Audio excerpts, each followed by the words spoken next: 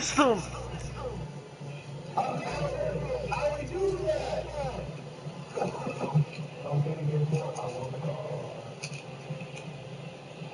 I don't think she's back yet.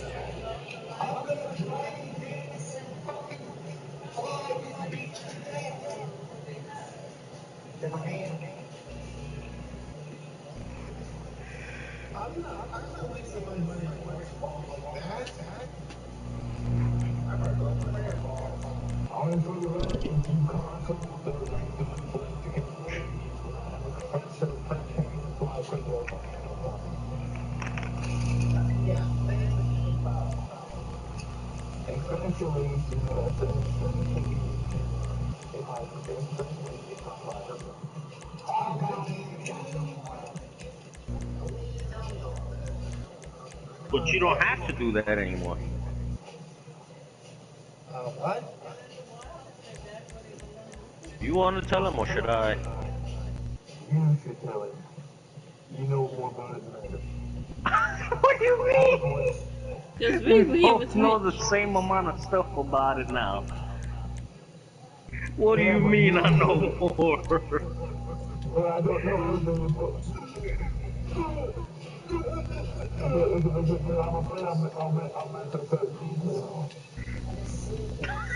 Oh wait, don't he need to switch the way to get the food? Which I don't think he I has a love how switch. you just immediately said me. I don't think I know really more. even I have a know the switch. same amount. Alright, we might be ready to move. Damn it, man.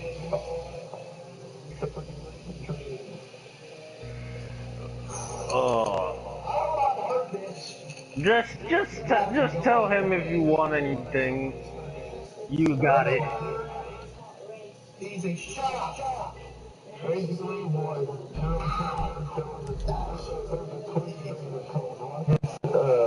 tell Roy to slap onto it, and you tell you get a football second you want, so you want it.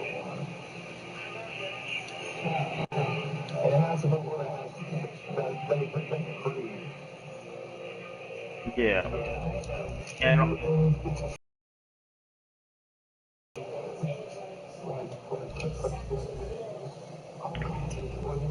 Wait, do you even have a switch? he gives them away, but you gotta pay attention. Yeah, but But he also has to have a switch. besides that,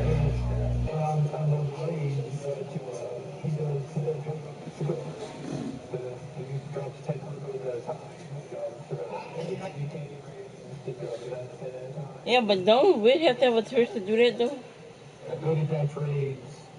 I don't even think we have a switch. Cause he has to comment in the group.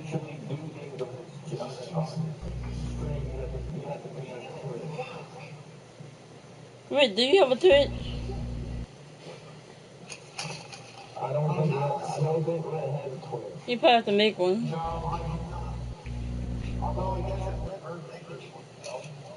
Which means that makes it harder Well, he won't be able to get it at all because he has to be in the stream. Unless one of us go in there and get the Pokemon for him, that's the only way he can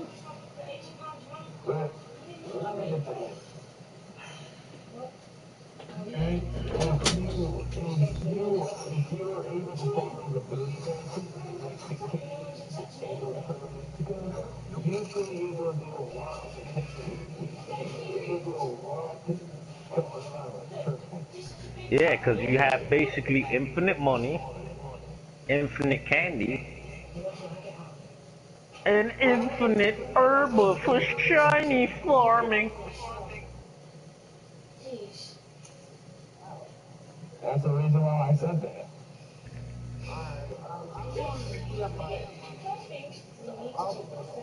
Fool? Loki, you got pizza.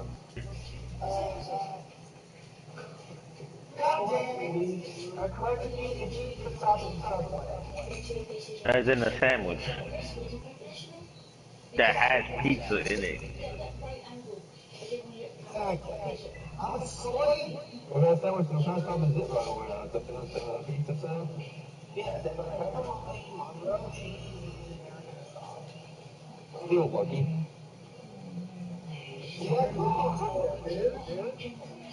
Speaking of, I still got Domino's coupons in the house. I need to use those shits.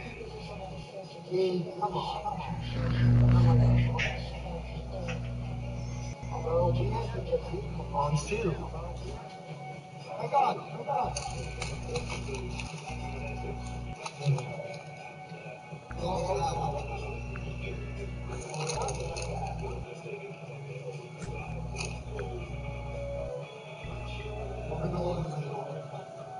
I'm trying to because I don't always want to think I put more context already. No, I know. I know. It's not only I have to invent the Pokemon, it's what I have to teach them how to use the Pokemon. You know what I'm saying? Yeah. How bad is it? On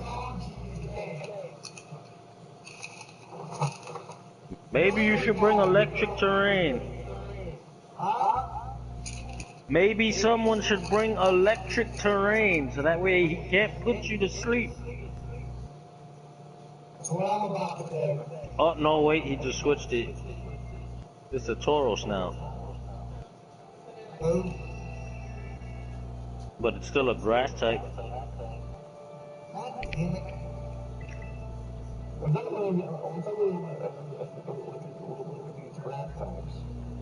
I don't know.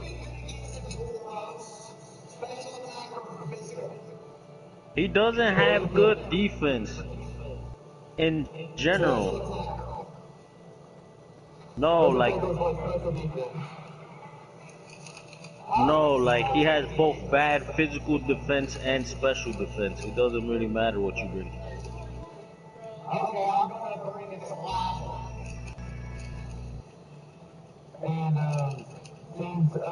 since Tauros is a green feminist game,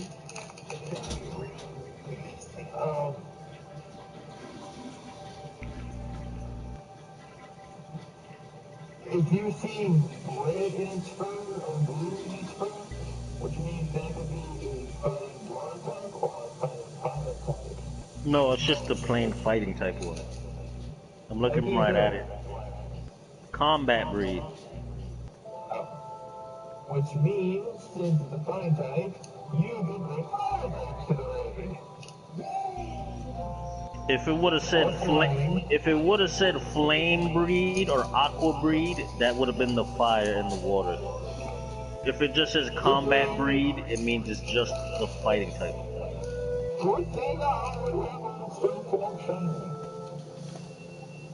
No, but he's not fighting a shiny one. He's just doing it for the candy.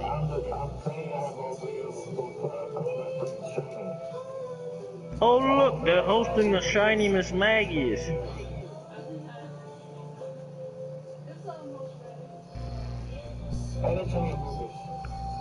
Nah, but I don't like that Pokemon.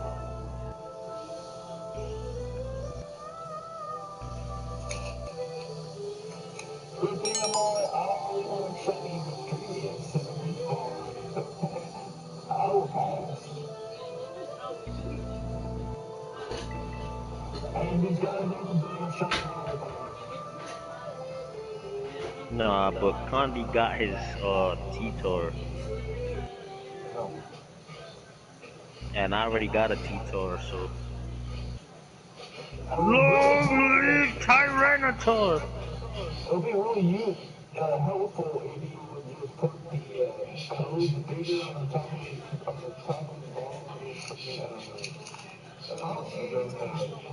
on the screen. Like above it when you show the code and the bottom shows the code. I mean, I'm watching it on my PS4. So I got it on the TV. I could see it just fine.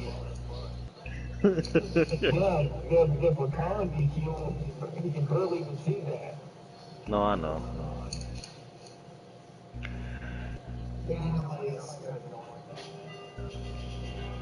That's pretty bad. Yeah. Have you not got bought a 6-star?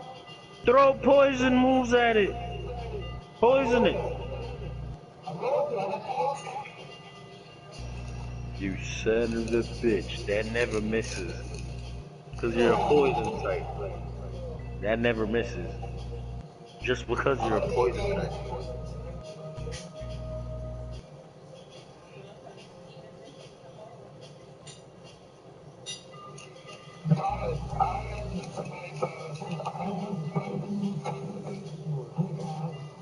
Oh! Oh, shit! What did it do? What did it do?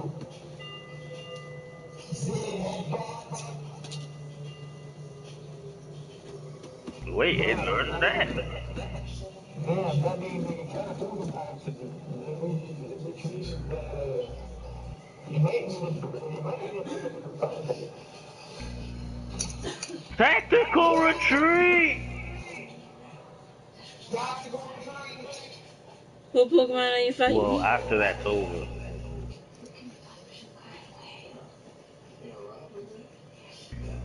Big deal, wanna fight about it?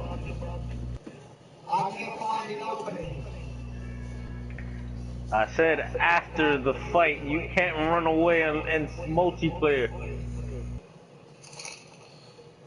That is everything. This is what I'm gonna do. I'm gonna nasty boy next time after I fucking go down. Then I'm gonna smack it as hard as I can. That's all I can really do on it. Yep. There's Wait, if only you're playing one multiplayer, you thing can to watch me? do. Oh my God, no. Pretty much. Pretty What's the much. Pokemon? I went to get my food. What the Pokemon are you fighting? Quickly, Joel or Lucia. Oh! And he's there.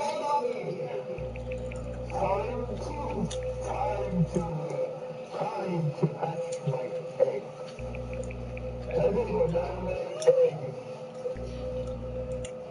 And you have a fuck ton of eggs to hatch.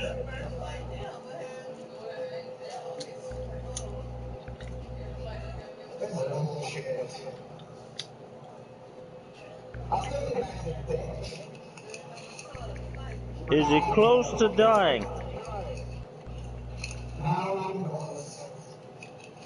Damn. That's tough.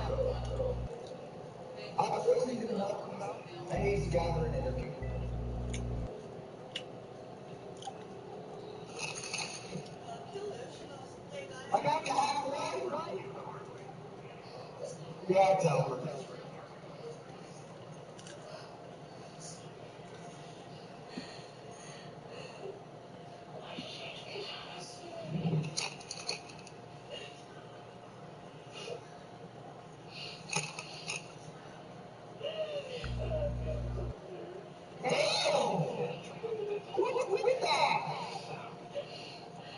Yeah. Before you do any more of those, you should probably get some backup. Yeah. You wanna help him, D? Well,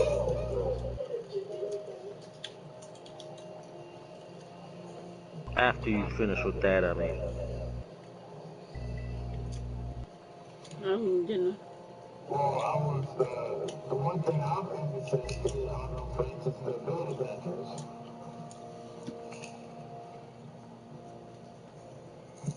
Or the number.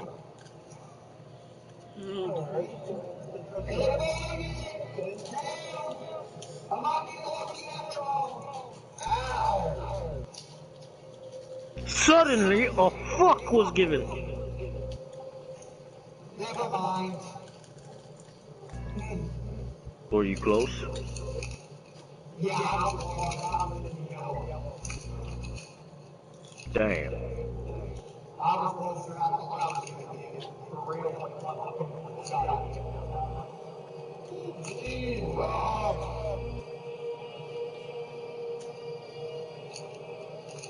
That's crazy, dude. I've never seen something so strong. That's fucking ridiculous.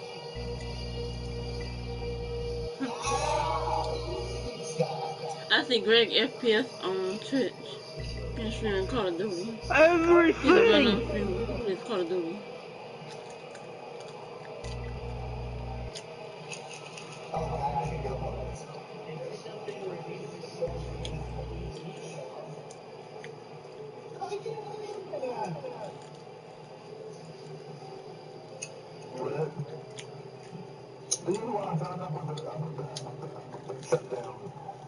Yeah. You can still bring download your purchase games and download updates. And you can still use Pokemon Play to check the Pokemon home and the play games. I know. I already knew about that. I know bullshit.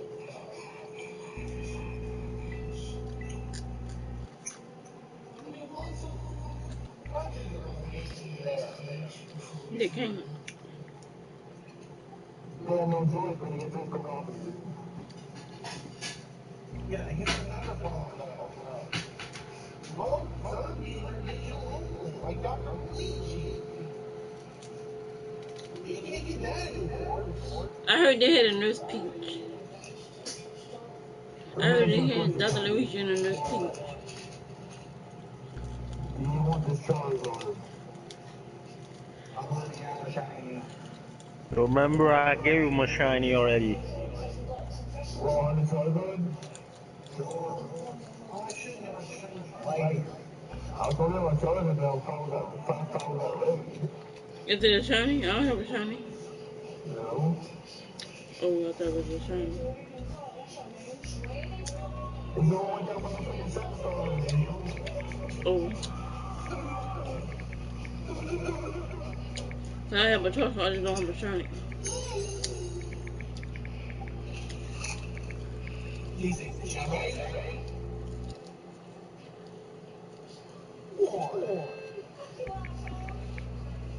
Stop it, Joe.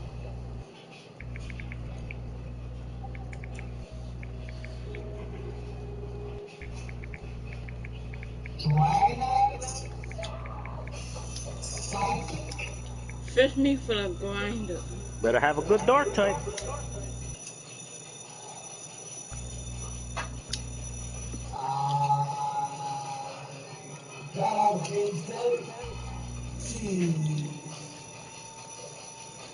Oh wait.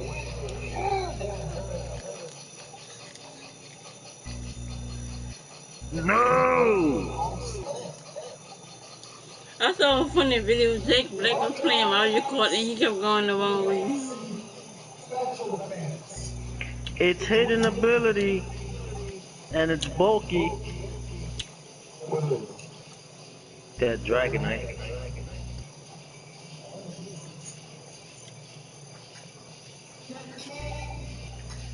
No. Yes, for both special attack and physical. So it doesn't matter what you bring.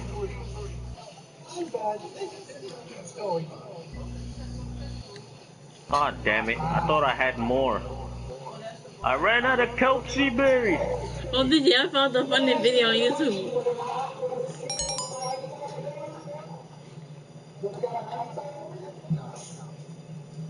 I found a funny video on YouTube. It was Jake Blake. He was playing Mario Kart and he kept going the wrong way. Yes. I have 163 Kelsey berries to take out that Yeah, I just need you to do it to this Zoroark pretty quick.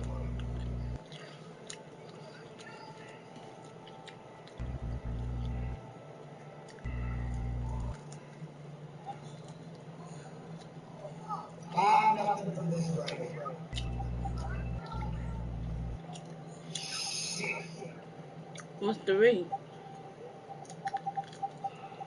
A 6-star Dragonite Psychic. Do what I do. We can stand out. Connie is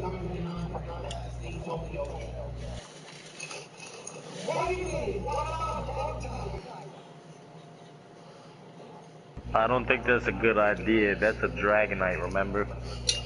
Flying type moves. Shouldn't you use like a...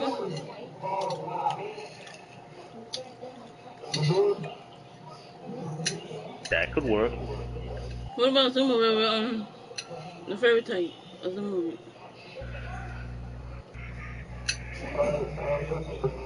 Yeah, I am too.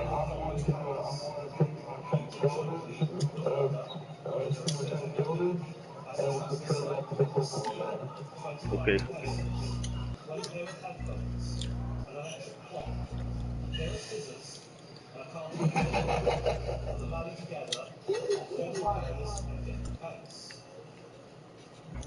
So, Connie, have you got your 7-star raise yet? Or you haven't got them yet? I was asking Connie if he got his 7-star raise yet.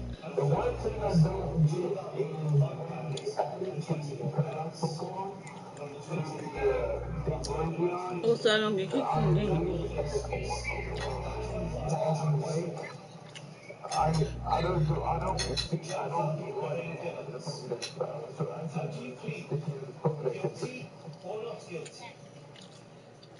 Gotta see.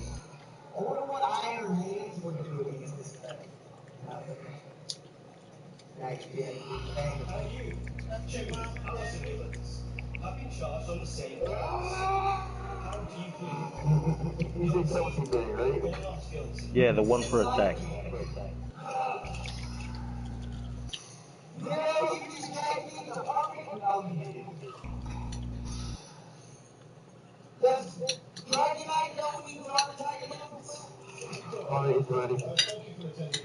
So it could have dark type moves, but I don't know if it will.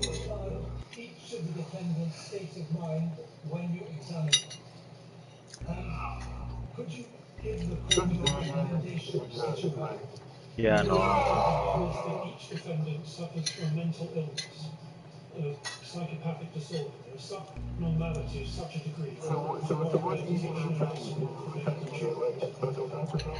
Yeah.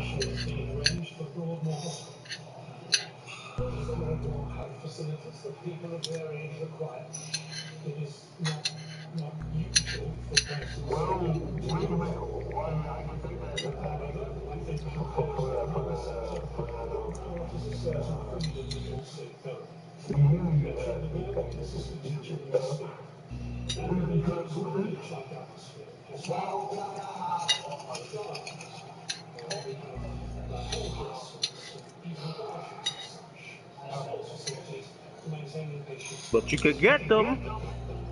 You just gotta level them up.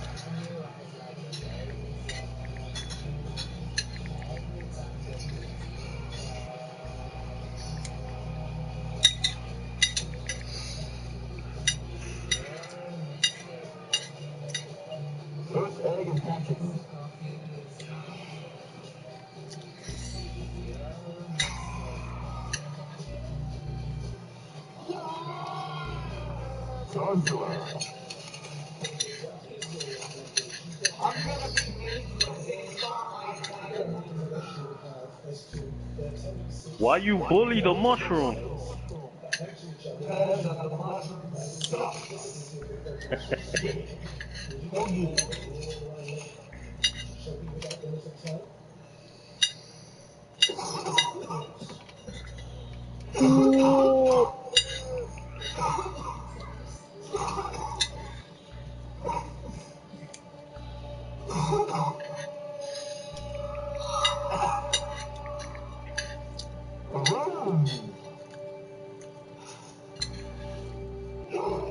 Aren't you happy you got all of them taken care of now? Yeah.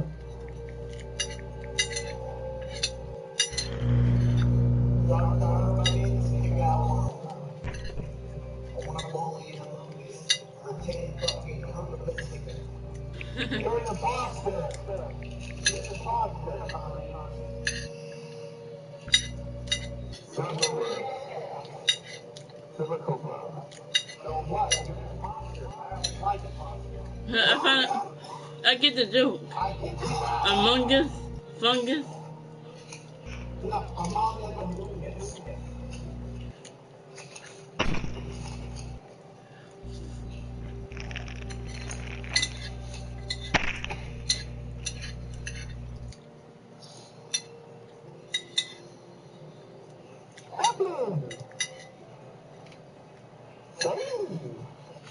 Wait, did you put both the applins in your party? No, I just put blind eggs in my party. I'm watching you. We're trying the same group.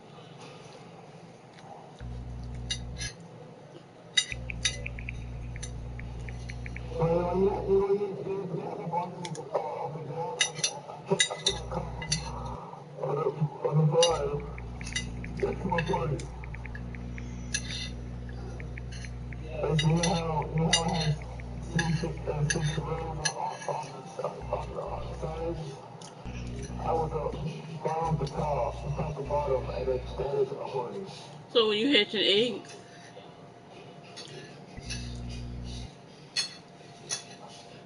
one day I was hatching funky, and guess what happened? The egg hatched behind me instead of in front of me. It's like the egg, when the egg hatched, it looked like Funky was kissing Corellian's butt.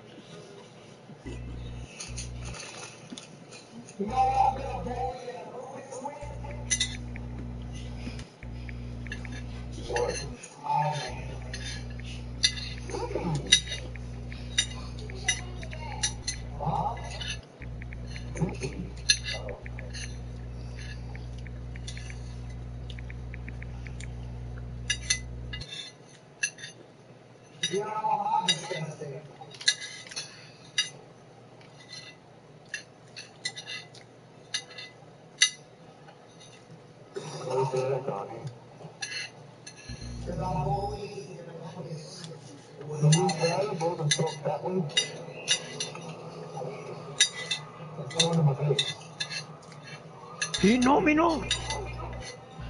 Blastosterine.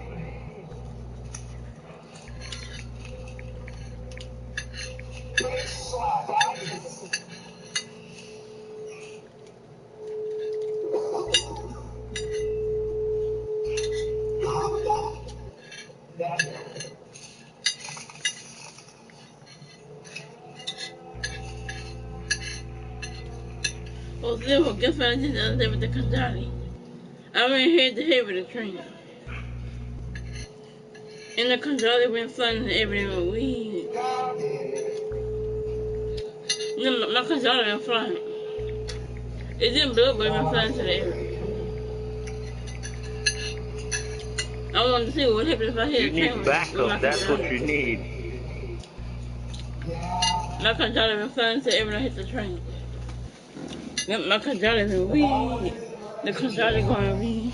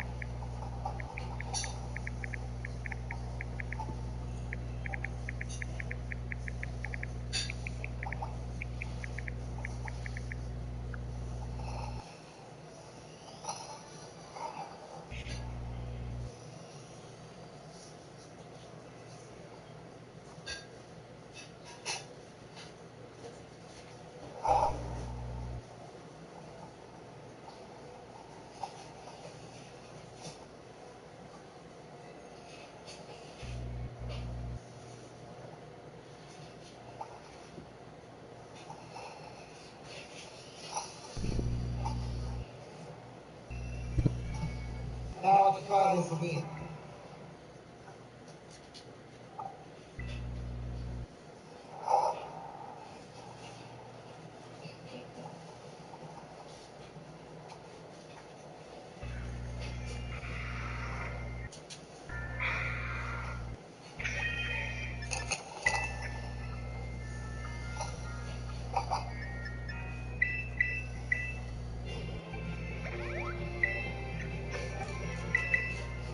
A baller.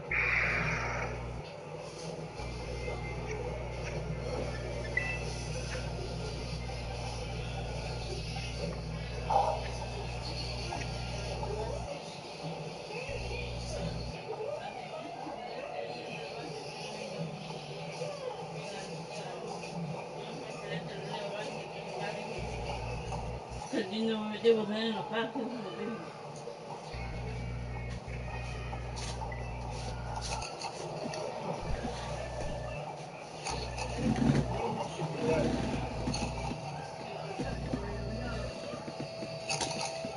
And we're touching.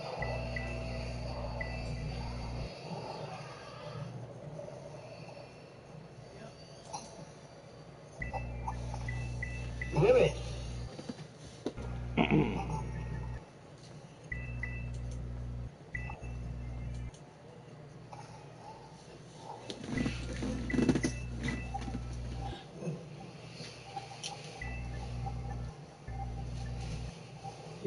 I don't know.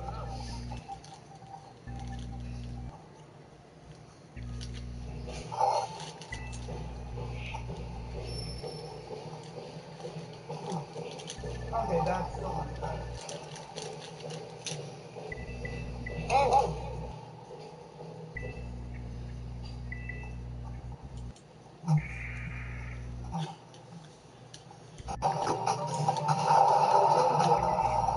I'm hatching eggs with my eyes closed. How you get to the edge with your eyes closed? How's that possible? You can't see your eyes closed. Hey, that's the point. That is creepy. Now he got your leg with his eyes closed. What I'm doing is I'm at that circle area in Well, I know what he's doing. G'day, boss. This is your captain speaking. Captain Brendan Darcy. You know, on your enormous super yacht. You do remember you've got a yacht, right? Well, anyway, look, I don't mean to gripe, but things have been getting pretty hectic on board of late. Thought you might want to swing by, see what it's like. Okay, I want to, next area hazard, I want to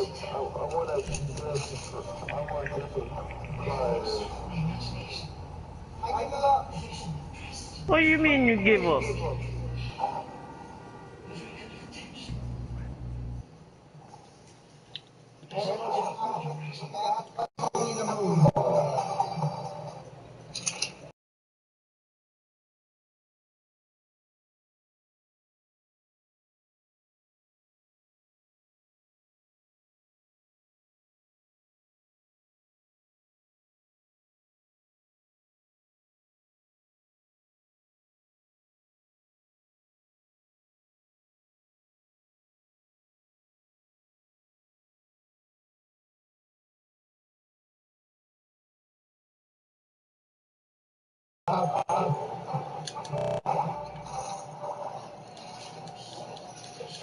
Hey, DJ.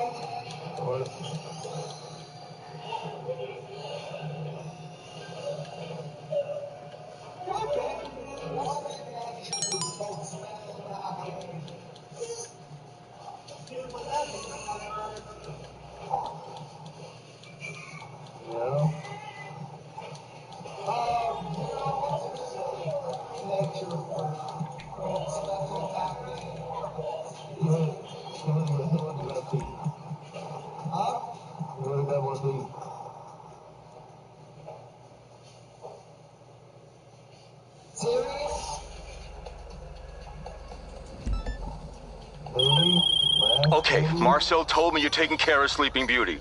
What I hear, this guy is long past the point of going home. Take him to the hospital. People dying from a good time in your club is social media fucking suicide. Trust me.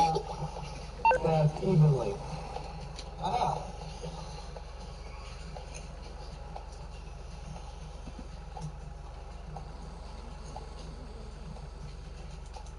Is Katie still there? What?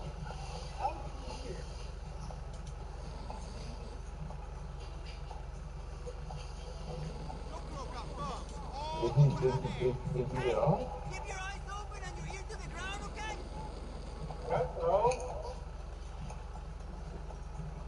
Oh.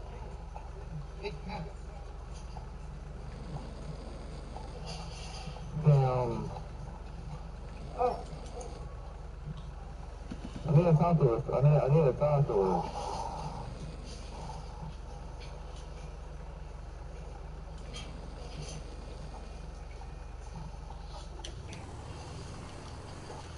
If she's still on the PlayStation, she is not on the podium. Because I still see her online. She is not on the podium.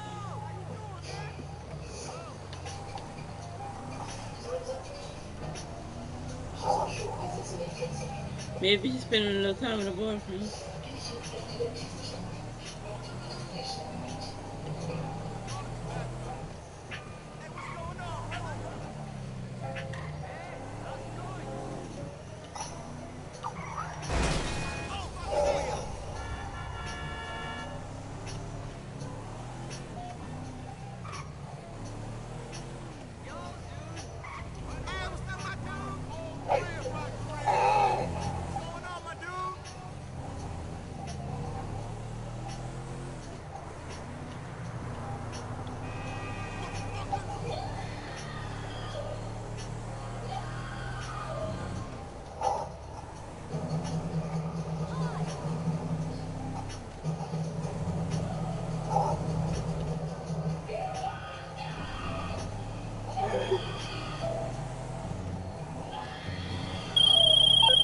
How we doing out there? Our guys still have a pulse? Because if not, this just became a very different kind of favor you're doing for me. I mean, I'm grateful either way, just hoping we can keep things simple.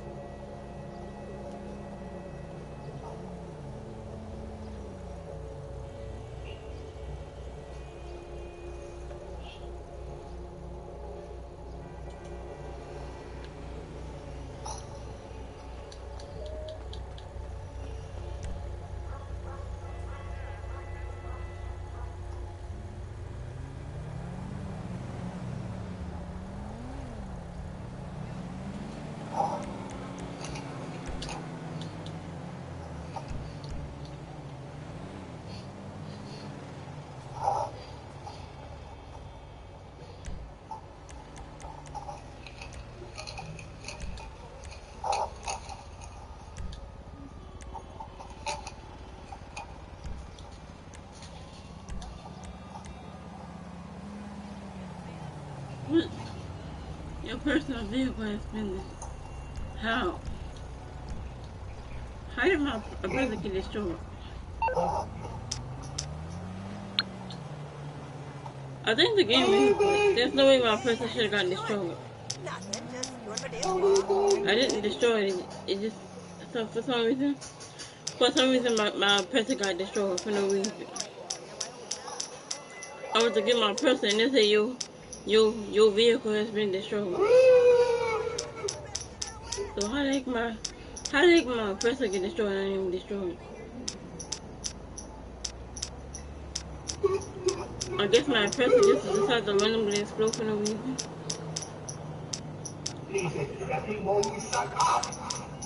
I mean, vehicles do it sometimes, they do explode for no reason.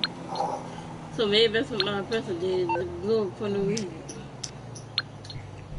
Nah, come on, sister, my dog on the person blew up. Oh, well, you know what? I remember what happened yesterday. I was doing the prep for the hike, and I accidentally shot the rocket too close to myself and blew myself up. That's what happened. I blew my own person up. I blew the bus up and my person blew me too. That's what happened. I blew my own person up. I forgot I blew it up. I forgot I blew it up the other day. Someone's having fun hatching eggs over there. Yep, it happens. I mean, exploding. Yes, you. I'm always blowing up the wrong thing. I literally blew my person. My person got destroyed. It went kaboom. And it got destroyed. Yep, a person got destroyed. MMI, we expect the unexpected. I think we can do that.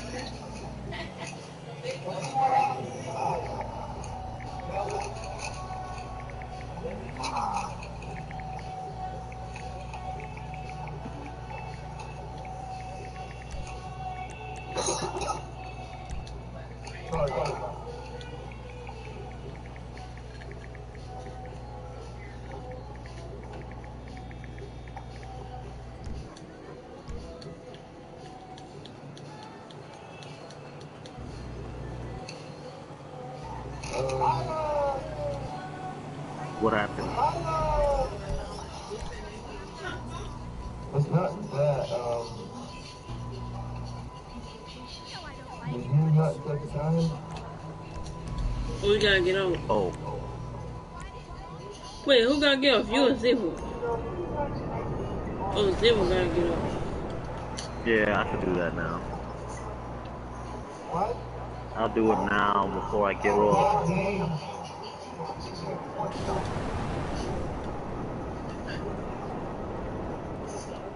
Oh, I said we got.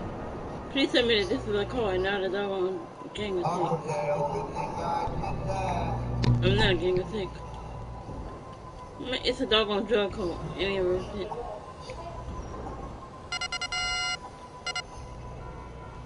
Yep, it's definitely a drug car.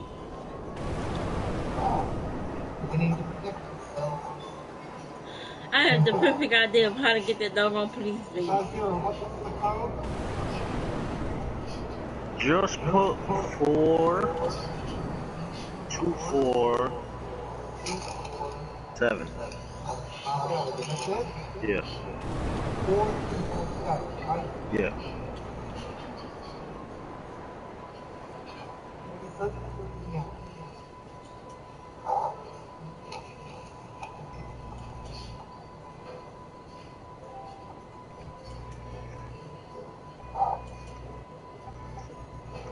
Let me go to the Buxton.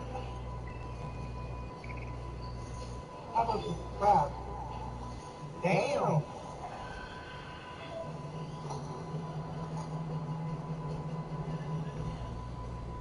God damn it. Look at what 20 heck we got.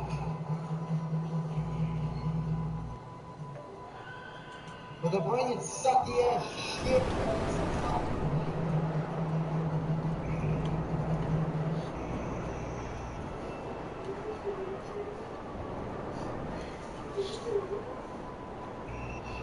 How many stuff is a Pokemon and what Pokemon is it?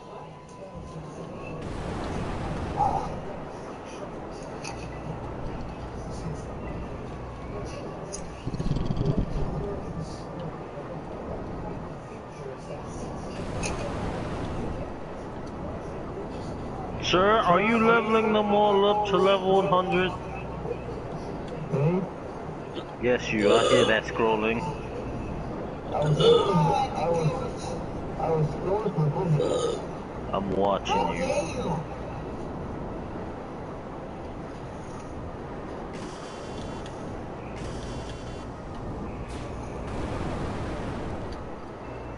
I was taking this Fantasy 4. And what is it? It's only I was taking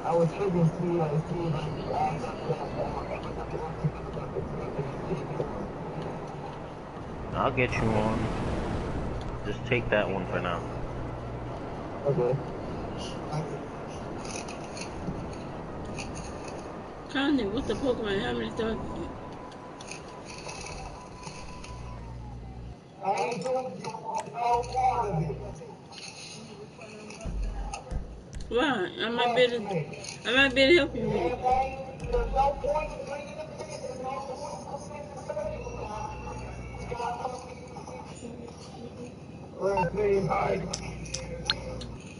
it's got fucking, High special defense.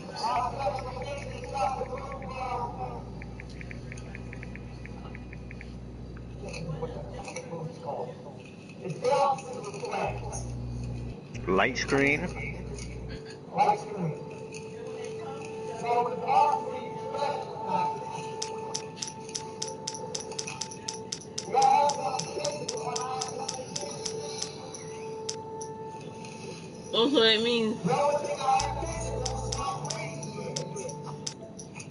So that means I can't help you with that then. No. Because it ain't gonna do no good if you can't survive. Like if I survive and you keep dying, it's not gonna do any good. Because every time you die, the time gonna get deducted.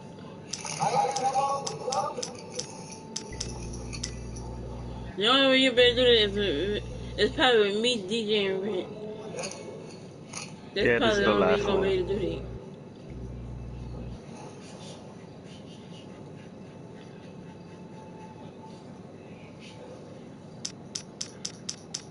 No wonder it's fine, my baby.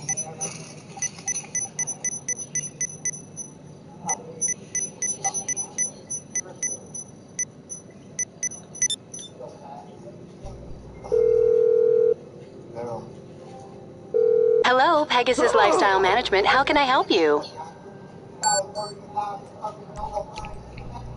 Your beautiful new aircraft is waiting at our nearest airfield. We hope you're very happy, madam. Now all you have to do is hatch them!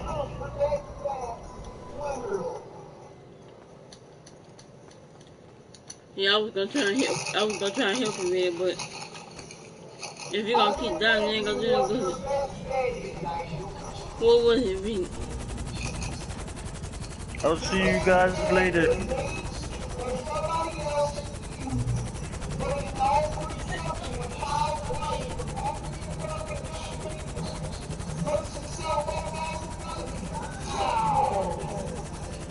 So the only hope we have is me, you, and Red, and DJ.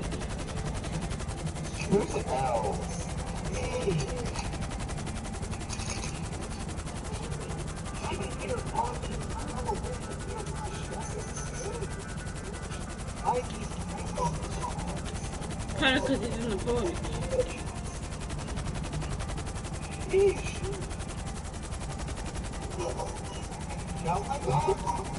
You can hear them because they probably sitting next to each other. Because they one of them on the floor and I think the other one is on the front.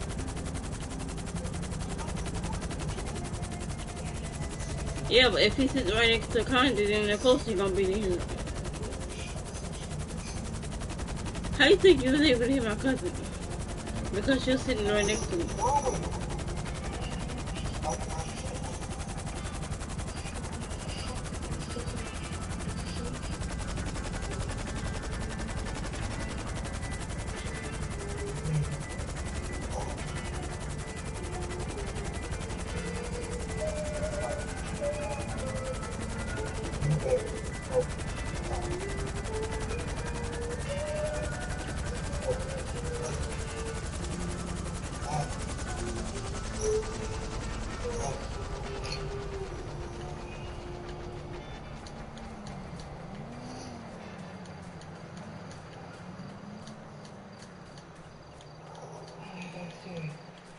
No.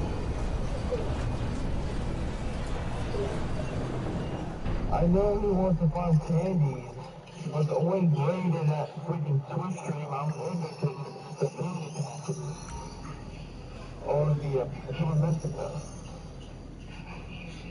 Voilà.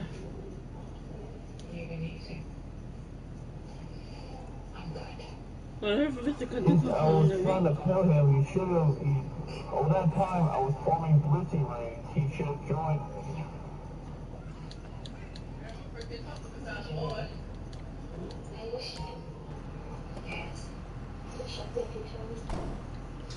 Well, if he didn't connect this game to the Wi-Fi, he could have did the obliterate by reset. All right, I've confirmed with the store. As soon as you drop the parts off, they'll release the funds to your account. Easiest money you've ever made. Unless, you know, your movements are tracked by an opportunistic criminal gang full of people like you. Always a possibility. Anyway, good luck. And the same thing with the launch. I got a bunch of large and extra large.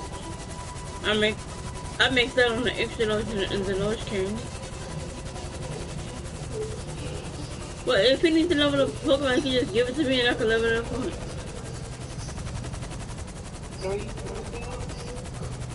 Since I have the candy, then he don't. Long as it doesn't need love. And I'll just go to him with a text it needs.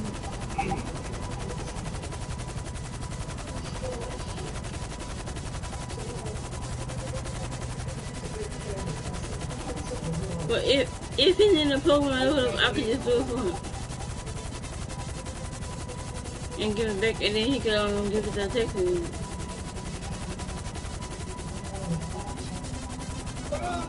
And he can do the hyper training thing, whatever, and the other thing. Cause I don't know how the vitamin thing works. So he would have to give it the vitamin, cause I don't know how the vitamins work. How the vitamins work. And I'll probably give it the wrong vitamin.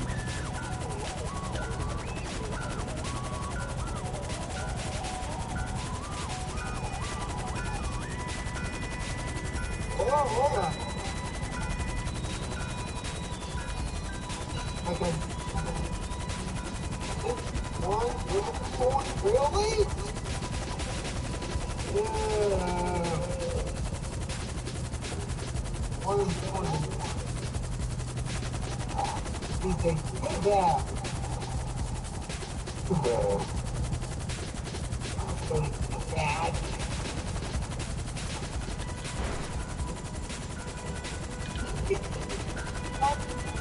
Hey.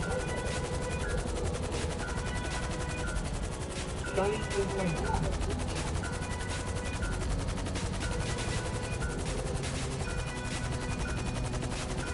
Hey. Oh my damn way.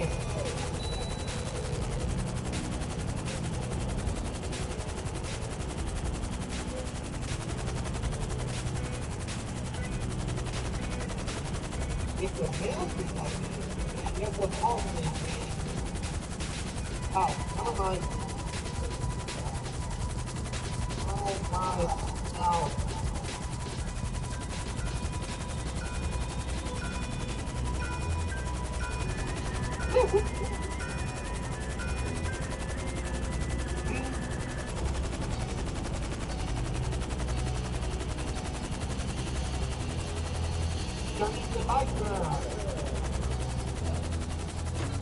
What color is shine for bike?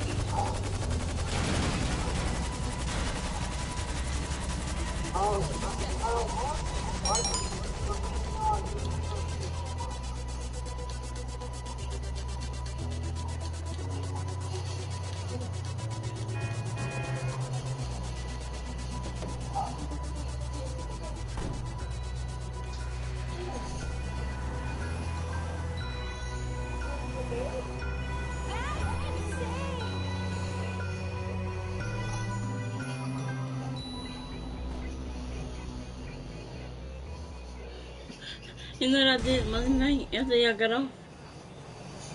I put a stick ball on the ground and blew up a hooker. The hooker went weed. Yup, I blew the hooker. It was an exploding hooker. The exploding hooker. The hooker went boom into the weed. That was funny when I blew up a hooker. Yep, exploding hooker. The hooker went wee. I blew the hooker up and she went wee.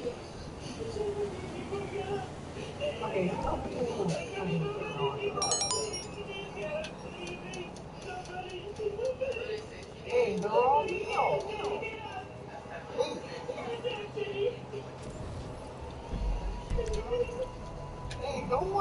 Ooh, a stage shot. So I'm about to hit that stage shot. This is number one. I'm about to go hit the stage house in the station. They got two stage things right next to each other. One is the stage house and one is the stage you gotta pick off the ground. I'm gonna hit the stage house first. No, I'm gonna go get the stage house ground first. Cause if I go get the stage house ground will disappear. So I'm gonna go get the other stage first and then get the stage house.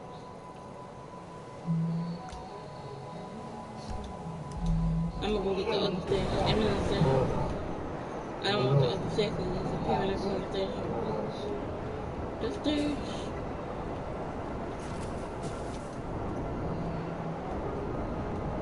I'm gonna go pick up the stage. The stage. I like picking up the stage. Wait, is there another stage house? Wait, there two stage houses here? Or is it just one? It's just one. But I'm gonna go hit the other stage first because that other stage might disappear if I go on the stage. So I'm gonna go get the stage that's on the ground and then go get it in the stage house. That way the other stage don't disappear.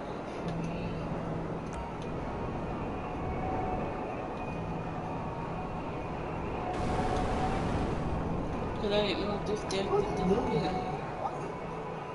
Cause I'm gonna go pick up this stuff on stage. And where's the darn stage? She's somewhere around here. The stage is usually like a box or something like a seat. So I'm gonna check and make sure it's not like in the area right now. Might be over here, sometimes the stage will be here.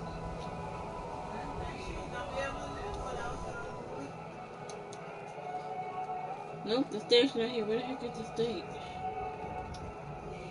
I'm trying to find this mobile stage.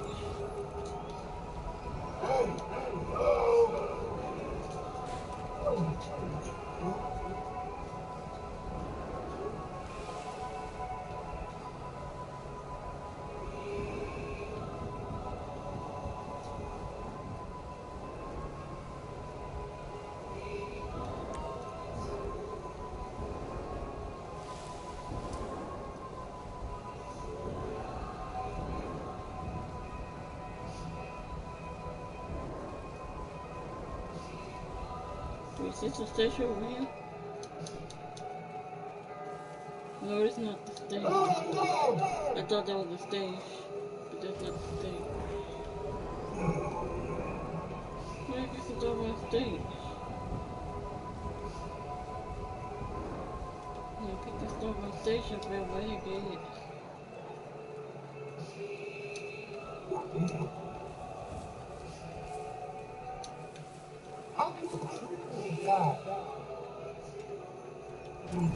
What? Hey, doing? Okay?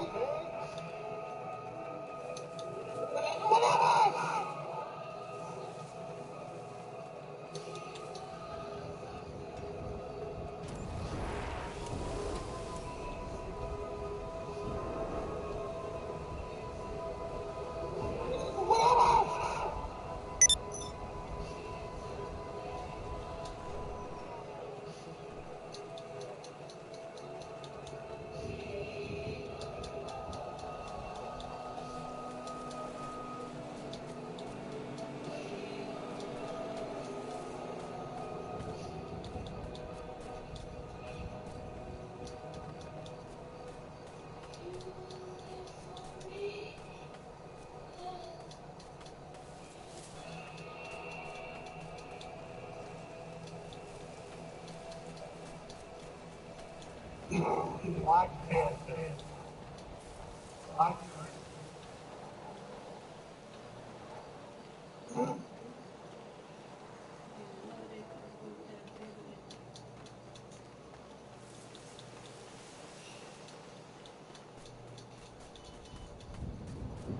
Okay, I know the station somewhere. Where the heck is this state? I feel ambitious, so I know I it's shall the fight state. Wakanda. The state somewhere I can feel ambitious, so I know it's around here. Where the heck is this about state? It must be hitting somewhere. So every time I come over here, I can feel ambitious, so the station's over here. Unless it's some most read over here, not the state. This might be the most read somewhere. He's up. He's up. Thank you.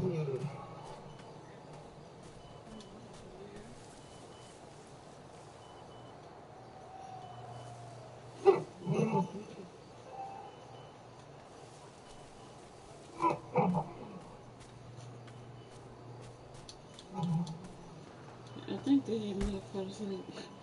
Cause I still get the music still going. Oh shit!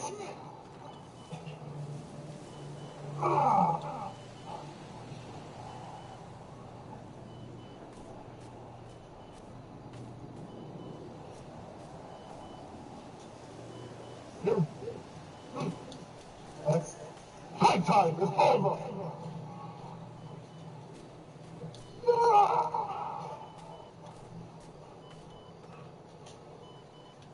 Oh wait, I see the stations over here. I see the station now. It's like a blue. It's a box of blue tape on it. That's my stage. I'm finna go get this on my stage. First I'm gonna get my press and then go get the stage. So as soon as I pick this damn stage up, I'm probably gonna get the poop.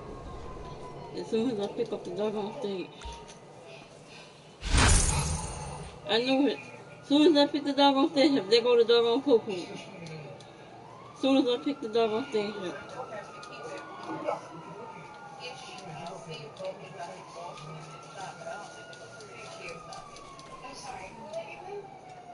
I knew I was gonna get the poo. Now I got the doggone poo-poo. Cause I picked it on the stage.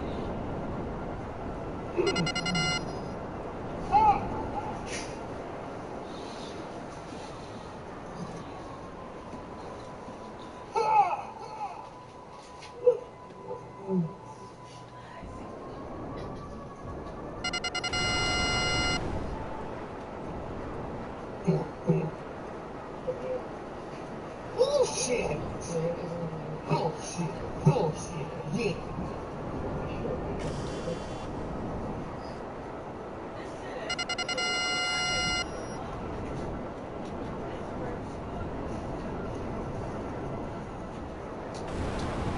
Okay, now the stage house.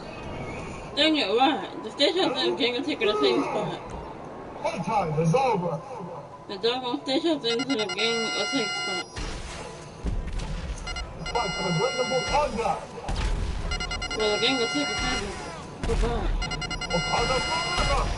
Goodbye, gang will take.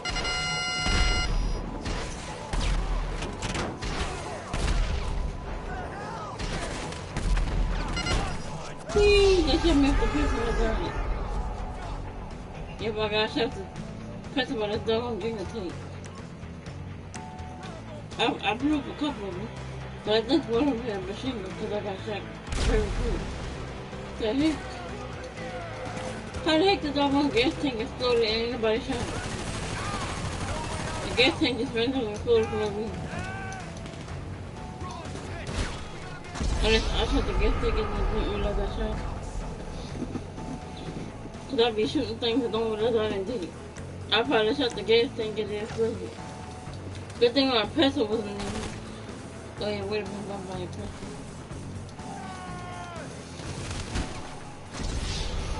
Yeah, somebody definitely got a doggone machine gun. I shouldn't have died there quick. So one of them gang members got a doggone machine gun.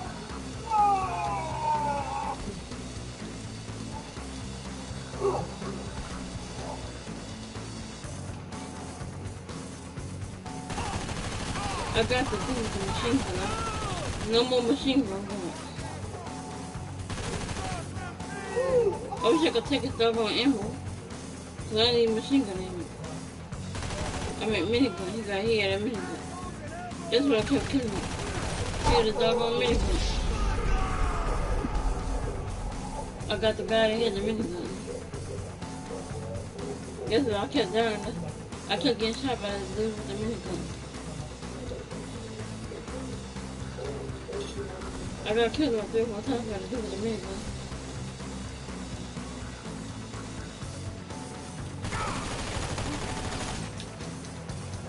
How many more people in here with me?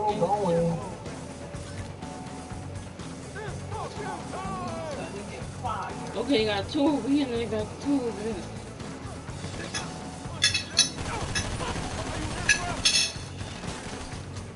Wait, now you got 2 over here, I there too. We got a 3rd one over here. Right, and I got killed by the 3rd one. I thought that I had 2, but apparently they had 3 over here. I need to kill all except for one person. So I can find those ammo boxes.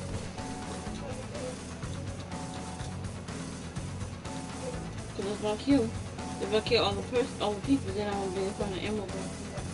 And again,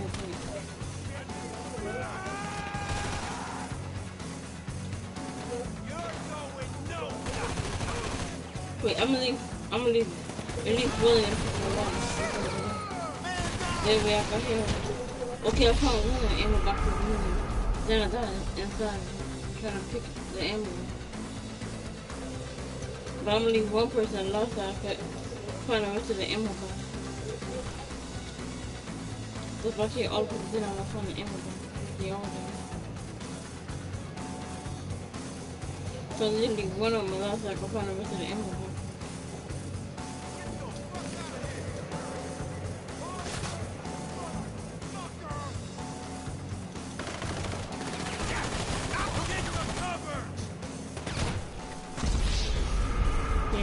A doggone machine gun.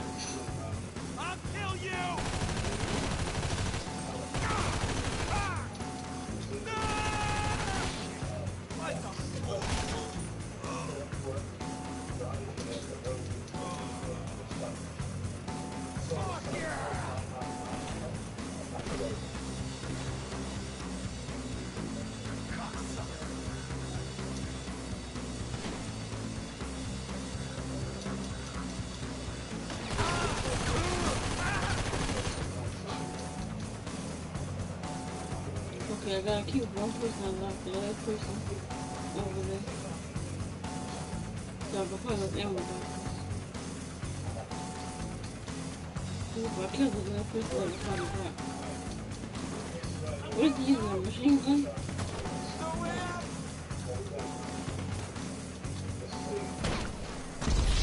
Wow, I think he got me in the head.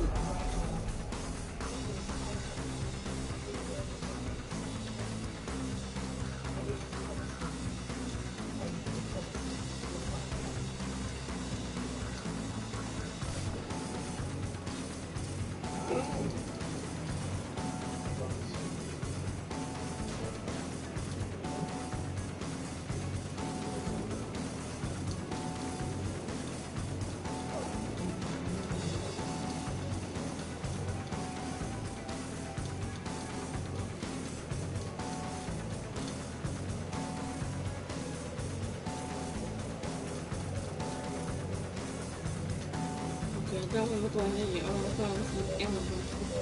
If I go to the service station and could do that game. So if I go to this button, do the thing.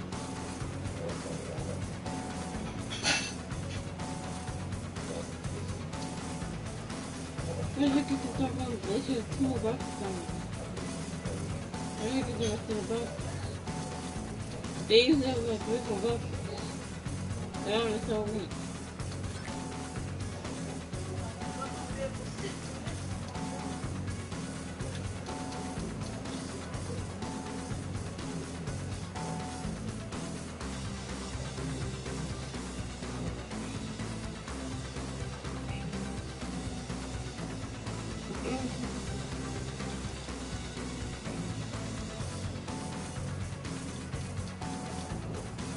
So here's the other box over here. I'm pissed at the box. I ain't gonna see it. I passed this one up going to the other one. The doggone box is right here the whole time. Now I need to find 2 more boxes.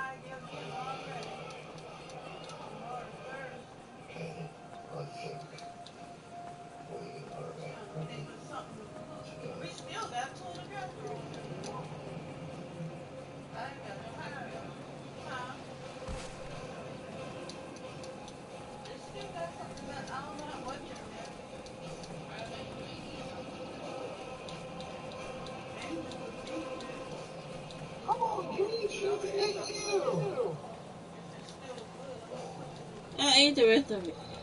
Okay, you fucking bitch.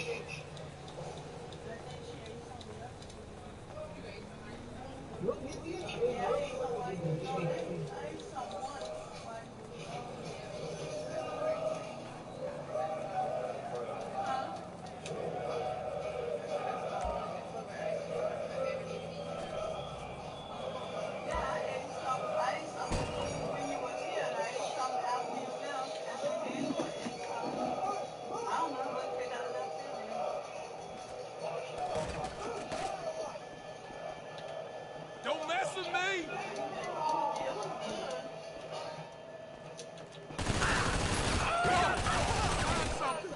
Go to hell! Cletus is hit!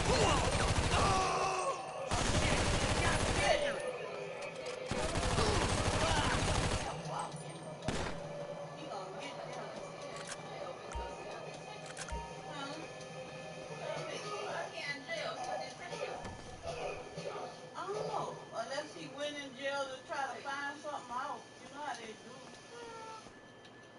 Because he was investigating. Well, baby, that's why you put yourself in jail to see, baby, the crime led to jail. I'm so busy looking at you.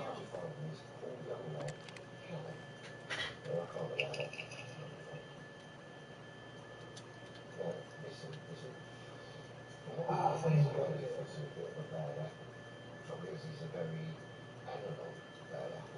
There's some fucking neutrons here. Oh yeah! Fuck you! Fuck you again!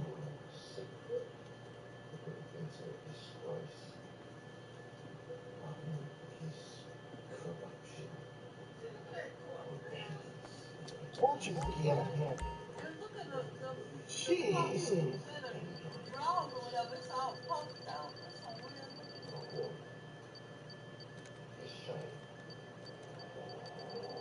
See how puffy it is?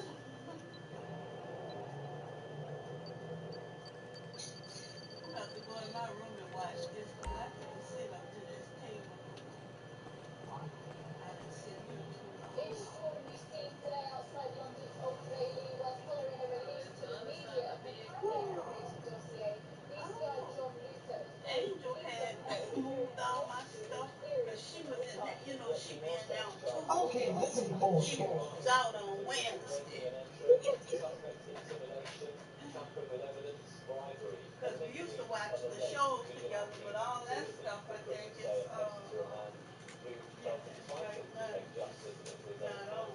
Detective Chief Inspector John Luther was in charge of the hunt for missing London teenager Karen Aldrich at the time of his arrest.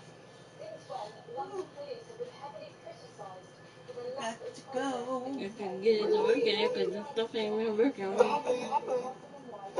No, you're turning me on. whilst leading the hunt for the missing teenager Karen Aldrich.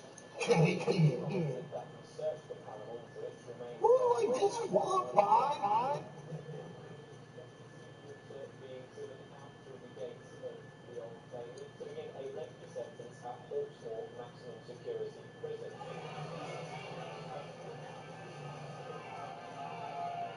I'm not perfect for that waste of time.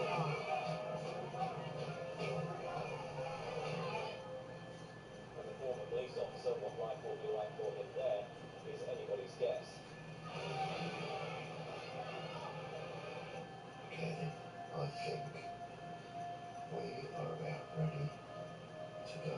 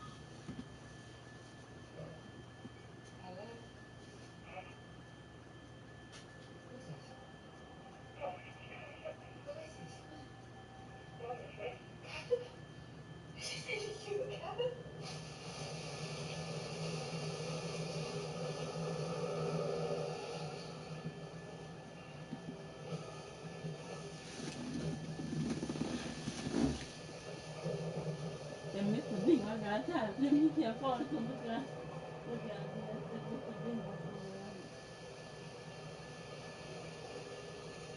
Mr. Bing. He ain't gonna get pushed over there. He gonna get smushed in the baby. One, if I don't even know, she gonna be angry. Cause he was, but Mr. Bingo was behind all the pillars. He had them behind all the pillars. I said,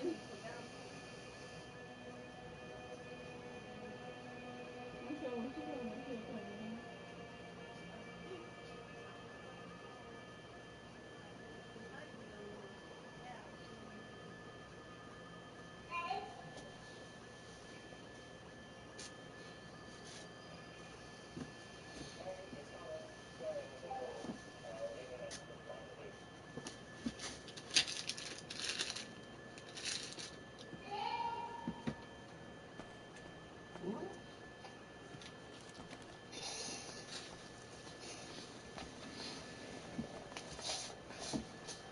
Mama want to know what the thing is on this little message going in the air. Yes, I saw it. That's a good movie. I saw it on Netflix or something. I saw it on.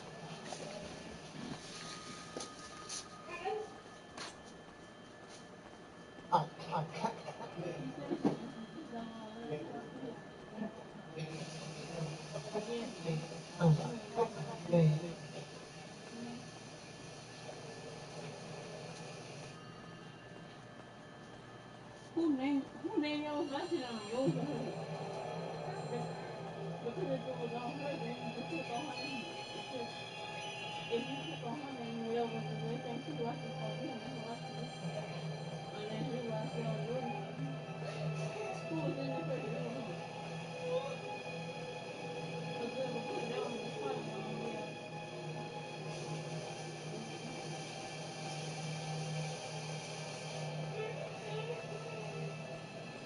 Yeah, I saw it. That's a good movie. I saw it. Then, somebody, the black man that she holding on to, that's a black man. You can't see. He looks black. Well, you know that he ain't no white people. Yeah, and Mr. Black people, ain't no white people. It's possible. They kill main characters on games, movies. Even on the games, they kill off the main character. First of all, you got the choice of killing off two of your main characters. Yeah, sometimes they kill off the one of the main characters in the movie. Like they do with the game too. And the game, they give you the option to let all your characters live, but kill off one of them. Grand Theft Auto got three different options. The first one is to kill Michael, the second one is to kill Trevor, and the third option is to let them all live.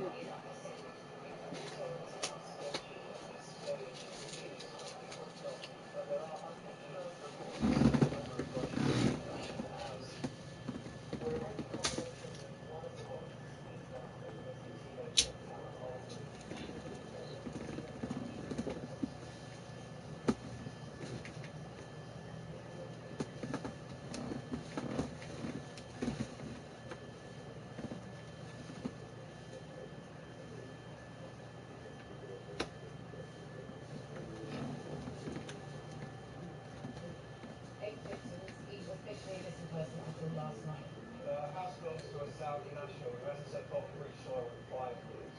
Killer must have known that. Let's find out how. Earliest crime goes back 11 years, and most recent dates back to last year. So, where was the body stored in the interim, and who would have the kind of space, time, or money to do something like that? This has been carefully planned and executed over a number of years, so there'll be a lot of data to pass. But I find me one point of commonality between these victims. Just one. Then you'll have our killer. Let's get to it. Find me that connection.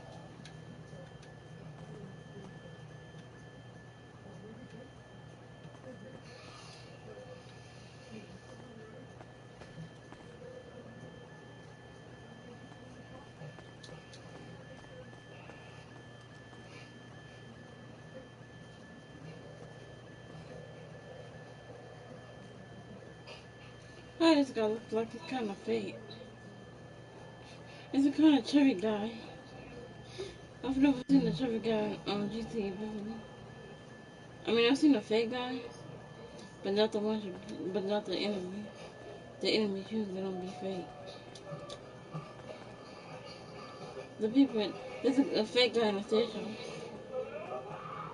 There are two fake guys in the stage house.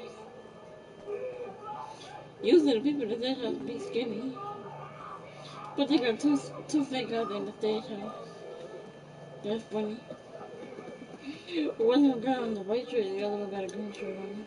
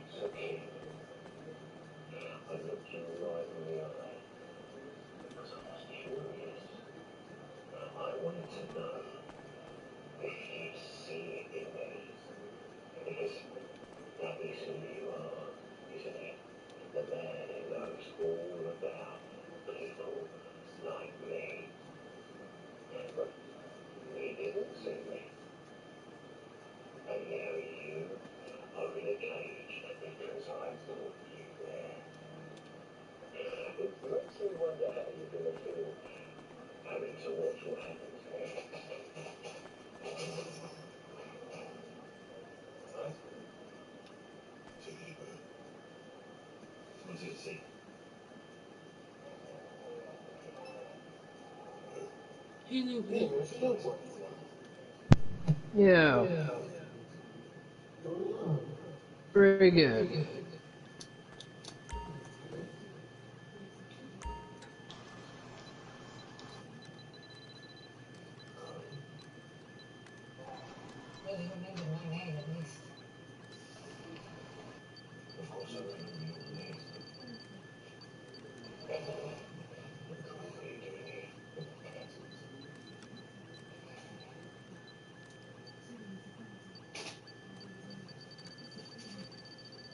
Yep, the next update is definitely going to be coming in a few days.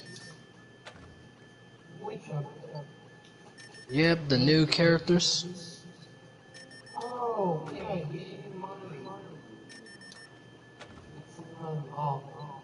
Not to mention, we're going to be getting a free mine move source. And it's going to be coming straight into the point event, so make sure you haven't definitely skipped out on that.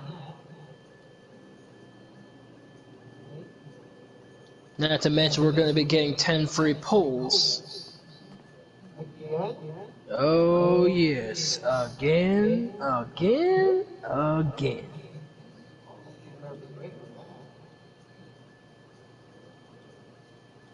Well, you can let him know that anyway. What game the character's gonna be for?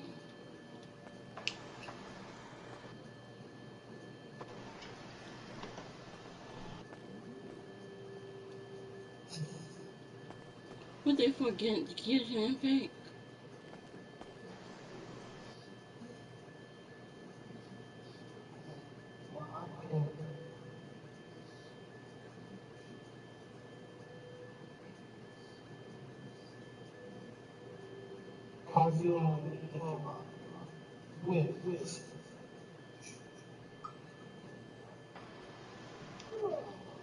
Playing Tekken 7.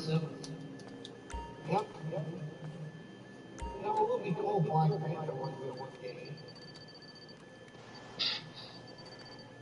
Like playing Tekken Pole. Oh yeah. Wait, you playing Tekken Bowling? Yeah, it's for DLC though. They had Tekken Bowling on the PS2. Oh no, with that mine move source, Yeah, oh yeah, I'm leveling up that eyes. Tekken Bowling was on the PS2. Gonna level up that Eisen. And once that gets one more dude, I already got this 5x5. Oh, double! What, you got a double? Mm-hmm. Well, that means you got 2 strikes in a row. Yeah, no. Okay, If you get another one, then it's a turkey.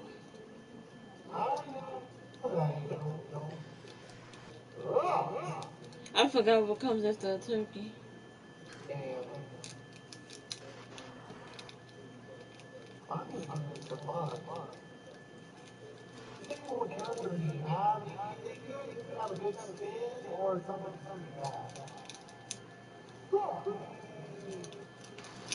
I didn't know the game had bowling. I know the one on the PS2 had bowling.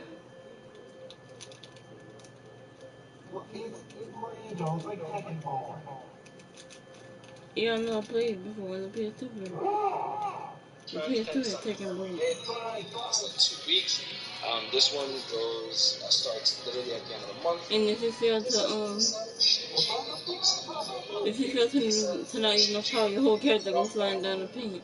For the premium pull Down the characters, pin if you instead of use the the ball. code Alkiora, like the I used to bind have to do that, make my whole Alkiora character slide down into the pin. also available Instead of to the be ball, my pulled whole by character used to go Alkiora. into We the pin. showcase the Alkiora, like the sweet one, just because That that's used to be such a fun to make my whole character slide to the pins. hype character, and that came out at the end of November, which is already 5 months old, right? So, I guess 4 months old. It'd be 4 months old. But yeah, either way, Lisa Shinji pretty damn good. I like to Not play to as that mention, electric guy. The one with the electric power. not to mention, the store will be refreshed. I got turkey, Angel. You got a turkey? Finally. Yep, this is gonna be good. I wonder what you get after the turkey. Like, I forgot what happens if you get first rate.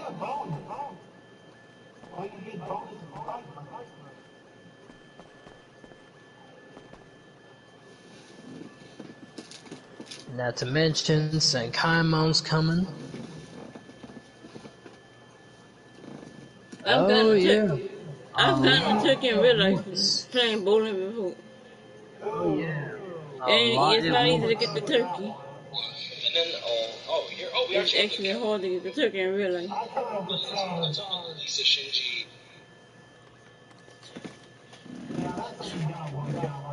But I want to look up. Okay. What happens You if you can get get 4 strikes in a you can row. get Aizen, you can get that art book Ichigo. Yeah, the Lisa's there for sure. Oh yeah, I guess they kinda put the free visors in there, so I guess that's there, not to mention bar.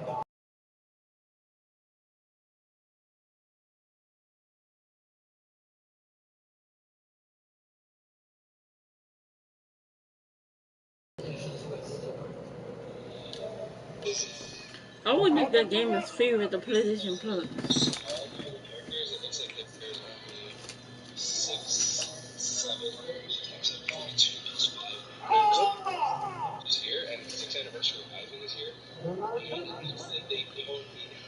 You got another turkey?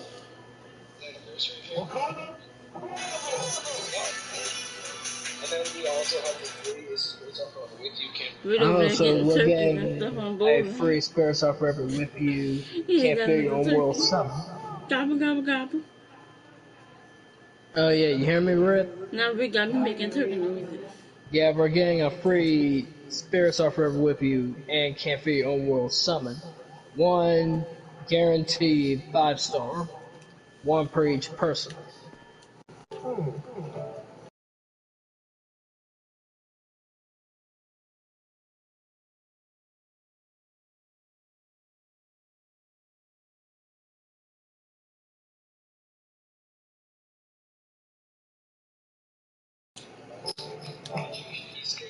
I think the one on the PS2 was called Tekken Tag. But that's the one I had, the one that was on the PS2. Matter of fact, I still have it. I guess I'll try to see, Ooh, if I get one of those Kenpachis that will help me, but if I don't, ooh, we'll be fine. But you know what? As long as it's not something I already have, I can probably still use it. Probably for orbs. I'll be okay with that. Actually get resurrected because pulling these are going to be kind of an L for the most part. As long as I get orbs, I don't care. My personal likes here are probably going to be Not gonna care. Stark. This new character don't have it. Someone on Orbs? YouTube got a perfect gaming boot on YouTube. I don't think I have it. I want to see how many strikes this person is actually gonna get. It's a perfect game. So I want to see how many strikes this dude's gonna get. I want to see what happens after you get the fourth strike. Like, what do they call it when you get the fourth strike?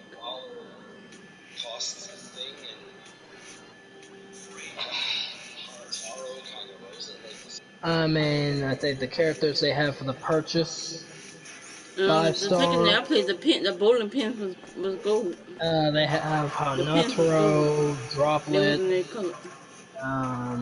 They have the Spirit Chad, that's actually pretty Okay, good. this person got one strike. Orihime from the Christmas, actually pretty good. I guess they have one of the visors there, but the other two are just canon wise, and honestly, they're not really too good now like they used to. So again, it's kind of 50-50 on whether you want to purchase that. It's guaranteed 5 star, but not a probably good idea unless you really need something. If you don't have any of the characters, by all means. Wait, have you ever been bowling for real before? Yeah, I was bowling for real one time. And I hit the thing when the thing was resetting the pin, and the machine had a blackout. Cause my ball went rolling, and the machine came down on top of the ball, and it caused the machine to go into a blackout mode. The whole entire machine, like all the lights stuff went out under the machine, under the pin. It went to they said, oh, it's a blackout. I had to broke the doggone machine, the machine that reset the pin. Cause I rolled the ball and I didn't know the machine was gonna come down. So when I rolled the ball, the machine came down and reset the pin. Cause I didn't knock down all the pin. So the machine came down and took the ball and it caused the blackout to happen. I mean, the best thing I could say Like my for lane was that the only lane with the is broken get a new machine. character, get those orbs, and if you get the same character, well, just make sure you power it up.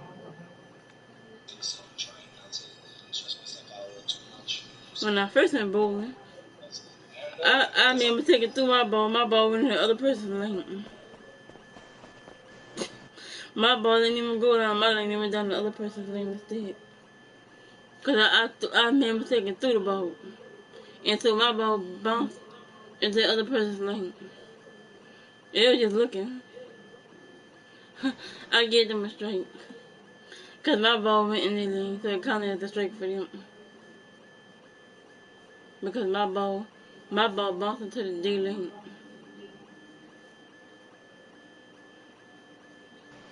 And this was back when I was in school. And some of the kids, one of the girls, they had to put the guardrails down. Because her ball kept going straight in the gutter. She kept rolling her ball, and every time she rolled, it would go in the gutter. So they had to put the guardrails up to keep her ball from going in the gutter. Because they got guardrails. That's for people that's handicapped, that can't bowl good. Or like little children, they'll use the guardrails for them so that their ball don't just go down in the gutter.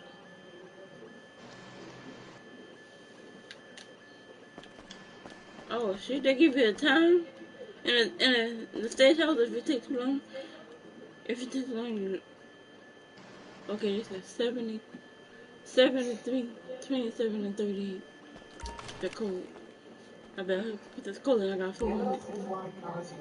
73 and 33, I think.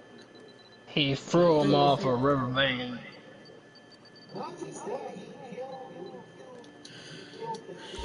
Shit, what was the code again?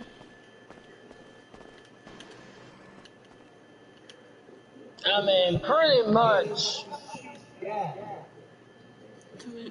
73, 27, 38 with to the some phone. extent, he Or kind of 73 with the overheard phone. him basically killing her, as he did ask a few people what was going 73. on. He heard a big And then disturbance, 27 and and 38. basically it led to the fact that he did in some way did see his mother in some way perish, and it kind of led to that confusion. Okay, 73. No, 20. I thought it was I 20. mean, the original Tekken to some extent does have a movie, and No, it kind of does explain how he kind of it was figures that out 28, I to think. some extent, and it leads to that conclusion. And the last one was 38. I mean, definitely give it a watch. I mean, it'll definitely give you some new perspective. It's not entirely true. Okay, it wasn't 30. Maybe it was It 27. wasn't exactly almost completely true to that, but it does give you some perspective to think about. Now, go ahead and say what you were going to say. I finally got the dog on Stash House. The Oh, dog on Stash House, no. I think. Oh, no, that's something entirely unrelated. I Like it's mean, yes, it unrelated. is related with Jin, mostly, but they barely show Kazuya much on a large scale. It's mainly just Jin and Heihachi to a certain extent. They do mention Kazuya, but that's not really because, again, he's not in that. Not to a large extent. And because he's basically in that volcano because of Heihachi. And that takes place after Tekken 2 to now free Tekken Bloodline where it takes place. So again, there is another Tekken movie, which again, you should probably look into that. I'm pretty sure you can see it for free on YouTube. King is definitely in there.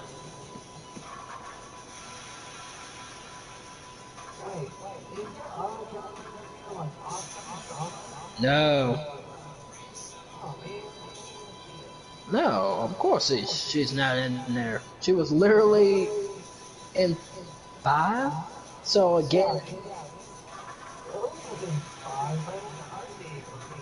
but again, if they wanted to put her in there, they would have to really do Tekken Bloodline Season 2 and then literally put her along with Lily right there and make it like a kind of a remake of Tekken 5 with Tekken 4, and then it just literally goes in with Jin, but again, kind of leads into Tekken 5 with Jin becoming somewhat wishing to become the villain of this whole issue, but yeah. But again, there is no confirmed reports of what they were trying to do with Bloodline. As far as they're concerned, I don't think they're going to do anything else with it. I mean, they did surprise us with Leroy.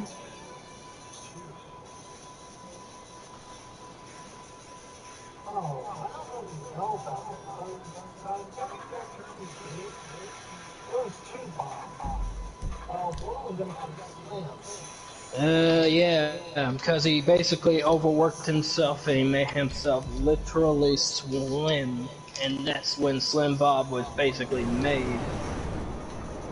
But he literally, but he literally didn't want to be slim. He literally wanted his old body, and that was literally the real Bob. Like the whole beefcake of it was basically Bob. It's not Bob if it doesn't have speed and weight. It pretty much is canon because you're now seeing Bob where he is now, and pretty much when Tekken Tag Tournament 3 does come, you're not going to be seeing Slim Bob in any way being the first thing they put to the shelves without consideration.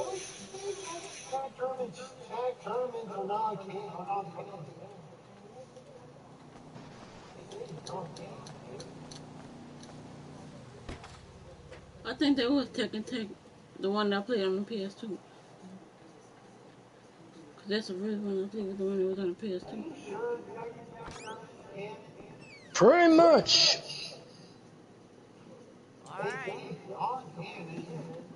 Well, Tekken tag is over, so it might be. Oh, it's not the same as Tekken I tag. mean, again, even if they're canon, they're still worth seeing. But again, those are just possibilities in which the characters have when they truly do win. But again, even if they do succeed in winning the tournament, at the end of the day, there were plenty of other competitors that could have literally dominated the floor with them, and then they would not have really gotten their ending. There would only been one winner, but even then, it would still be canon because everyone doesn't win their ending. It would be just one ending. Yeah. Sounds like Street Fighter Cross Tekken.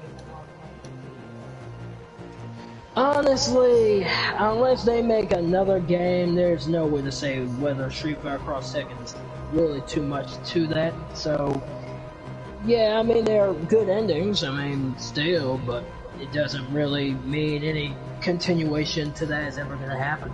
I mean, I got it on PS Vita, so not to mention PlayStation 3.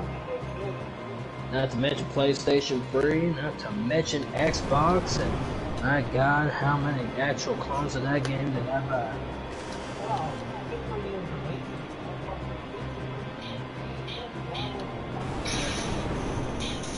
Well, PS4, I guess you have to download that, you're right.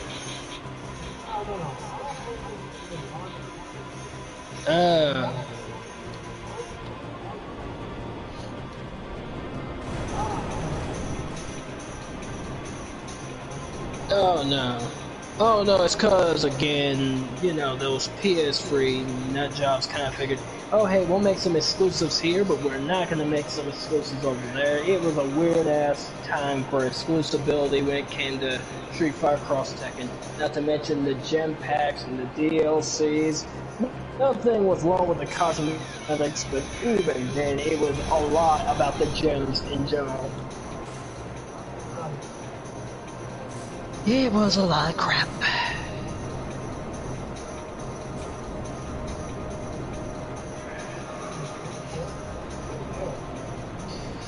He never goes vegan.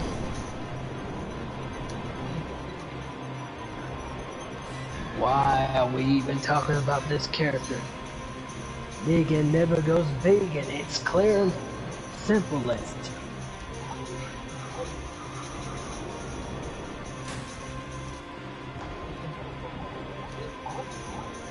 Yeah, but you know, Harada, he been watching The Walking Dead, so you know for a fact that he wanted to pull that in. Again, that was really not everyone's pick. That was literally Harada's pick right there. You know, had he waited in advance, he probably would have gotten Tifa instead, and that would have probably been as good as Noctis. But again, doesn't matter because they had to use two new introductions regardless, and the time wasn't on their side.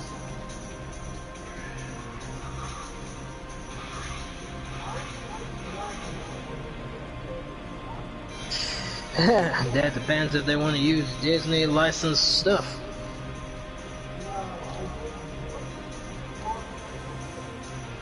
How much does Disney want to buy out Tekken?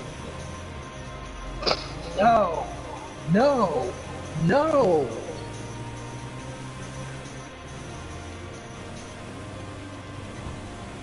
You stay away from it. Stay away from Namco, you unfortunate individuals. You just came close to ruining Star Wars, don't go near this.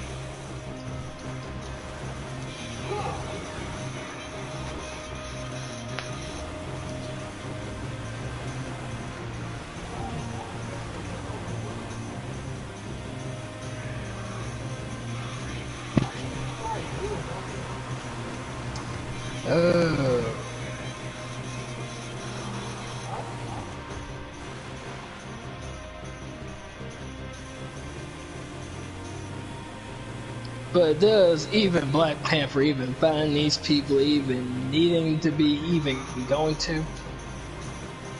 I mean, depending on their universe, what exactly makes him want to even go over there in the first place?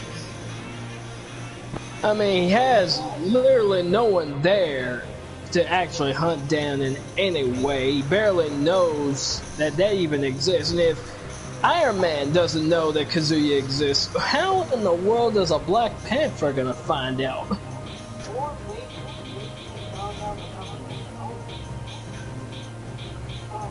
Unless they basically use Thanos to literally send them into this world, literally send them into theirs, that's the only conclusion they're even gonna find out what's going on here. I mean, they could literally pull that kind of card when it came to Soul Calibur. I mean, when it came to Soul Calibur, they could pull that card.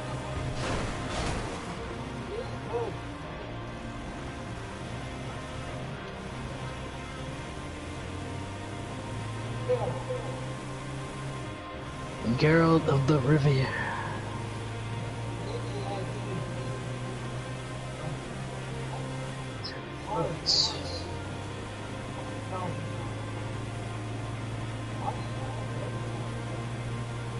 Honestly, let's think about it. She literally was using swords and literally using weapons, and literally around the time Niramata did basically make quite a success, as well as basically The Witcher around that moment.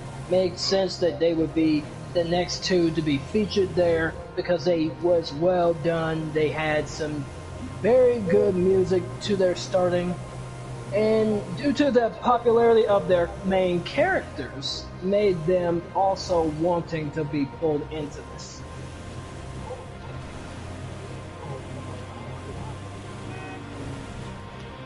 I mean, it's most likely they pulled her in by the actual fissures of unknown origins worth of energy that came. It's most likely like Geralt's situation, she got pulled in. And it's probably trying to find her way back, and she probably came across her own world that's somewhat like this, just like Geralt's story, and it kind of relates there. And it's most likely she does go back, only wondering what it was all about. But again, that's pretty much about it. Though they did not give her a story, this is probably the same situation that probably happens regardless. Dude, but here's the thing, he's not Japanese. I mean, Howard Geese is not like those mission moves. I mean, he was well taught for all of this as well as his art. So again, him speaking English isn't really rare. Well, yeah, I mean, here's the thing, he always spoke Japanese on the game inspired game. But that isn't what makes him one of the most dangerous. It's not just because he owns a whole entire clan, but the fact he threw himself off a literal building, killing himself. Wow, that's crazy. Stop. He threw himself off the building. Yes, he literally threw himself off the building after he lost to Andy Bogart, and he literally threw himself off. It was more like a sign that he was going to come back again as he's laughing and falling down. Roman literally laughing as he's falling. And he does survive, he does show up yet again, and again, in multiple campfire games. I mean, if you think that's crazy, by all means, look at I mean, again, I might be wrong on most of this, but I'm pretty sure, yeah, again, this is pretty much. Ooh, it's favorite. Wait, taking free and taking the free with the pyramid. I was looking at it. If he could literally survive from that kind of fall. Wait, they got Tekken 2 in here also. Yeah, I think Tekken put in a good character for this. Yeah, well, he could have survived the volcano on that. Well, honestly, he's never been pushed to that point, but again, it's not like he's never had the training to really do that. And so again, Despite what the mission must know in some way, they're no match for what Geese has ever done. He literally has a way to counter you. He has ways to projectile. He literally has any means to get up in your face. While you sure he has played somewhat like a Street Fighter character in his KOF format, he's still capable in those fields to still dominate his opponent. Again, he's still a force to be reckoned with. He's not someone you want to be messed around with when you know what you're doing.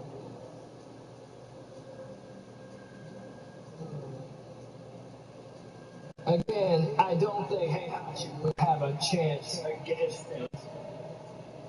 It's true, he does have a new form that could probably rival it. But if he won't be too careful, that form can easily be his downfall. Heihachi, bring back with that.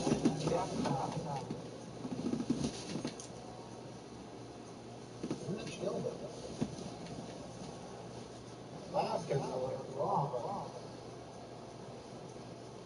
I don't think that's it.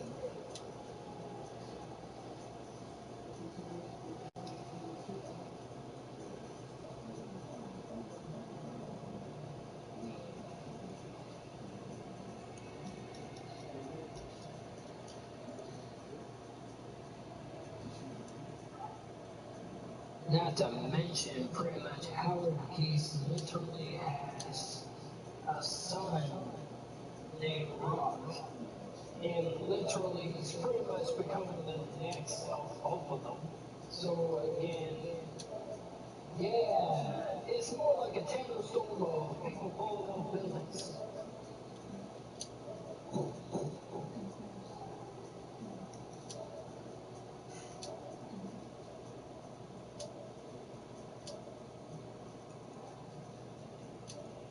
Oh, holy smoke! Holy smoke! I got about probably 70 to 600, and it's just 400. Got about 470, and that's pretty much 1K. 1K of tickets. Jeez, vampire pass. Ready to go. Not to mention the store's gonna refresh. What's your plan? What your plan taking? I'm playing Tekken 7 here. What is this plan?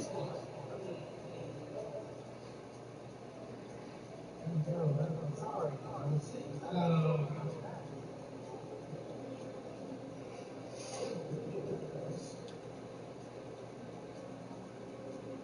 Well, they just released a new character for Skullgirls. Oh yeah, right. I heard about her.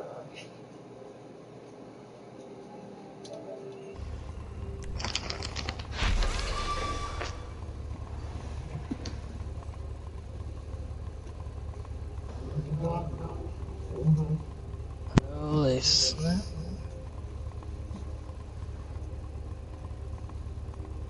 I think I just basically.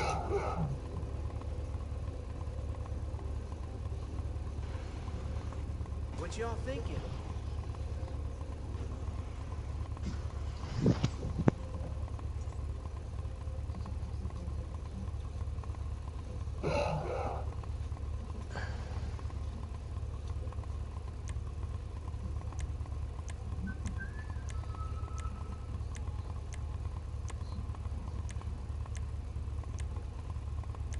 So...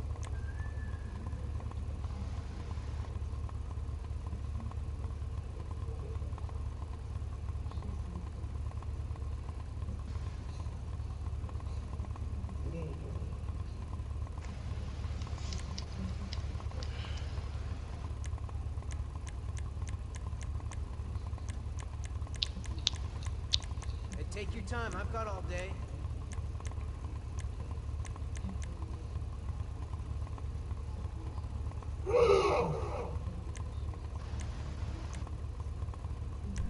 That is hot, if I do say so myself. Just don't let him catch you speeding. Or do. Whatever. Those gear changes will be a dream, yo. Motherfucker.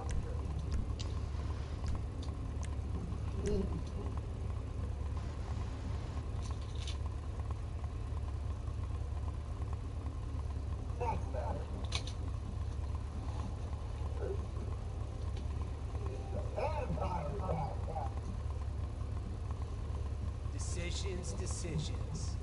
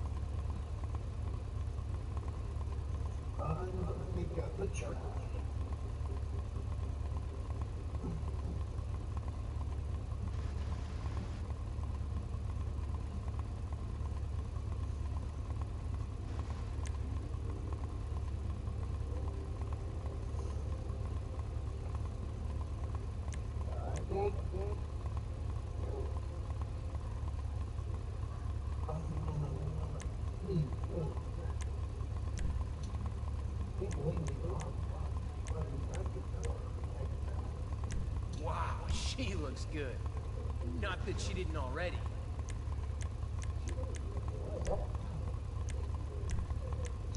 Now that's an attractive bike. For a serious-hearted criminal.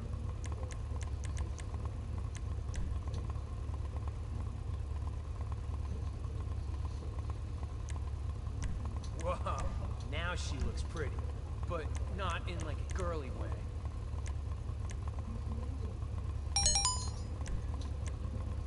How's that look? Pretty sweet, right?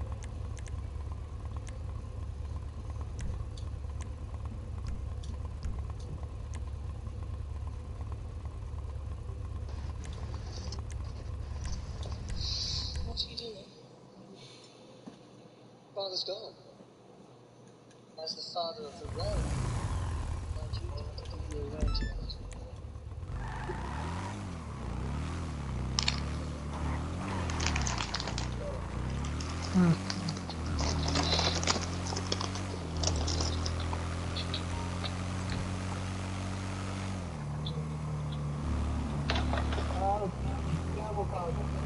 Take the bride and bring her under your protection. Again, travel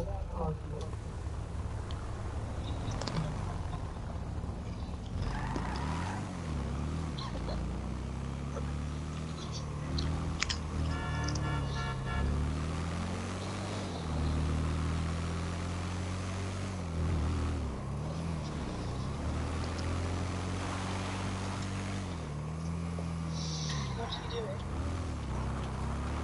His father's gone. As the father of the realm, my duty to give you a way to it.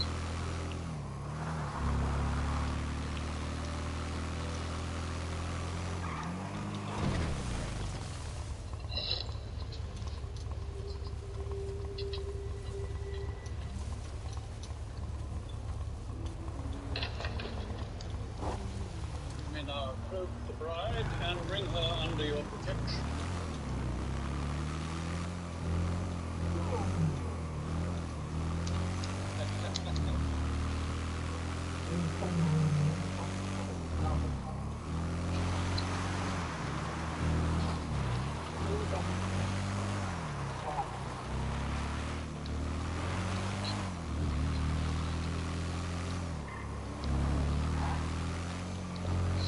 What's he doing? Your father's gone. As the father of the realm, it's my duty to give you a way to it.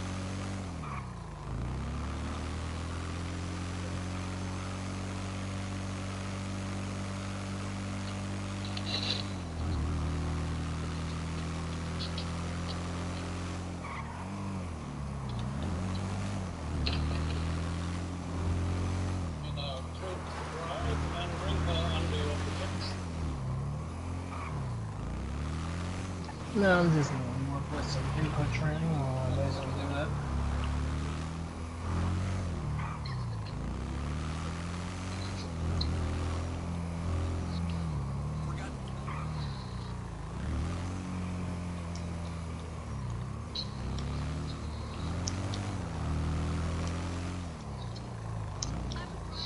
What's he doing?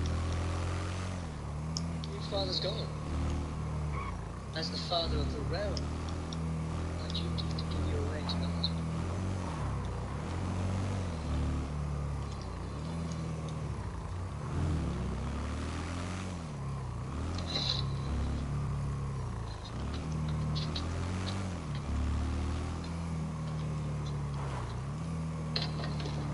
I should be doing period We trauma. now approach the bride and bring her under your protection.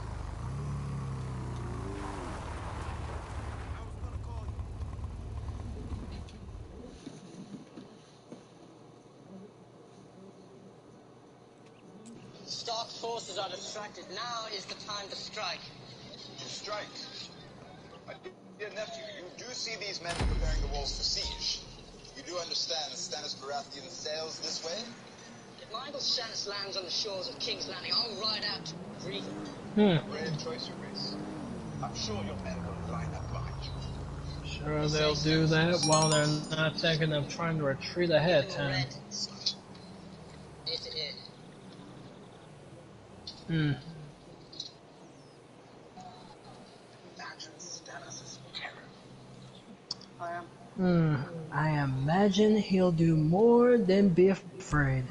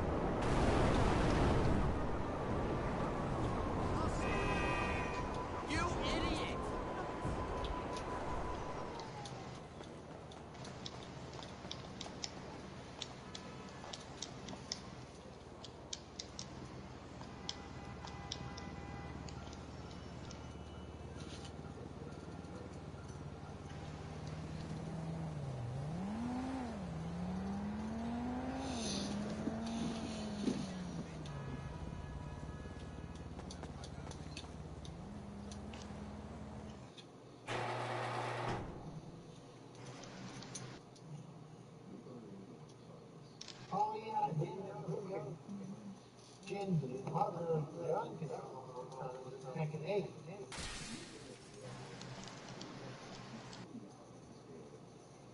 Isn't she dead though? I mean, again, I hope to see what will be the story for this return. But again, it would be interesting to see.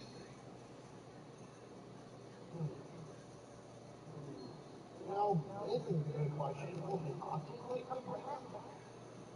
He did die. Well, we have no idea. What makes both deaths are entirely different, and I'm pretty sure hers is going to be something we have no idea.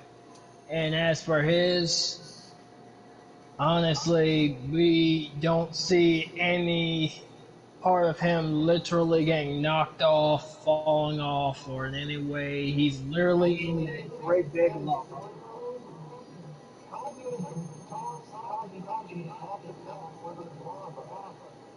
And you're not really going to see anything much because, again, if he was alive, I'm pretty sure Kazuya would have seen him because he's looking directly down at that entire situation.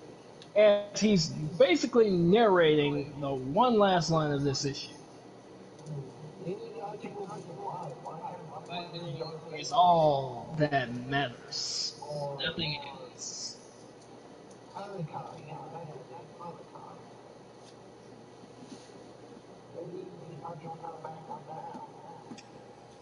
Honestly, oh boy. I highly not sure, to be honest with you, if Tekken 8 is just few years after that issue, and he literally got pulsed by Kazuya from that actual last attack, not to mention that lava, the damage it's already done. That's already beyond the point of when you think is a return necessary at this moment, where he just literally lost all his strength from that fight, not to mention getting put in that lava. It's hard to consider him making a return anytime soon. I mean, he's seeing that I mean, honestly, that was just pretty much there for Tekken 7. I'm pretty sure they're not going to mention him again, but I'm pretty sure they are going to have to reference him. But I don't think it's going to lead to anything much afterward, because I think what they're trying to do is make this like canon as far as I'm concerned. I have no idea. Let's just hope that this just does get referenced in Tekken 8, and it actually does happen, and they may actually consider to add him as DLC. Let's just hope on it. I mean, let's just be honest. Considering this met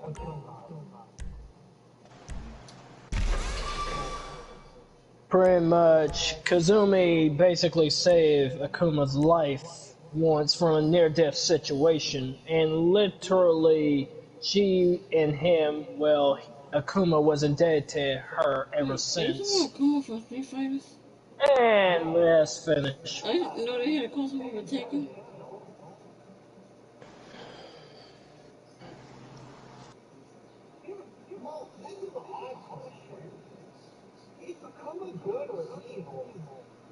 Honestly, in Street Fighter, he's basically been seen using nothing more but the dark forces of the Dark Hado and basically a lot of other unique actual Street Fighter games and movies. He's been mentioned for having the evil force within him and literally been trying to literally turn Ryu into the same Dark Hado force so that they may have a very serious battle to the death.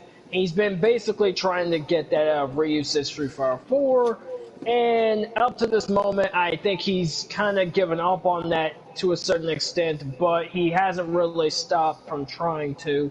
However, he wishes to find his own answers to this just as much as Ryu has. Now, as for whether he was evil, it's not really doing that. If he basically does a favor for someone, he's going to fulfill it to the very end.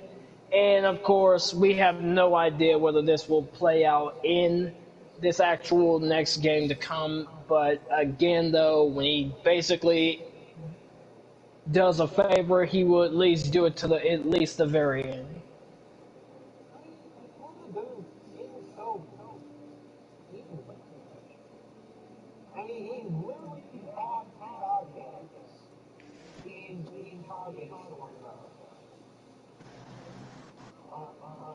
So what was the first Street Fighter you played that had much. Kage was basically an evil force of Ryu that was manifesting outside the world, and he couldn't control that evil, malicious force that was being let loose. And at that moment, yes, he did stop Kage, but that's just malicious force that was in Ryu he was trying to control. But he realized that there was no point in trying to control, but he needs to learn to accept it and literally let that be.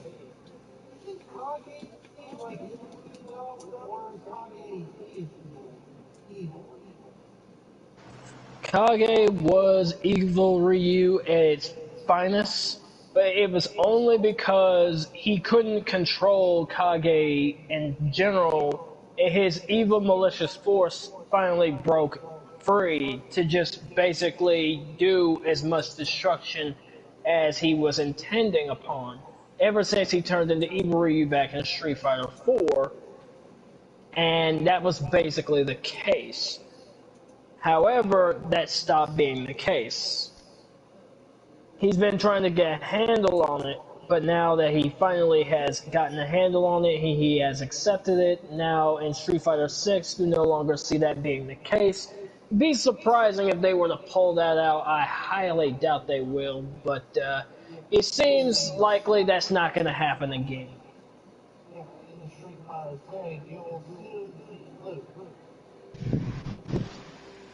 But yeah, I don't think that will be the case. And as for basically Akuma, well, he's been mainly in Street Fighter first, but again, Street Fighter Cross Tekken does mention him being an actual boss as well. So again, he's had multiple appearances in more ways than one.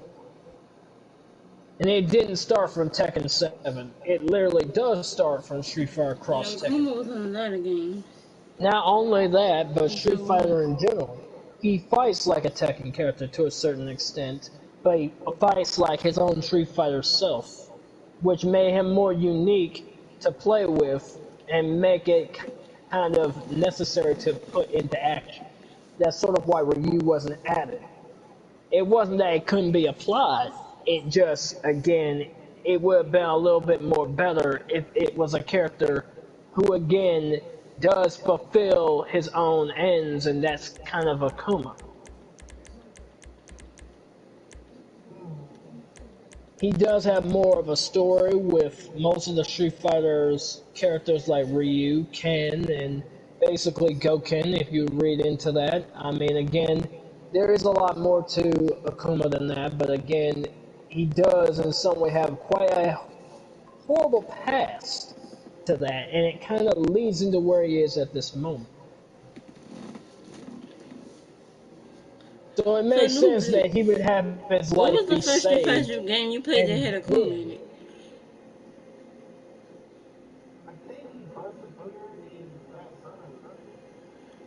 The first game that I played that had Akuma in it was Street Fighter vs. SNK 2.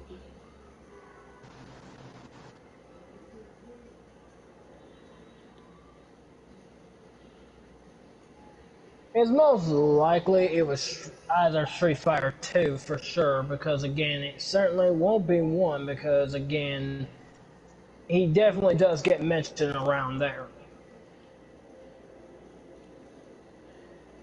The first game I played that had Akuma in it was Street Fighter vs. SNK 2. That was on the PS2. No one disputes that, my lord. Not even the multitudes who despise you. And then after that, I think I played Street Fighter 4. Cause I know I got Street Fighter 4. I got Super Street Fighter 4 on the 3DS. The finishing moves are a whole lot easier on the 3DS than they are on the console. Because all you gotta do is press the bottom touchscreen until you use the Yeah, I'm sure he's gonna be in fear and terror when he sees you riding out ready to cut his whole leg off. I'm sure he'll learn the meaning of terror. So I just press all the buttons real fast until I do the super move. All in one combo.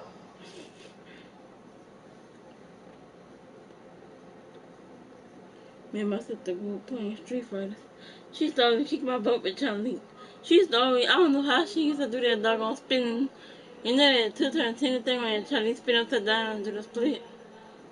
She used to always hit me with that doggone move. As for Dan Hibiki, he kind of tried to copy it. She didn't even know how to do that. I think she was just pressing buttons. I don't think Dan she knew how to do the moves. Basically tries to imitate Ryu, he tries to imitate a lot of characters with his style, and he tries to imitate Akuma in a way, and he kind of tries to do the Raging Demon, and he kind of somewhat fucks it up. The Raging Demon, isn't that Akuma's special move? But, you know, again, what makes Dan Hibiki kind of important too is the fact that, yes, his father was killed by Sagat, and he's been trying to avenge him and basically beat Sagat, but again, that never really too much happens because, again, he never even comes close to that. It was Ryu who beat Sagat, and even then, he still basically had to deal with the Dark Hado that was inside him at that moment. Not to mention, Sagat had quite a very serious wound. But even Sagat could basically destroy him, so again, he doesn't really fall on the tree of capability. But again, he does go to Goken to try to learn new moves, become stronger, and to be basically that, but again, Goken denied I him gotta go that to the right. bathroom. Goken was literally Ryu's teacher and basically also an actual teacher for even Akuma. So for him to say no to Den Hibiki was kind of out of the nowhere for that situation. And again, that just doesn't do him any favors. So again, that was kind of a big what in the world was Goken considering, but again, I guess he doesn't want to really see Dan literally get himself killed in the same line of fire as Sagat kind of did to his father. So I guess that's why he said no. But again, even still, you can't avoid the inevitable, and I think that's something he should have done. But again, that's just not what he did. He does try to copy other people's moves, and like I said, he fucks that up. So that doesn't really go well for him. He kind of doesn't care too much for Ken Masters, Ryu's basic friend who's been with him since training and with Goken for as long as possible. But the point is, he never really liked him. He always had the money. He didn't have to work for it as much as Den Hibiki has. He had to literally make his own dojo, make all the other official things on his own terms. So again, Ken Masters kinda isn't his favorite individual. But yeah, he's been pretty much seen as a joke character.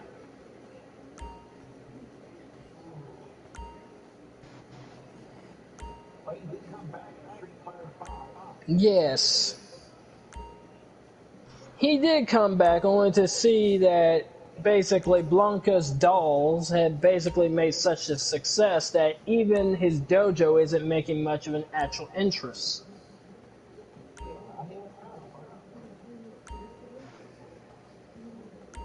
Again, that's kind of why, again, he was kind of treated as the Joe character.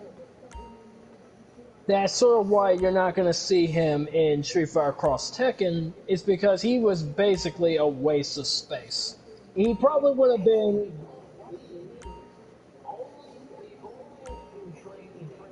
Well, that's basically what I'm trying to say.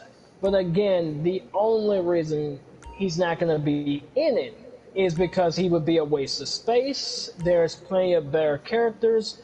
And again, while Mega Man in this game may be more crappy, and while Koro and Toro just be small versions of main characters, they still basically mollywop the floor with him.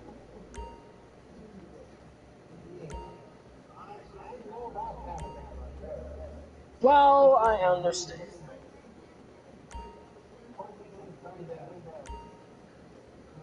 But I think a lot of people didn't care for that Mega Man all too much because they wanted a more slicker, newer Mega Man, but that was kind of the issue. I think they couldn't use that more. And I think most people kind of gave it a bad rep. I just think if they had just made it a bit better in the way it was per scene and facial, I think it would have not made it all too bad in general. I think it was just a slap in the face to Mega Man, but it was quite a laughing.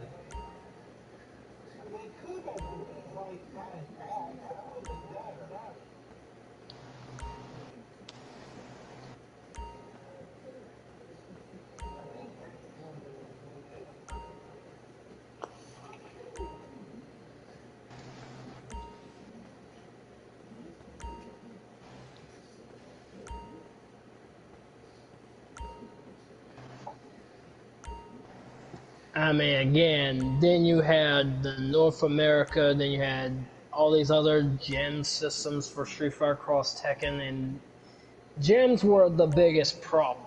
There were too many DLCs for that issue, and you had to buy this pack, that pack, and that was kind of a pain in the dollars.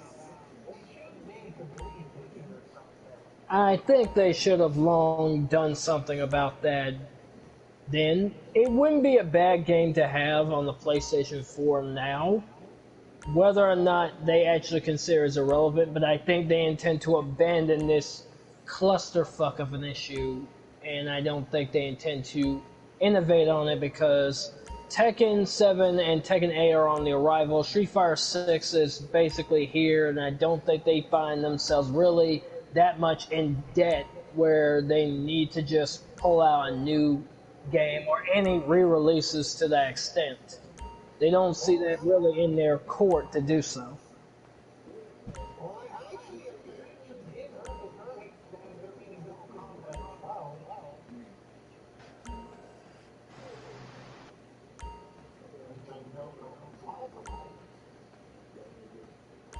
But as for a Tekken Cross Street Fighter, it is told that it is in the works.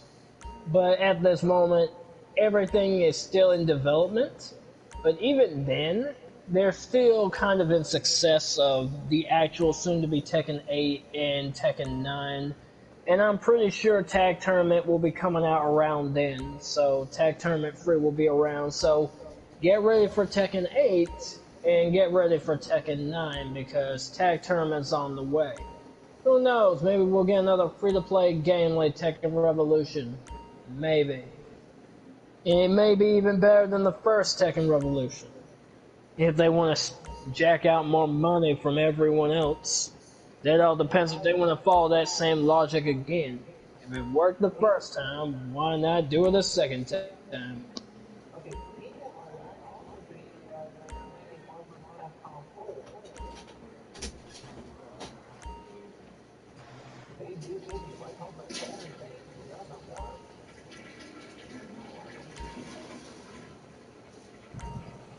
Yeah, a lot of people complained about that Marvel vs. Capcom Infinite issue. I think it may have received a little too much of a bad rep for all the wrong reasons on launch, and I think that might have what destroyed it. I know you could have won eating sleep on the table. Last night, soon as you put the movie on, you was asleep. But something your phone. That's why you ain't watch it last night, but you was asleep. You probably even see the part when the guy got put in the truck ran over him.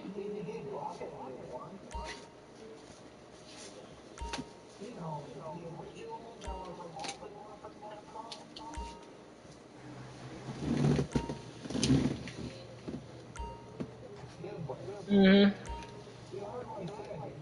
Oh yes, I heard that.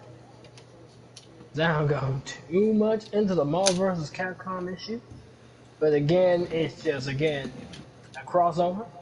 But again, yeah, I mean, I know they had like how many games now? Like up to this point, it's pretty much 1, 2, 3, and then we have this Infinite.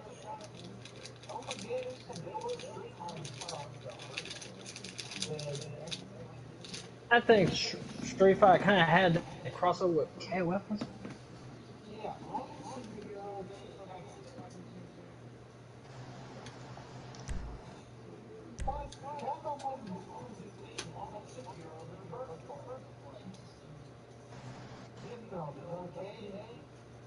Because again, I don't go too much in the NFL, so you may know a little more about that than that.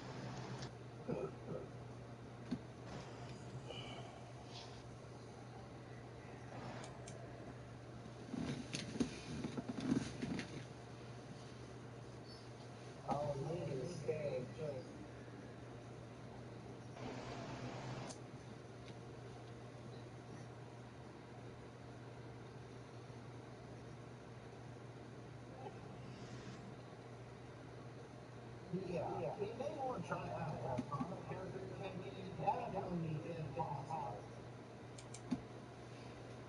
Can you see the conversation with what right? Mm.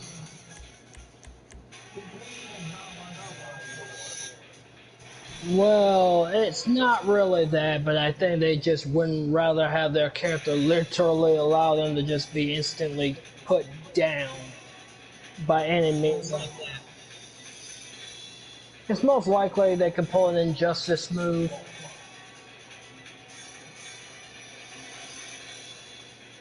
They'll most likely pull an injustice, and so basically they just don't do that. They just make it seem like that. And it's not really that much of an issue. But even then.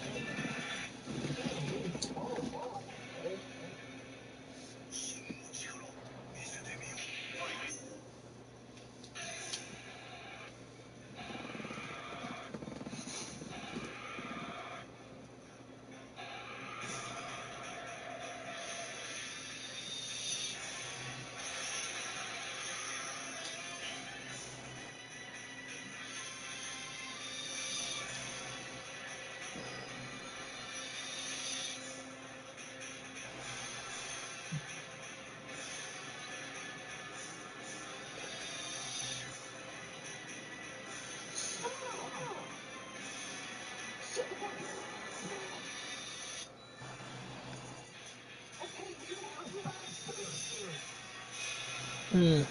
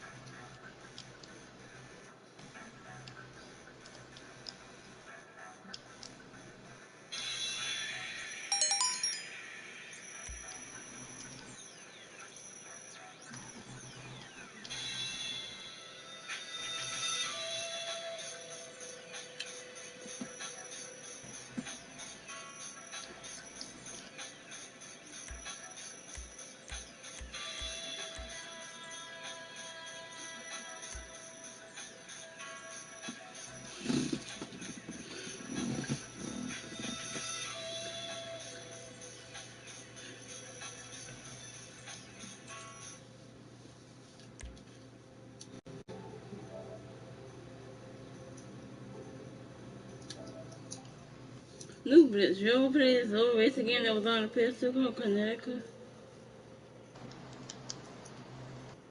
It's an old racing game. It was called Connecticut. It was on the PS2. They remastered it for the PS4. The game's like the game is $8.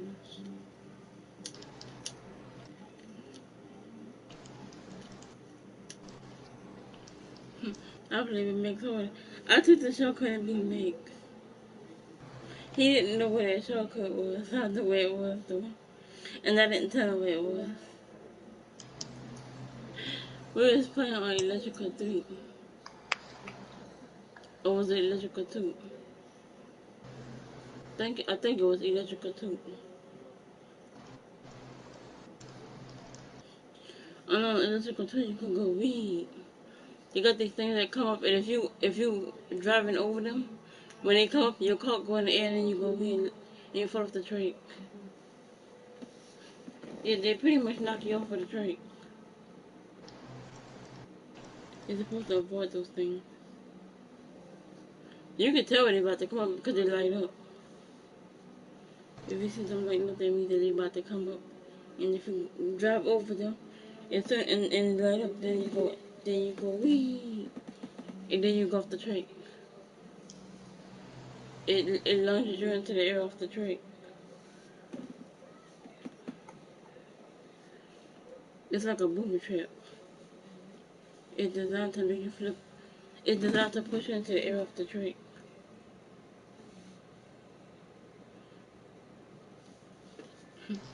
A lot of people complain about the. A lot of people complain about the blue shell on Mario Kart. But I'd like to see them same people that complain about Mario Kart go play that game. Cause that game has really hard tricks, especially the last trick over the junction too is hard. Gabriel's home is another hard level. It's a lot more easier to go off of that than electrical too. You get easier to fall off the track on that stage. And sometimes you can't tell what part is the track and what part is not the track. Cause the track blend in with the part that's not the track.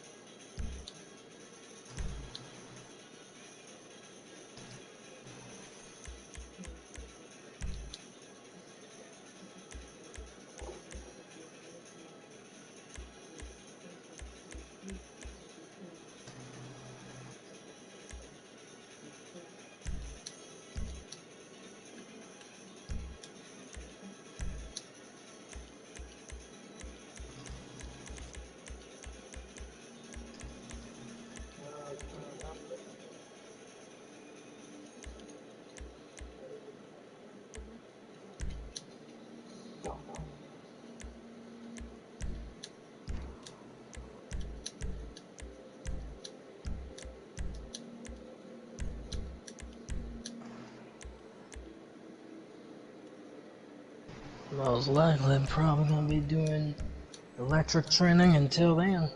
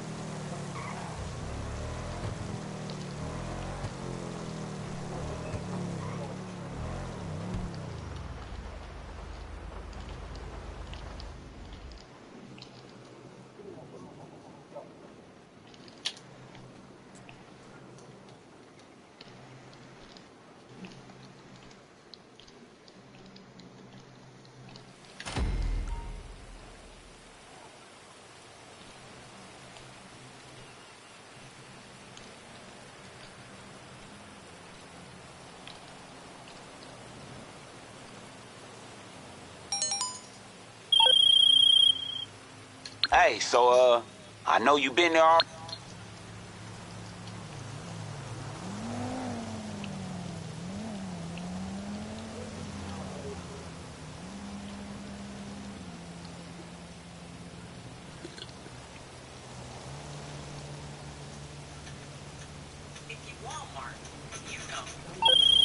Hey, buddy, if you want to feel the power...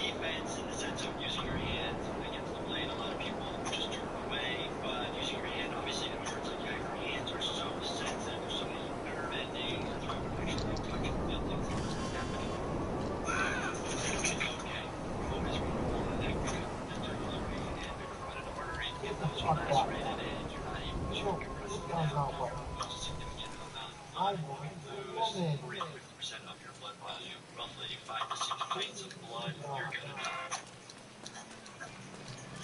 Oh, that almost looked like a machete. Kind of mid-soft area. Good graphics in the sense that the individual didn't die right away, obviously a couple seconds later, but the spleen is protected underneath the ribs. Mostly where you're going to get is the intestine. The descending colon occurs on the outside as well as the sigmoid colon, so you could have some small intestines, and then your collecting system of the kidney in the back and the ureter coming down. Oh, what is that? When I am at the hospital and I need to get a major central IV line or doing major blood infusion, you go to the neck or you're going to go to the groin. Even here, your brachial artery is accessible. Typically, we go to the neck because it's a cleaner area. So it does make sense in these games and in the shows that the bad people end up going to the neck. Oh. We actually have in medicine ECT type of therapy where you use energy to shock the system, so to speak, and reset the neural pathways. There's not much side effects to it. You can cause some amnesia. Typically, it returns. You can use this in people who are bipolar, severely depressed, even schizophrenia, and it's been studied for a very, very long time. And there actually has been good data out there that shows that it has a lot of benefits. Obviously, if you're using too much energy for a too long period of time, then you're going to fry the brain. Fries your brain like an egg. Or cause more long-term damage. Oh! Obviously, it takes a lot of strength to wield a big axe, and you have a lot of weight behind that blunt object that has a little bit of sharpness to it. So you can cause a lot of damage in the sense of blunt trauma with some lacerations and possible fracturing of bones. If you get hit in the head, you're going to have the initial trauma injuries to the face, but you could actually get intracranial bleeding, subdural hematomas, epidural hematomas, and subarachnoid bleeding. Freddy Krueger. Look at that glove. Oh!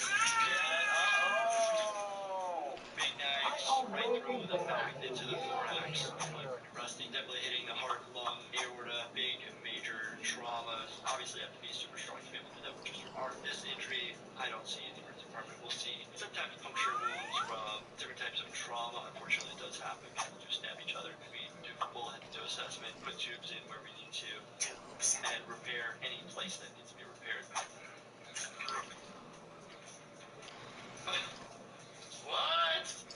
Come on. Come on. Stop clowning around. We definitely see people who lose their digits. Typically, you can't attach these fingers back. Sometimes you can. If you can find the finger once, stop the bleeding, wrap it up. Don't put directly on ice. Put ice in a bag of water or something like that. Make it like a water bath. Then wrap the finger in, say, a gauze, and then put that in the ice bag.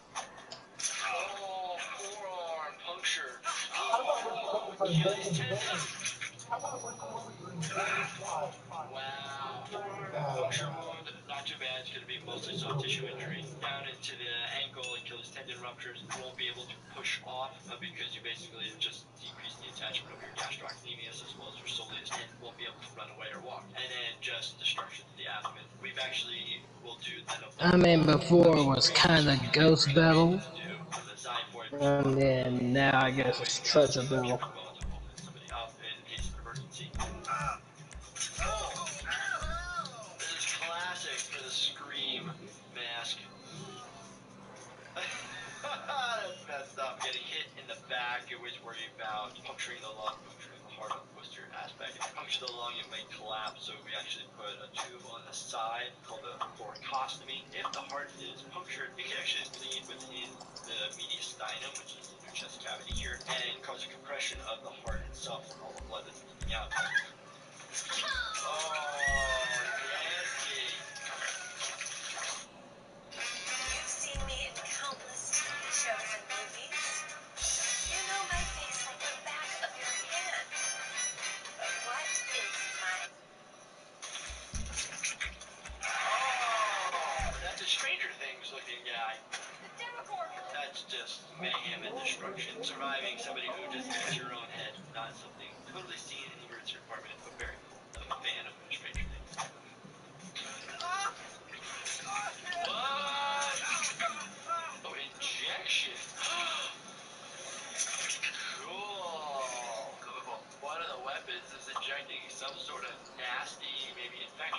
parasite, microorganism that's moving fast in the body. In history, for real, people have tried to use different poisons. We see it in the news. Most of the time, there's different types of nerve agents that people are using. Sometimes there's ricin. Ricin. There's a subspecialty within emergency medicine called toxicology. They study this all the time.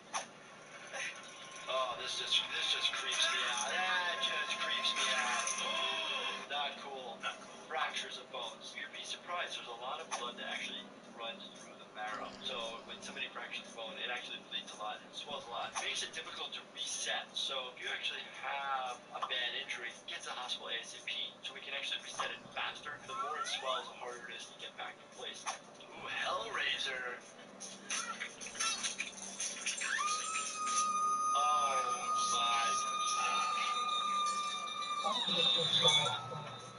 Almost looking like a modern day Iron Maiden spikes and you're putting it in and it impales your body. Obviously, all of that is going to cause bleeding. The bigger traumas are going to occur when you actually take them out. I always say don't pull things out when it comes to trauma, injuries, impaled objects. It depends how deep it is, what they've actually injured. If it injures a major blood vessel into an organ, you take that out, it's going to just bleed profusely. Holy cow, that was a lot. This was really intense. If you guys enjoyed this, please let me know in the comments. Let me know what your favorite scenes are or what your favorite characters are. Definitely check out this playlist. Make sure you binge watch everything. And make sure you subscribe, turn those bell notifications on, and hit that like button for me. Thank you so much for watching, and stay healthy, my friends.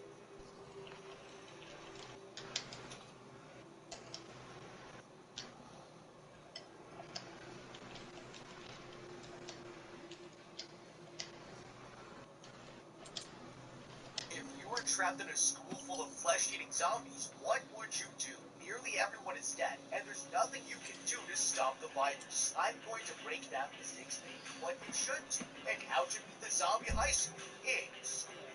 These students are going to regret living in this city. This athletic girl, Kurumi, is practicing track and field and notices her clutch. Wanting to impress him, she tries to run as fast as she can, but trips, falling onto the ground. She goes to the nurse's office in order to get patched up, and this teacher-turned-nurse, Megumi, comments that the girl has been performing worse in her club ever since she's fallen in love. It's clear to the world that she's got a crush, and that's when this childish student Yuki pulls open the curtains behind her, wanting to gossip about the boy.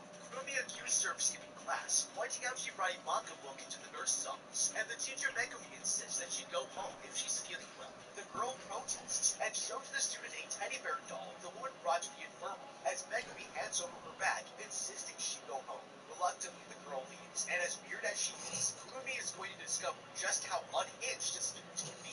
Kurumi unchains her bicycle while her friends ask the girl out for lunch, but she refuses. Looking back for a second, she turns around and falls over after seeing her crush. Yeah. They walk home Just a together, and it's little a bit body further horror and I'll be as they calling it become there. homeless. Their simple school lives will turn into a fight for survival. The next morning, Kurumi runs to the nurse's office and asks the teacher what to do about her boy situation. Before Yuki here interrupts again, Kurumi has trouble explaining her problem to Megumi, but the teacher informs her that she should confess her feelings instead of keeping silent. That's when the Guardian Club president, Yuri, opens the door to ask for the teacher's help, and the woman gets up, telling Kurumi to be brave before leaving. Sometime later, the athlete Kurumi arrives at the school living room. Marie is taken over as leader and cooks the food. Running out of the room, Yuki heads to an office and calls their teacher for lunch. The four eat together, and Yuki suggests they harvest the onions from upstairs. Going to the rooftop, they gather the vegetables from their garden, and Yuki brings it down into her classroom, where she tells her classmates about the onions they planted. That's when the other club members arrive, insisting that they go now, and Yuki agrees, but has no idea that the classroom is empty, with bloodstains on the curtains. It's a terrifying scene, and to make matters worse, most of her classmates are dead, with the entire school infested by vicious flesh-eating zombies. Who says you can't go for gold without going broke? Get the brands you want, the prices you want, whenever you want. TJ Maxx, where you can always afford to be you to the max. Oh, what was that? Is that the same thing that happened with the microwave? You got this thing? We all do. It's always ready. Nigeria, Eastern Europe, all over the world. all teenage girls. The world as we know it may never be the same. Power, new series, March 31st on Prime Video. These girls girls are living in a complete state of delusion.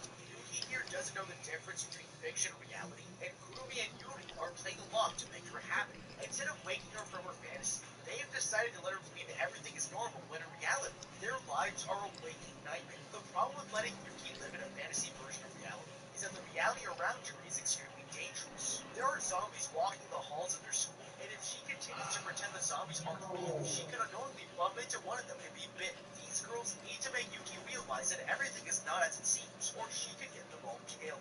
Now, Yuki here is suffering from repressed memories. Repressed memories are memories the mind unconsciously avoids thinking about because of their traumatic nature. Instead of recognizing that the school has been overrun by zombies and all her classmates have been killed, her brain has protected her from this knowledge. One of the telltale signs that confirms Yuki's memories are repressed is her childish nature. This is a very common symptom exhibited in real life, and even Megami, their teacher turned nurse, points this out. Repressed memories have been blocked for years and are usually recovered later as the individual creates distance from the events. But unfortunately, these girls don't have years for Yuki's memory to come back because of the whole, zombie thing. Rather than waiting for Yuki to process this information in the meantime, I've had to try to use different tactics to help her realize that none of her classmates are actually still there. A very popular technique to help bring these memories to the surface is EMDR, also known as eye movement desensitization and reprocessing therapy. During EMDR, the person that needs therapy moves their eyes in a specific way while processing the traumatic events. EMDR is said to work because the bilateral stimulation bypasses the area of the brain that has become stuck due to the trauma, which is preventing the left side of the brain from self-soothing the right side of the brain. The main problem here is that therapists usually use devices such as buzzers, Well, tapping yeah, to about help it tap for me. out stimulation, while the brain There. processes these memories. But the girls don't have this at their disposal, so instead, they could replicate the eye movement using a flashlight to mimic the visual stimulation. That was a good little workout for a few minutes. But when your friend doesn't know that there are literal zombies around every corner, getting creative shouldn't be held against them. Other effective but less But invasive I'm going techniques to go get some medicine rest.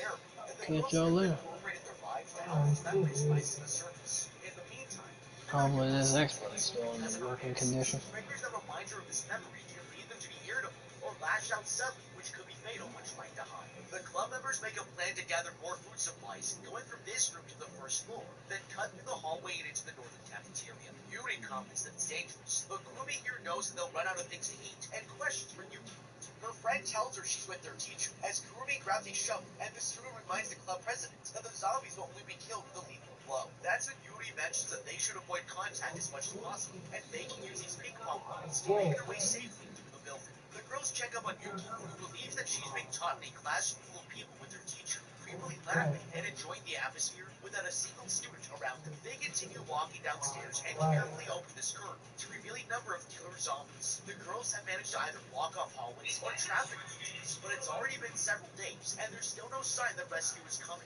Heading downstairs, they continue through the building and find a horde of infected students gathered by the shoe lockers. Yuri throws some ping pong balls, drawing the zombies away and giving them the opportunity to sneak past. Suddenly, Kurumi spots a zombified boy standing around the corner, and he walks past the girls as they crouch down, staying quiet. That's when the athletic girl is spotted by another zombie, and he attacks her. She fights him off with her shovel, as Yuri here is forced to battle with the other zombie behind them. The athlete manages to kill the creatures, saving her friend's life and making sure neither of them get hurt. They continue through the school and head into this abandoned cafeteria, carefully looking around to make sure there aren't any zombies hiding. Yuri here manages to find raw pasta, and as they continue searching, the athlete hears something in another room. Reluctantly, she opens it and gets attacked by what she thinks is another zombie, not realizing the girl's a human until she starts begging Kurumi to stop attacking. Shocked, they take her into the club room and check her body to make sure that she hasn't been bitten by a zombie. After finding no sign of infection, the girl introduces herself as Miko, a second-year student. Yuki takes the opportunity to formally introduce each member of the school living club before recapping their rules and club goals. Yuri walks closer to her and assures her that she's free to ask any further questions. After Yuki leaves the room, she quickly asks if anyone on the north side of the school survived. The second-year student tells them no one made it out, and she's the only one left. These girls have been living in the school for who knows how long. They've made an SOS sign on top of the building for emergency services to be alerted of their whereabouts, and still no one has come. They've been able to cut off access to certain places for the screen zombies, but they're running out of supplies and fast. They'll have to figure out a way to get more food, or else their makeshift home is going to start looking more like a prison. Kurumi and Yuri have come face to face with the zombie, and from the looks of it, these guys aren't the smartest. Not only are they slow as shit, but it looks like all their senses are dull. The girls are hiding in plain sight, and the zombies don't even know that they're there without being directly in their eyesight. That means that these guys don't have the greatest sense of smell, eyesight, hearing, or really anything else. Even though the girls have done a good job of cleaning the club room and certain hallways, by now, they really should have been able to secure the entire school. At this point, they should make it a priority each day to take control of the new rooms, and not just when they're running out of food. That way, they have the entire school safeguarded. From the looks of it, help is not coming. The girls have access to a room where government helicopters would have been able to fly overhead and touch down to get them. Since nobody has come, that means that this outbreak is widespread, affecting the entire country. Finding a way to make a sustainable home where the threat isn't immediate is the best way to keep their health and stamina up, so they can go on missions outside of the campus to look for other survivors and resources. The zombies don't seem to be able to push through doors or windows, and unless they congregate in a group, they aren't a huge threat and can be taken down one by one. Kurumi and Yuri should both take blood objects and beat these things to death without a second thought. In the majority of zombie scenarios, destroying the head or decapitating them is the best way to make sure they're no longer a threat. These things are no longer their classmates, and by letting them roam free, they're more of a nuisance than anything else. By going on the offensive instead of being reactive, the girls can push through to the cafeteria of the school and beyond to not only survive, but make a life for themselves, since it doesn't look like the world is going back to normal anytime soon. That This Canva doc is so visual. What's this? I can turn a dot into a day. What will you design today? At Canva.com. When you live with moderate to severe Crohn's disease or ulcerative colitis, your day can be full of reminders of your condition. Never knowing. Always wondering. You weren't made for UC or Crohn's, but gut-focused Entivio is. Entivio works at the site of night, the group sits down together to enjoy a serving of plain spaghetti. Yuri questions how the food tastes, and Miki tells her that it's delicious. The other students insist that the new girl be as grateful as Yuki, and they watch their friend copy her actions. It's funny, but Miki knows that something strange is going on, and will soon find out why. The next morning, Yuki takes the new girl up to the rooftop and shows her a view of their surroundings, explaining that she can access the music room and library as well if she's a part of the school living club. Miki tells her that she's not joining their club, but the girl hasn't finished the drill. Heading to the broadcast room, she explains they can't make loud noises or go anywhere from the places she previously mentioned. Suddenly, the girl begins speaking with the classroom, but Miki doesn't see anyone there. In another room, the other girls watch the zombies outside and spot one playing with a football. It seems like these creatures might retain traits from their previous lives. When the creature watching is interrupted by Miki, she demands to know what's wrong with the weird girl Yuki, and the club members explain that she suppressed the memory of the outbreak while hallucinating that everyone is has no idea what's really going on, but the club president asks Miki to bail on the mental health. Later, the new girl raids the teacher's office and finds some car keys, but she's caught by the app. Kurumi insists she shouldn't be traveling alone or stealing their things, but the student points out they can't stay here forever. They'll be trapped if help doesn't arrive, and the applicant agrees, but argues and saves them. They still don't know how extensive the zombie outbreak has gotten, and the power is out in the city. To make matters worse, their phones can't get any signal, and her friend Yuki isn't in a good mental space to allow them to leave. Miki suggests that they leave her behind if she's going to cause problems, and the other girl drags her outside, furious she'd saved them. Later, Yuri explains they've set up an entire system of energy and water purification. Ruby insists that Miki is kicked out of the club, but that makes the girl angry. She accuses them of having an easy compared to her, but then Yuri here tells her what happened on the day of the outbreak. She's on the rooftop doing her garden club activities, but then the zombies begin attacking and spreading across the grounds. Outside, the athlete was saved by her crush to her upstairs, but then they were attacked, and Kurumi witnessed her friend transform to one of the creatures. Her crush sacrificed himself to save Kurumi, and they rushed to the rooftops to take shelter, but that was their biggest mistake. One of the high schoolers gets infected, and some of the other kids head downstairs. The teacher tried to stop them, but it's too late. The zombies had gone, and the survivors had no choice but to barricade the door. It was cold blood, and moving back to away in shock before she was attacked by another zombie, but the nurse pushed her away, and never received anything wrong. These girls have gone to the launch for their dead mom. They think this place is safe. Miki makes a good point that eventually they'll run out of supplies and need to help themselves to rescue as the mind. She's already found the car keys. The next thing she should do is make her escape. We can see that there are 13 of them, and they're all armed.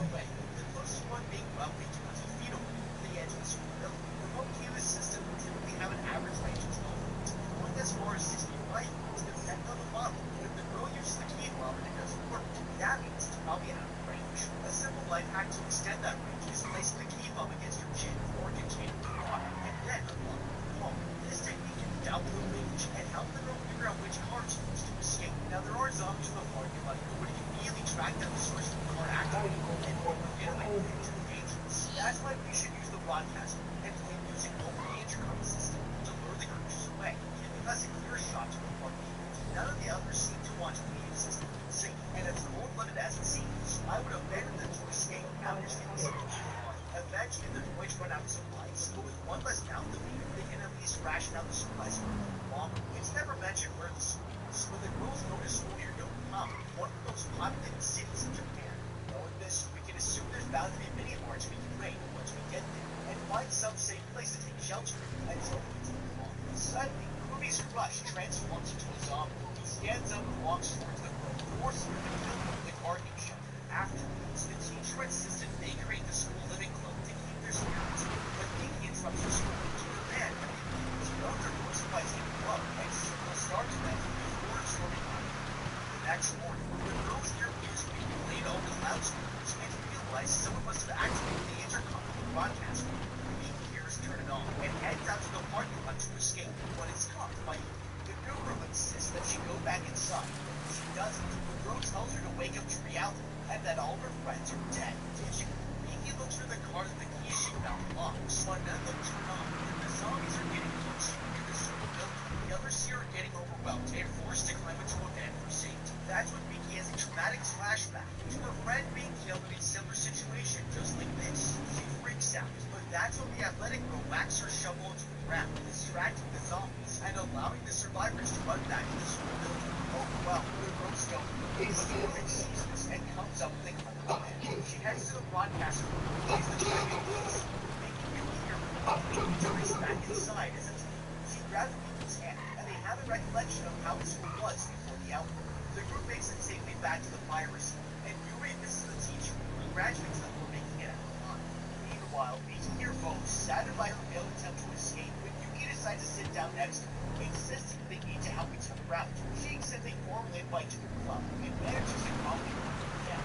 The athlete and Miki look at him through the school full of infected students. Yumi explains that they can reach the storage room for more supplies, if they can pass through the door. She offers Miki a weapon, and insists that they can handle it together. The new girl agrees to help out, and officially joins their club before storming its the infested room, where they brutally attack the zombies in the van. Suddenly, Miki sees one that reminds her of her old friend and falls to the ground, unable to bring herself to kill. Before Kurumi saves her, helping the girl up, they finish taking out the remaining zombies and sit down to catch their breaths. With the room clear, the club enters the storage room.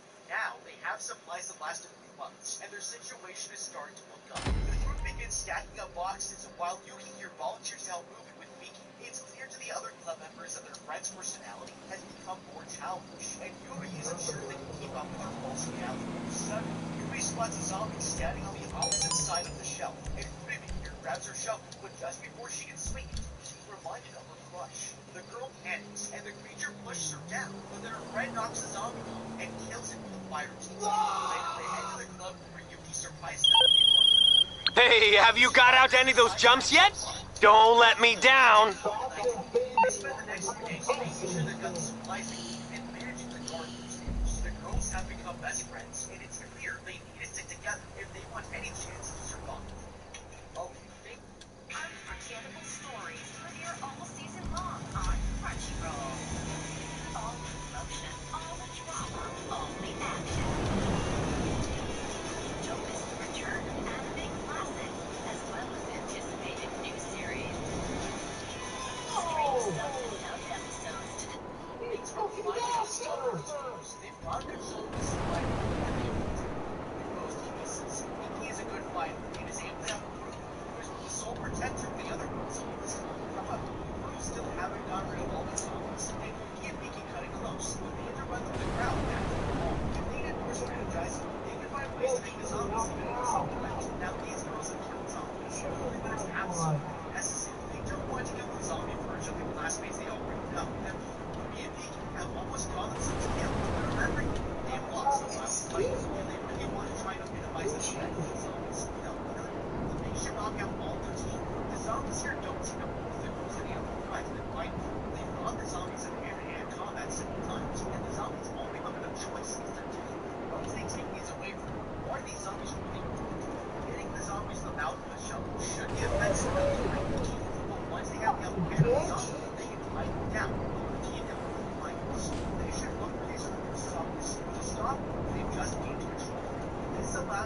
opportunity to save certain zombies they don't want to kill, in the hopes that there will one day be a cure. The girls' main fighters are suffering from having to deal with all the deaths they've had to dish out. This will help protect those left for sanity and keep them from fighting Shu when they really need to kill. The other thing the girls have learned is that even though Yuki's emotional, her optimistic outlook helps them tamper the spirits in the general. In reality, it's also cool that being hopeful and having an optimistic perspective on life affects your mental well-being and can even help you live longer in some cases. For example, help fight physiological processes like physical circulation, it can assist in the prevention of cardiovascular disease and chronic conditions. So even though these girls don't want to completely let their guard down, keep themselves moving and preparing for the idea that there may be a future outside of this zombie-ridden school is also good for their long-term health. On the roof, Yuki reminds them that it's now autumn and time for the school cultural festival. The schoolgirls vote on a porch tour. It's great as I think about it. Yuri here tells the excited girl that she needs to ask permission from the teacher and heads downstairs, informing Becky of the survivor's current mental conditions. The woman questions how she is doing and advises her to take care of herself more if she wants to be a good girl president. That night, the group continues working on the culture festival equipment when Yuki here stands up, commenting on how beautiful the night sky looks and telling the others that she doesn't want to graduate. The girls play along with her delusion and discuss what their plans would be in the future if the zombie outbreak never happened. The next morning, Yuki takes the teacher to their culture festival where they set up the fortune teller and together make a toast to the club. It's a fun moment for all of them.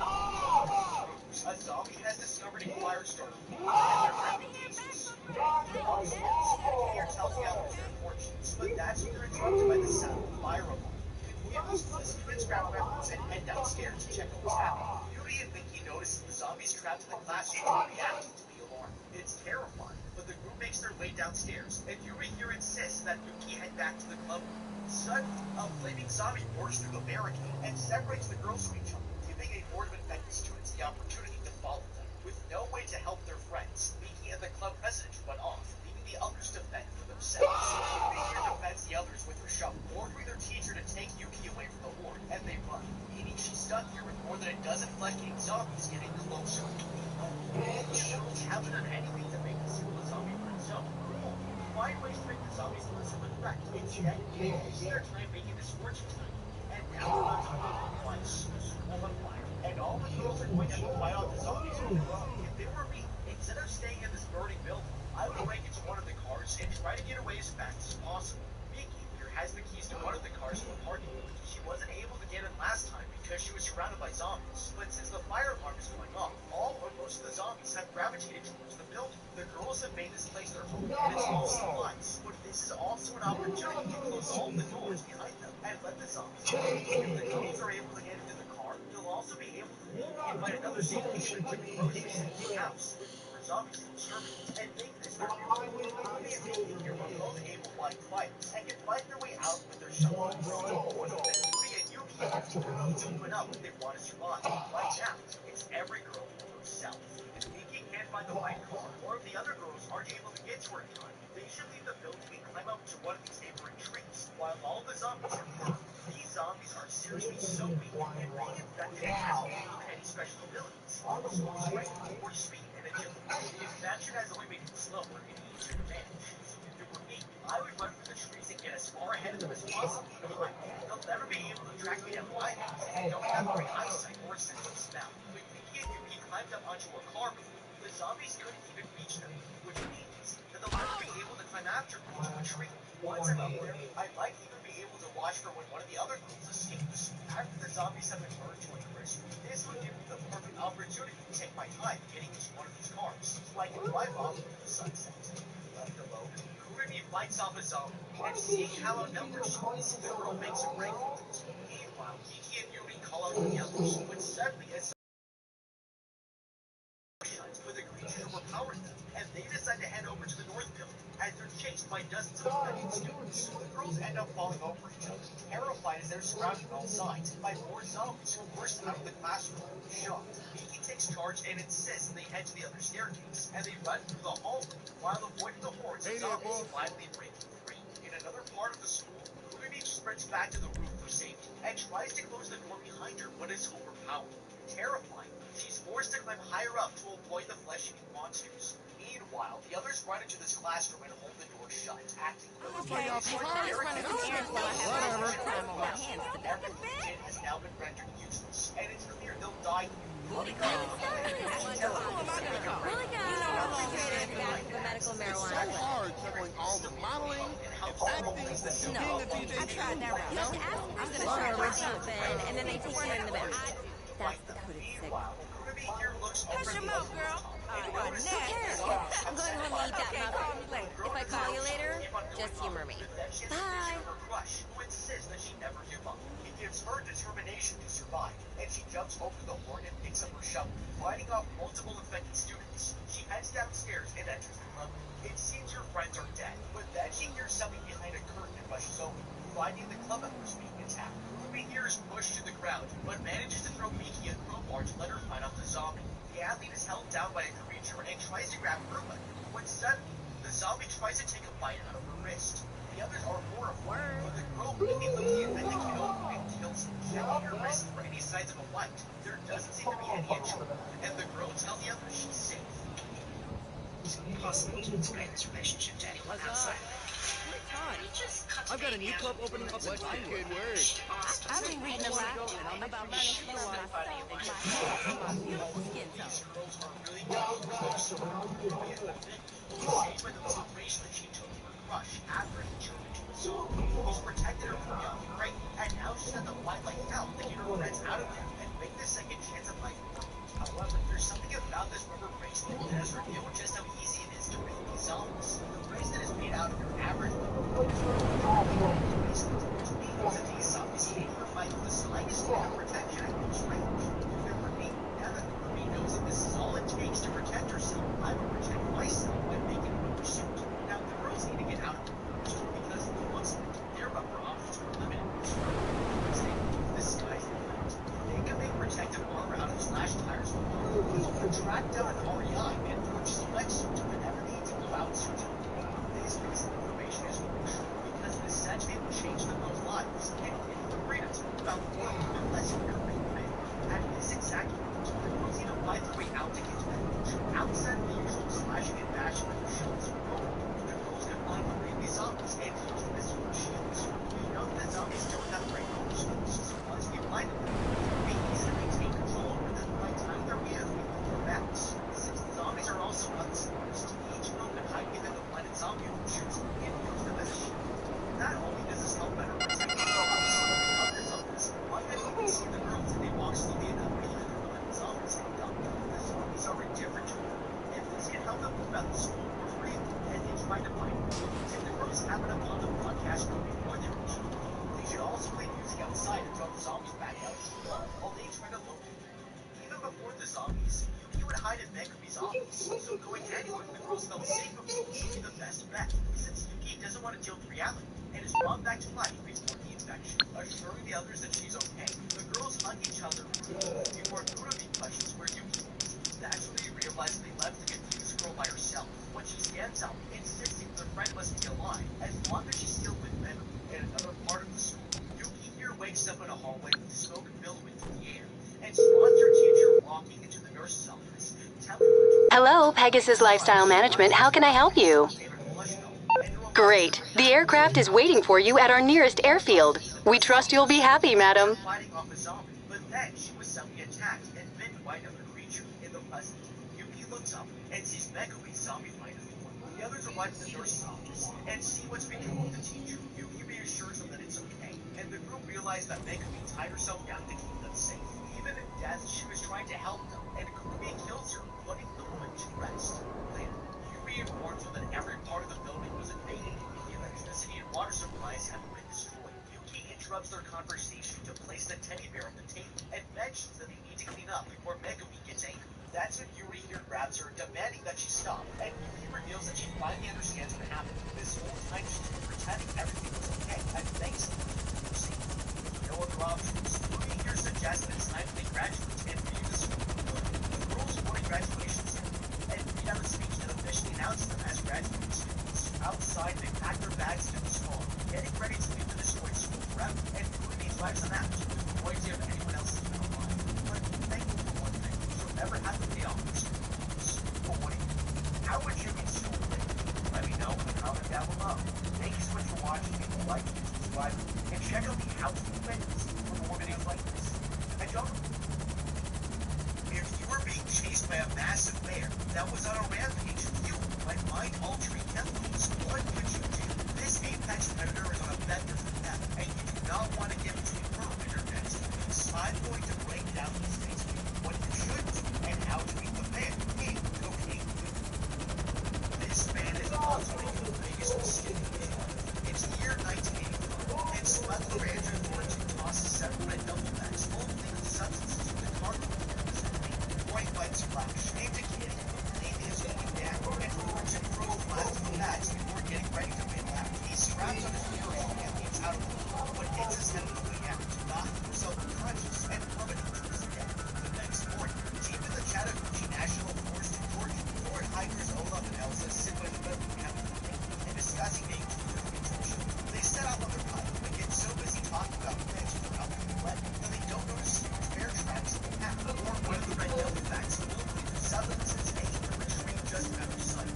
Olaf and Elsa make it to the creek and share a kiss. While they're taking in the scenery, Olaf hears rustling noises and notices a massive black bear battering itself against a tree a short distance away. He says that it looks like someone swallowed the bear, and they should go, but Elsa grabs the camera to look and unintentionally catches the bear's attention. Olaf takes the camera to look, but this time the bear pops up just a few yards in front of them. They're both extremely nervous, and Olaf says they need to stand their ground and fight back, but Elsa runs from it, and the bear chases them. They run through the forest, but Olaf trips on a rock, and the bear tackles Elsa into the bushes. She tries to escape, reaching out for Olaf, but the bear drags her back in and rips off her legs. Realizing that nothing more can do, Olaf runs off into the woods, and makes one victim down, 16 minutes later. Olaf and Elsa thought that they were in for a magical wildlife encounter, but had no idea that they just run into the most dangerous bear they ever encountered. Believe it or not, this story is actually based on real-life events. Andrew Thornton was a narcotics officer turned smuggler who abandoned his plane after dumping 75 pounds of illegal substances into the Georgia wilderness and fell to his death when his parachute failed to open. Several months later, a 175-pound American black bear happened upon the stash, and so the legend of the cocaine bear, also known as Pablo Escobar, or Cokie the Bear, was born. The bear, of course, died after ingesting such a massive amount of the substance, with a medical examiner commenting that its stomach was literally packed to the brim with cocaine. Although its reign of terror was short, the bear was taxidermied and eventually found its way to a vault. All right, I've confirmed with the store. As soon as you drop the parts off, they'll release the funds to your account. Easiest money you've ever made. Unless, you know, your movements are tracked by an opportunistic criminal gang full of people like you. Always a possibility. Anyway, good luck. There are actually 8 species of bear found around the world, but brown bears still just focus on the 2 species that can be found within the contiguous United States. American black bears are trained all over the country, and brown bears are restricted to the north and the west. As the bear approaches, Olaf covers the line. If it's black, fight back. If it's brown, lay down. What exactly does this mean, and what's the logic? The National Park Service says that you should play dead if attacked by a brown bear, since fighting back.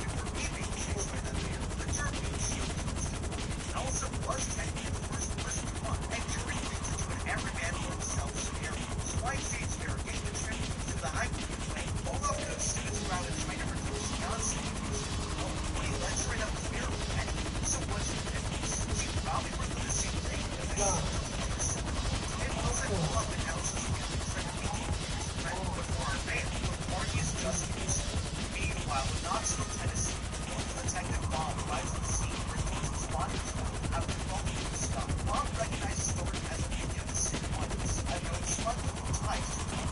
He asks fellow police officer Reed if any known monitor about the fake and Bob says that Thornton must have come to rest soon. That same day at an arcade in St. Louis, Missouri, Sid meets with his worker and tells him that he's sending him to let out in the Chattanooga to recover the substances that are working out. Sid tells him he needs to bring his son Ed, who's been missing since the sudden death of his wife, to meet hesitant. But Sid says it's time for Ed to come home, and if he finally agrees to go with him, back in Chattanooga, single mother Siri gets ready for her friendship and says goodbye to her daughter Eve. She's disappointed because she wanted to go meet here at Waterfall. But Siri says they're going to Nashville to watch her work crush the band. Her mother says they can leave the Waterfall another weekend. And so the meet meets Eddie and live Eddie steps up and asks his dad to see what it is and one of the other kids. At the police station in Knoxville, Detective Bob gets a tip from the truck overheard. What's going on with you? He leaves us looking by dog with Officer Reed, telling him he's headed to Georgia with the Is it something to do with the game that you're playing? and reports are something classified with the she lays out a bed but suddenly opens, scary, and it's the school calling to let her know that Dee Dee never showed up. Quinn sees Dee Dee's backpack out and finds a map inside the red circle to learn out the spot where the school belongs. At the Chattanooga National Forest Visitor Center, old lady park ranger Liz sits smoking cigarettes and putting on makeup using a small mirror. A teenage kid wearing a vest walks in and tries to steal some candy while she's distracted. When she catches him and tells him to empty his pockets, he compliments her perfume and she mentions that she's expecting something. Just then, Wildlife Inspector Peter comes up outside. He opens the door with a big cut out of smoking flame and immediately notices the smell of cigarettes. When Liz points on the teenager and leads him out. Back in the woods, Stevie finds a bundle of illegal substances in the bush she just opened. They find more bundles and realize that an animal is hooked into it. Suddenly, they hear a snort and turn around to see the bear right behind them. It sneezes and blows a huge amount of powder right to their faces, and they scream and run away. Okay, now that we know what she's gotten into, let's take a moment to discuss its effects so we can better understand what effect it might have on the game. According to the United States Drug Enforcement Administration, coke is an extremely dangerous central nervous system stimulant with intense addictive potential.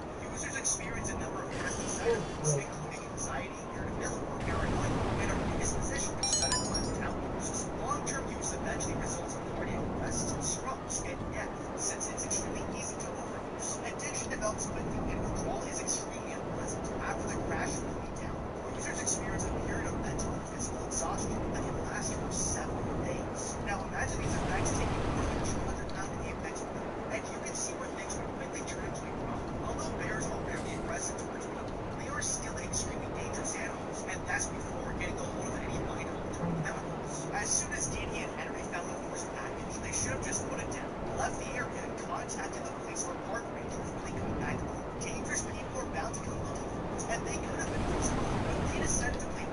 Dee Dee and Henry never could have anticipated running into the bear. But growing up in the area, I'm sure they're well aware of the dangers that encountering even a silver bear could present. They're not big enough to be intimidating or fight back. They might even look like an easy bite-sized snack if it's been a while since Yogi's last successful picnic. This means that their only option when the bear does attack them is to run, which we already know is a bad idea. Which brings us back to the fact that you don't need to be able to outrun the bear. You just need to outrun your friend. The only problem is that Dee Dee and Henry seem to be pretty close friends, and might not be willing to sacrifice each other for a chance to get away. The solution is simple. Bring at least one more kid on the hike, particularly a slow sprinter who you really don't like. Growing up, we always have one kid in the friend group who the rest of us knew would be the sacrifice if anything ever went wrong. So, for example, if we ever ran into a bear, we wouldn't need to waste precious seconds deciding what to do. Just push the predetermined sacrificial friend down and get the hell out of it. I'm sure there's one annoying kid in Dee Dee and Henry's class who would have jumped at the chance to skip school and hang out with them. And that kid would have been the perfect distraction to keep the bear busy while they escaped. Lacking a good candidate for a sacrifice, Dee Dee and Henry are going to have to get really lucky if they want to survive. And right now, they're probably wishing they just got a school like responsible kids. Siri shows up at the visitor center and asks Liz and Peter if they've seen her. They see they haven't seen her, and Siri asks if they can point her in the direction of Blood Mountain. Peter mentions that he and Liz are about to head up there themselves, so Sari decides to tag along. Walking down the path, she notices that Ranger Liz is carrying a gun, and she mentions a group of dangerous teens prowling the area who've been attacking hikers. As they're walking away, David and Eddie pull to the parking lot so that David can use the bathroom. He washes his hands in the sink when suddenly 3 teenagers arrive and block the exit. Their leader pulls out a knife, and they tell David to empty his pockets when he gives them the finger and swears up for a fight. They use the knife once at him, but David snaps his head into the sink and throws him to the ground. The other 2 kids jump in, but David easily takes them all down and knocks them out. He looks in the mirror and notices that he's been stabbed. Now you got something serious under the hood. And he's more angry about it than anything. Eddie walks into the bathroom and finds David cleaning his wound with the 3 kids piled in the stall. He checks their pulses to make sure they're okay, and finds he bring illegal substances in one of their pockets. They drag the gang's leader's stash out of the stall and wake him up. And David interrogates him about where they put the rest of the missing stash. David threatens to go get his gun, and Stash agrees to show him the way to the gazebo where they hid the substances. David gets sent to the glove box, Takes me a while, and the 3 of them head off down the trail. Meanwhile, Sari finds the lunch she packed for Dee Dee thrown across the trail and walks around looking for her when she hears Henry calling to them from up in a tree. They tell him to come down, but Henry warns them that there's a terrible bear nearby that attacked him and took Dee Dee. Suddenly, they hear a menacing snort, and the bear grabs Peter and Liz and pulls them off the trail. Liz pulls out her gun and fires several shots into the woods towards Peter, and he crawls away right into a huge pile of open bundles of illegal substances. Just then, the bear sneaks up behind Liz and grabs her by the back, but gets scared off when she fires her gun. Liz waddles off to get help, and Peter climbs up into a nearby tree to hide, terrified for his life. Sari hides at the base of the tree, but the bear comes back and begins to climb up towards Henry. The boy climbs away as fast as he can, but the bear easily catches up, and just when it's about to get him, it Take your time, I've got all day. Smelling the powder all over his clothes. The bear goes after Peter instead, scaling the tree and grabbing him in the blink of an eye. Henry climbs down, and he and Sari run for it, just as a one-legged Peter falls from the tree, and the bear jumps down right on top of him. That makes 2 victims down, with 15 more to go. Henry and Sari escape and head off in the direction that the bear took Dee Dee. Ranger Liz makes it back to the visitor center and finds the other 2 teenagers hiding inside. She tells them to call an ambulance, and they say that they already did. Liz notices money missing from the register and realizes the kids were robbing the police. She pulls her gun on one of the teens, but just then, the other one says there's someone outside. Liz orders the kid to open the door, and he's stunned to see the bear there. But Liz fires her revolver and hits him in the back of the head until he commits him and causes the bear to run away. That makes 3 victims down with 14 more to go. Liz tells the remaining kids to shut the door and keep his mouth shut. They creep around looking out of the windows for any signs of the bear when they hear it walking around on the roof. Liz thinks the bear is coming down the chimney, when suddenly it grabs the teenager's head right through the window of the door. That makes 4 victims down with 13 more to go. Okay, Peter argued that all animals are our friends, but it looks like the bear left him without a leg to stand on. Henry tried to warn them the bear was on the loose, but they didn't listen. Something must have really frightened him for him to climb up in a tree, and if they had just taken him seriously from the start, then the bear would have been able to catch them by surprise. Liz is packing a massive revolver, which looks like it would make short work of the bear if push came to shove. But unfortunately, she's just as likely to shoot you as whatever she's trying to aim at. Peter claims to be a wildlife expert, but he panics and climbs up into a tree at the first sign of trouble. One of the most essential rules of bear safety is to never climb a tree to get away, since black bears can easily climb right up much faster than a human. If Peter was half the wildlife expert that he claimed to be, then he would have known this. But to me, it just looks like he's a granola munching frog. Since neither of them is going to be much help in a fight, Liz and Peter really only serve the purpose of acting as distractions while I make my escape. I'd wait for just the right moment until the bear was too busy with one of them to notice us, and then tell Henry to run for it.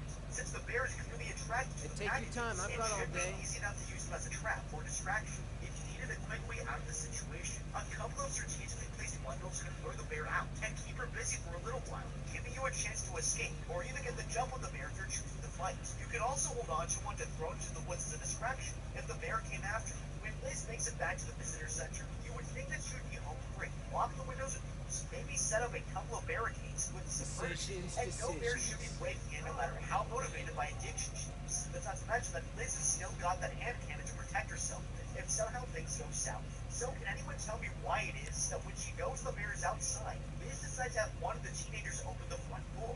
Just keep the door shut and the bear stays outside. You stay inside. The police arrive. They scare off or shoot the bear, and that's that. Problem solved. That first 4 kids might still be alive if they just stayed put and waited for help to arrive. but he wasn't exactly an upstanding citizen anyway, so the park is probably better off without him around.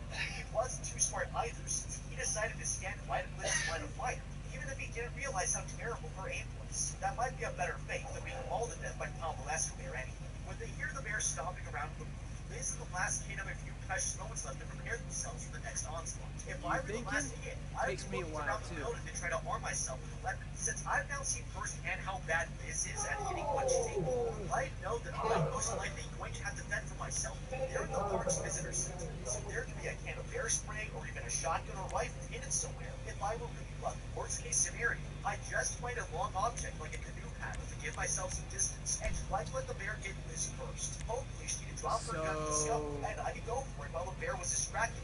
I'd also still want to have a plan for escape if I couldn't take the bear down, so I'd be sure to grab the keys to the Ranger's truck in the office. That way I can use the vehicle instead of just trying to get away on foot. Well, the kid doesn't do any of that, and instead backs right up to the window, putting himself in the perfect position to get taken out by the bear. Detective Bob arrives at the visitor center, but heads off down the trail without noticing the carnage inside. Out in the woods, Sari and Henry walk around looking for Dee Dee, when she notices what looks like blood on a nearby rock. But she runs up and quickly discovers that it's just red meat. Sari realizes that Dee Dee left them a trail of paint to follow, and they run off after her. An ambulance arrives at the visitor center, and EMTs Tom and Beth jump out to see what's going on. They grab their medical bag and walk into the door, but can't get it open because of the teenager's body laying against it. They force the door open, seeing the body, and realize that things are much worse than they expected. Beth goes behind the counter and finds Liz laying there gasping for air. Tom cautiously opens the door to the storage room and finds the other teenager's decapitated body inside. Suddenly, the bear steps out of the darkness with its face covered in blood. Tom slowly backs out of the room, closes the door behind him, and telling Beth they need to go. The ranger holds the stethoscope up to her lips and whispers bear, just as the bear bursts through the door and jumps right on top of Tom. Beth and Liz run for the ambulance, leaving Tom behind. The man reaches for the medical bag and smacks the bear with it, and the bear starts rummaging through it, looking for more of the illegal substances, giving him a chance to escape. He runs after the ambulance as Beth speeds away, barely managing to make it onto the vehicle. When they hurtle down the road, the bear sprints right behind them. Liz fires on the bear, slowing it down, and Tom tries to close the door but can't get it shut. The bear leaps right into the back of the ambulance, sending Liz flying out, still strapped to the gurney, and dragging her face across the pavement. A now one-handed Tom falls into the driver's seat, but the bear grabs him and drags him to the back of the ambulance. Beth is so distracted that she crashes into a tree and flies through the windshield, dying on impact. That makes 7 victims down, with 10 more to go. The bear walks back into the forest, continuing its quest for more powder. Detective Bob stumbles upon the gazebo and sits down to catch his breath. He sees the double bags of substances hidden on the roof and starts writing letters with them. David, Eddie, and Stash make it to the gazebo, and Stash realizes the baggies are gone. He pulls out his pistol and tells Stash that he has one more chance to tell them where to find the substances. But suddenly, Detective Bob confronts them from the roof. He orders David to put his gun down and step back several paces. David drops the gun, and the detective says he's come down, but can't find a safe way to get off the roof. While he's distracted, David lunges for his gun, but Detective Bob shoots him in the hand and blows off 2 of his fingers. David stumbles back in pain, but quickly runs for the gun again, and this time makes it under the gazebo, where Detective Bob can't see him. The man orders Eddie and Stash to get on the ground, but lets Eddie grab David's fingers before he goes down. Detective Bob tells David, Eddie, and Stash that they're all going to be arrested on drug charges. Just then, David notices the bear approaching from the woods. The bear walks up slowly, sniffing around for its next mix. It lumbers over to Eddie, and suddenly passes out right on top of him, trapped and still alive. Eddie calls out for help. Stash says the bear isn't moving, and he thinks that it's dead. Detective Bob agrees to a temporary truce, and David goes to check on the bear. As he crouches down, a brick falls out of his back pocket, and the bear sniffs it and wakes up. The bear goes straight for the package, eating the whole thing in one bite. David asks if they should shoot the bear, but Detective Bob says they should wait to see what effect the substance has on it. The bear gets on top of Eddie again, but Detective Bob distracts it by pouring some powder off the roof. He tosses a bundle into the forest, and the bear runs off after it. Detective Bob tells the other 3 to go, but David won't leave without the bags. Suddenly, Detective Bob is shot by Sid with a hunching rifle. The bear comes back, and David and Eddie run away. Rolling around in pain, Detective Bob kicks the double bag off the roof. Out of the forest, Sari and Henry find Dee Dee's sweater and realize they're still on the right track, crossing the river after them. Meanwhile, Dee Dee sits trapped in the barricade nearby, crying for her mom. Suddenly, they come across Olaf sitting in the woods and crying for help. He says that he was attacked by a devil bear, and Sari says the same bear took her daughter and asks him if he's seen her. Olaf says he has, and agrees to show them the way. Okay, I'm not a doctor, but it looks like they're going to need another ambulance. Maybe instead of EMTs, they should have called a coroner and saved everyone's life. I'm surprised Detective Bob didn't notice the bloody scene inside the visitor center. Since he's in an unfamiliar national forest, you would think that he'd stop it for a map, so he would know where he's going. But I guess he's just planning to wait.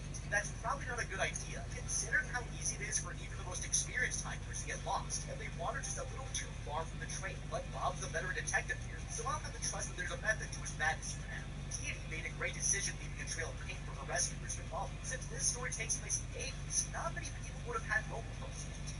The only way for Dee to let anyone know where she is would be through leaving a trail of holes in her mind. Now, you might be asking yourself, why did the bear take Dee alive instead of killing her outright like it's done to everyone else so far? And it seems that sometimes the bear's motives are beyond even my understanding. What the bear wanted with Dee, I can't tell you, but it's a safe bet that it probably had something to do with its next fix. As soon as EMTs Tom and Beth arrived at the scene, they should have been able to tell that something was horribly wrong. After discovering the first mutilated body, I would have gone straight back to the ambulance, locked myself inside, called the police, and waited for them to arrive before I went any farther inside that visitor center. They're EMTs, not crime scene investigators. I understand they have a duty to save people who need medical help, but that first guy they find is definitely dead, and I don't think any amount of CPR is bringing him back. After arriving at the scene and finding a mutilated corpse before even getting through the front door, you can bet that I wouldn't be rushing in there to find out who or what might still be lurking inside. When Tom notices the bear hiding in the shadows of the storage room, he calmly backs away close to the door, which is a good start.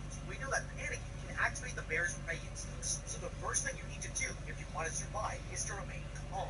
That seems to be the limit for Tom's survival instincts, though, and he makes the classic horror movie mistake of not running for it when he had the chance. From the time Tom shuts the door to the moment that the bear breaks through, almost 20 seconds have gone by, which would have been plenty of time for him to get to the ambulance if he had just reacted more quickly. Instead, he ends up serving as a distraction, while the other two leave him for dead at the first sign of trouble. Tom's back to the bear with a medical bag, which does absolutely no damage, but has the unintended effect of distracting the bear while it rummages through the bag looking for any substances that might be inside. Since now we know that you can use the medical bags to distract the bear, I would have started fleeing any other ones that I had out of the back of the ambulance to hopefully get the bear off of our tail. Sure, you'd be throwing away important medical supplies that you may need if anyone gets hurt, but nobody's going to be able to use them if they're all dead, so I wouldn't worry about trying to hold on to them. Now, if distracting the bear with the medical bags didn't work out, it'd be time to look at other options for survival, and I have a feeling that you know what I'm thinking. Liz starts blasting at the bear right away, and after seeing what happened to the first kid back in the visitor center, I would be making sure to stay far out of her line of fire. If I were in Tom's position, I'd be ready to use her as a meat shield as soon as the bear managed to get in. I know EMTs are supposed to be saving lives, but Liz was already badly injured and might not survive anything. Not to mention that she's older and has less to live for than I do. Nobody's going to know what happened besides Tom and Beth if they survive, and she was too busy trying to steer the ambulance to notice what was going on in the back anyway. Unfortunately, Tom lets his only remaining chance of distracting the bear slide right out of the back door, and he ends up paying the price. Beth is possibly the most embarrassing of all. She had one job, keep her eyes on the damn road, and she couldn't even do that right. Now, I understand that it's going to be extremely difficult to keep your composure when a 200-pound beast is mauling your coworker. But is there any more important time to clutch? Beth manages to be the only other person in the story besides Thornton at the beginning to die as a result of her own atrocious coordination skills. Congratulations. During their standoff at the gazebo, David should have known that it was over because Detective Bob had the high ground. He's also a much better shot than Liz, and I wouldn't be taking any chances in a standoff. When the bear showed up, I would have fired a warning shot or two to try to scare it away, instead of just letting it approach the group. The bear ends up passing out right on top of Eddie, and he's lucky that he wasn't crushed or stuck in a position where he couldn't breathe. This bear is only about 200 pounds, so it's possible that Eddie could survive for a little while under its dead weight, but he would be quite uncomfortable to say the least, and in an extremely bad position if the bear were to wake up or it was to start raining. Lucky for him, when the bear does wake up, she's immediately distracted by the package that fell out of David's pocket. David asks if they should shoot the bear, and I would say that the answer is definitely a firm yes, especially when it starts going after Eddie again. Detective Bob says they should see what effect the substances have on the bear. I wouldn't be waiting around to find out. Would be smart to at least throw a bundle into the woods to distract the bear so that the others can run away. Unfortunately, Sid was camping with a sniper and shoots Bob just when it seemed like the danger is past. Detective Bob didn't deserve to go out like this, and if he's gone, who's going to take care of his fluffy little dog? David and Eddie run right into Sid, and he tells them they need to get the substances back at all costs, or the buyers will come after the whole family, including Eddie and his son. The three of them head back to the gazebo,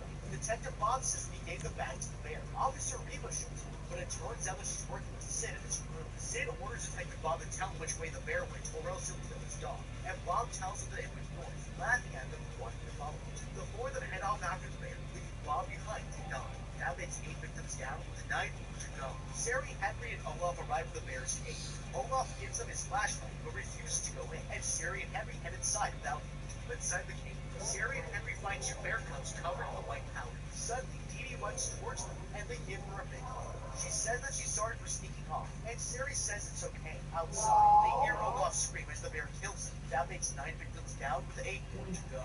Realizing the bear is coming, they go deeper into the cave looking for an exit, and find a path that leads to a cliffside ledge behind the secret waterfall. Sid and his crew find Olaf's mangled body just outside of the cave. David says they should cut their losses and get out of there, but Sid insists they continue inside. They find the duffel bag all torn up, and Sid tells Eddie to go away and salvage in the bag. Sid still isn't satisfied, but Reba tells him that she's beaten. As she walks away, Sid raises his rifle to shoot her in the back, but David steps between them. Sid says they've all gone soft and takes the bag from Eddie, continuing deeper into the cave, out of the cliff. Sari hears Sid coming and tells the kids to hide. The man walks down to the cliff and sees a bear with the duffel bag hanging just out of reach above them. Sid says he's not leaving without the rest of the bundles, but gets distracted from the bear cubs trying to take the bag. He spreads one of the cubs on the front of his rifle and yells at Eddie to shoot him, so when Eddie refuses and puts down his gun, Sid throws the rifle at David, but Sari catches it instead and says that she's taking the children. Suddenly, a mama bear appears in the cliff above them and lets out a tremendous roar. Sari, Dee Dee, and Henry jump from the cliff and escape into the river. Eddie and David jump next, and Sid shoots the bear with his pistol, causing it to snap and fall to the rocks. Sid climbs up and pulls the duffel bag, knocking the package loose that falls directly down and explodes next to the bear, reviving it for another attack. The bear climbs back up the cliff and swats at Sid, ripping his stomach open as the bear cubs come to feast on his intestines before throwing him off the cliff and claiming the substances as their own. That makes 10 victims down and 7 survivors left. Okay, when Sari and Henry arrive at the bear cave, why not yell for Dee Dee to come out and see if she answers before going in yourself? Sari isn't armed with anything but a flashlight and puts little Henry's life in danger by taking him into the cave to help look for her own kid, which I'm sure his parents would appreciate no matter how negligent. Sure enough, they find Dee Dee. The 3 of them end up trapped. The bear returns and kills Olaf, as it was certainly bound to do, since this is its house. Out on the ledge, Sid starts beating up the bear cubs, and they try to take the bag from him, which everyone knows is only going to get you mangled by their mom. Sure enough, the big bear shows up on the cliffside right above them, and since I've already made one high ground joke in this video, I won't try to force another one in. But at this moment, I think we all know how things are about to go down for Sid. He actually manages to almost kill the bear, but his greed ends up being his downfall. And once that bundle of powder explodes right in front of the bear's nose, it's all over. I would have jumped for it just like the others, and left the bag behind for the bear and her babies. Sid thought he had the guts to take on anything, but the bear has a way of making any plan turn inside out. Down on the riverbank, David realizes that he was shocked to chaos. Sari swims up to him and starts to treat his wound through nursing skills. The next morning, the group makes it back to their cars at the visitor center. Reba gives Eddie Detective Bob's little white dog and tells him to get out of there before Bacchus arrives. Sari, Dee Dee, and Henry walk down the road past Ranger Bliss's mangled body as police arrive to the scene. Later, another couple comes across the 3 bears playing by the river. The bears stare menacingly into the camera, and the screen cuts to black. And it looks like their bedroom is just getting started. But what do you think? How would you beat Cocaine Bear? Let me know in the comment down below. Thank you so much for watching. Leave a like and subscribe. Check out the How to Beat playlist for more videos like this. And don't forget that from now on, we'll be uploading on Wednesdays and Saturdays. Until next time, have a damn good day.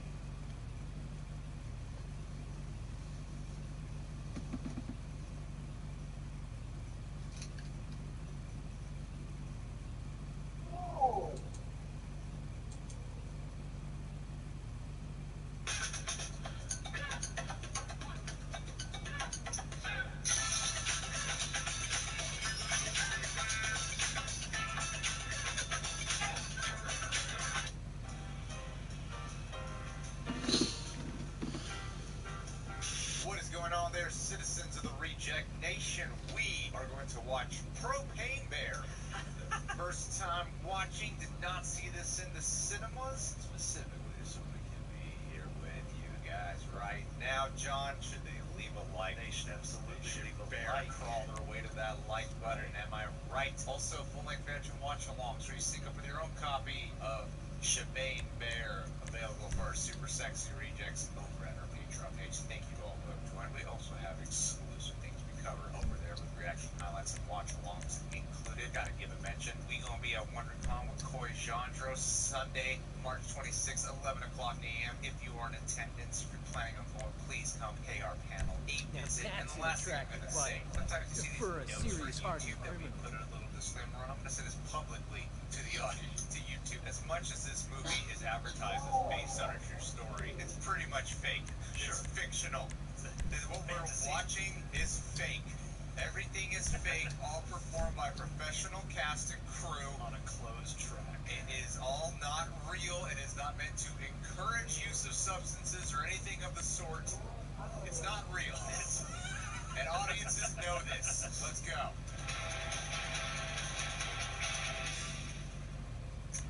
Lord Miller.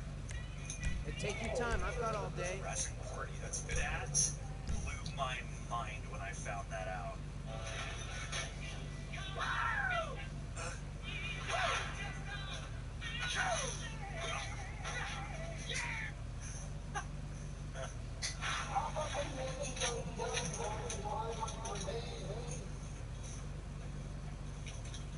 Is that Matthew Reese?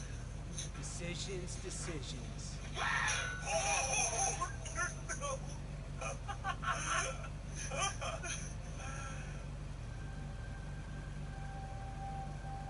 Oh, that's a fun fact.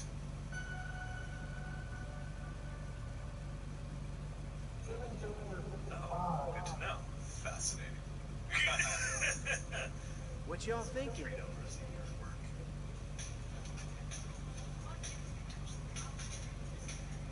That's right, Ray Liotta's in this. It's the last movie. It's about that. That is the one thing you said I could handle myself, and I've already made my decision. Oh, that's the guy from Game of Thrones. It's a giant spade. It is a nice book. Hold up. Whoa. Now she looks pretty, but not in like a girly way. So it begins. Told you I could get us here.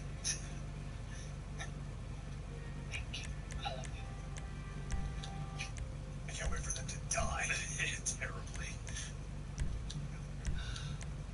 How's that look? Pretty sweet, right? Nice. And now this. We have such good luck in nature. Yes, we do.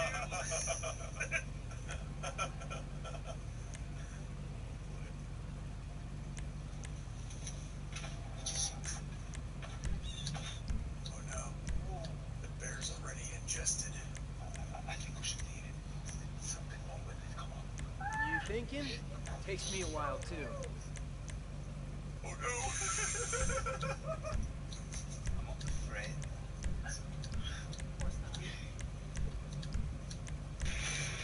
Oh my god. Yeah. Oh no. It's black. Black. It's brown. Lay down. How do you know you're not a bear expert? You read the opening crawl. Oh no. This is what you get.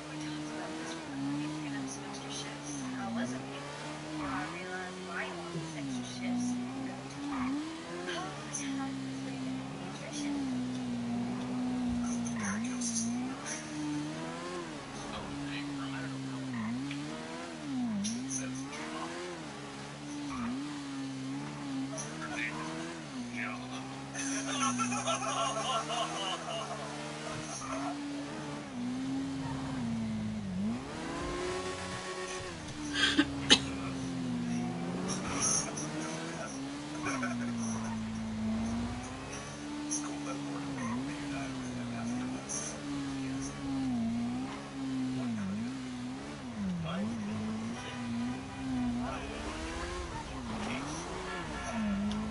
No. Idiots.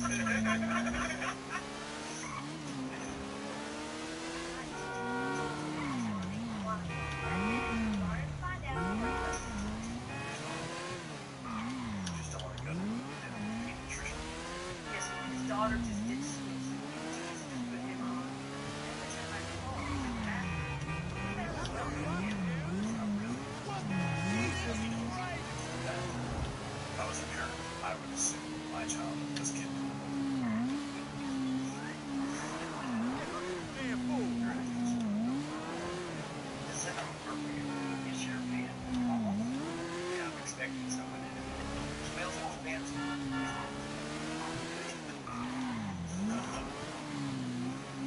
Shit. It's here. Right? Told you it was big. What's that smell? Oh no! Someone been smoking?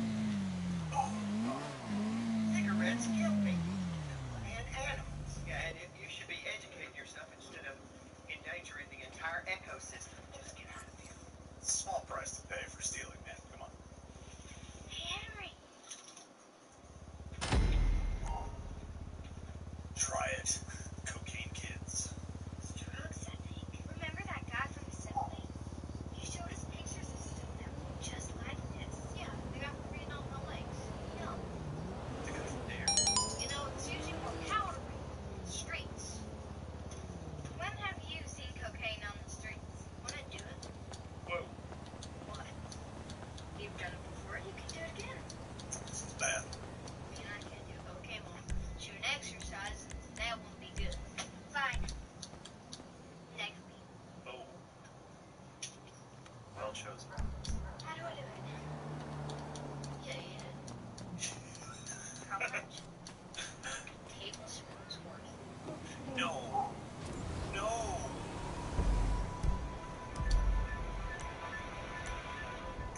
Oh! What the hell? Archie?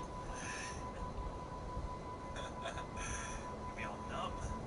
YouTube, this is fake. That is a pro. That is Roundup vitamin B12.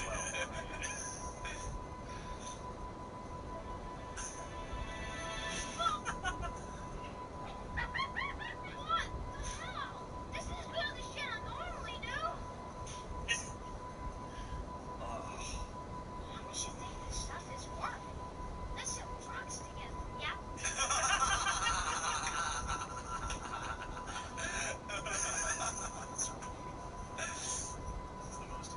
Call me at the place. You bet. And my throat's really funny. Stop.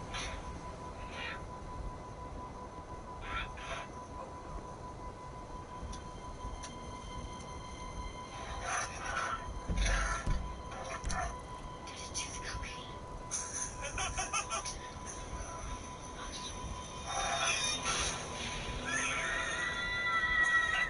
That's classic.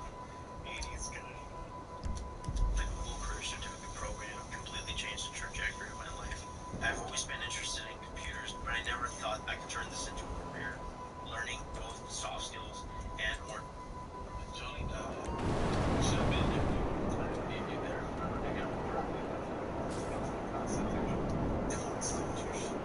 I think he's happy she's dead. He's not happy. She died. We were family business. We didn't call it that. I wonder who did it. Johnny died of cancer. I know. Maybe he gave her the cancer. We get a lot of runaways, bad apples. She's not a runaway. She just came to paint the... Can someone just please point me in the direction of Blood Mountain? Oh, and don't play this game. You want it. You would want to play They just ignore the fact that drugs were legal. Yep. They got business to attend to. I didn't know Rangers carry guns. Park rangers would be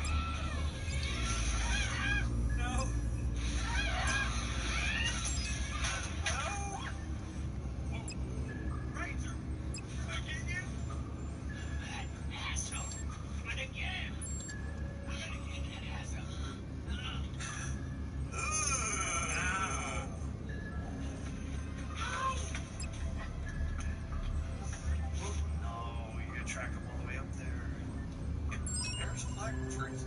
No? Am I wrong with it? They're always depicted as doing such. There's something wrong with it. Yeah, I told you there was. Quit acting like this. Did you feed it cocaine? Bears can't climb trees. Of course they can. Why are you up here? Are you up here? This would be a terrifying situation, man.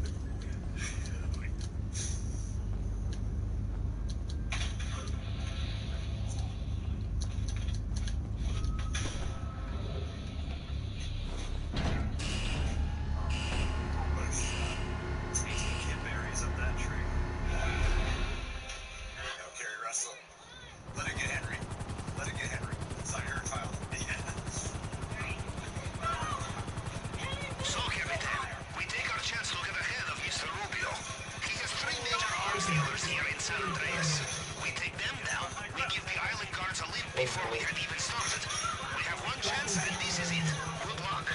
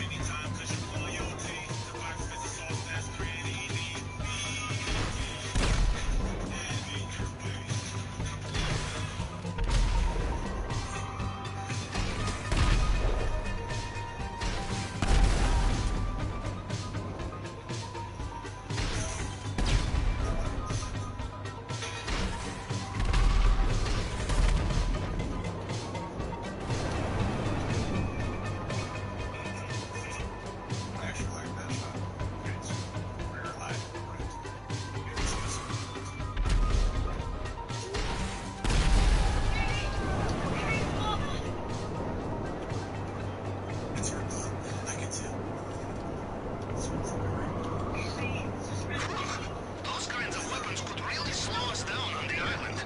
Good work, Capitan. Just like that's a guess. It has some side effects. The bear could create a habit for the bear. Or if they'd ever want to do it again. Run it into Papa Bear will be very angry because drugs are very, very bad. What if they do? We always will. Sure is. Keep your nose clean.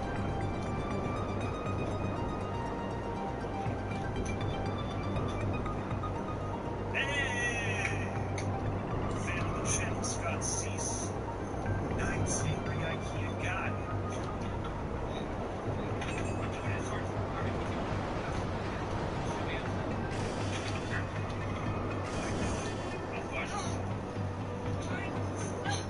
They called it a concussion.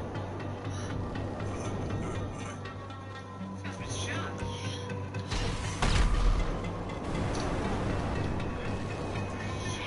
It's the ranger. Take her arm off.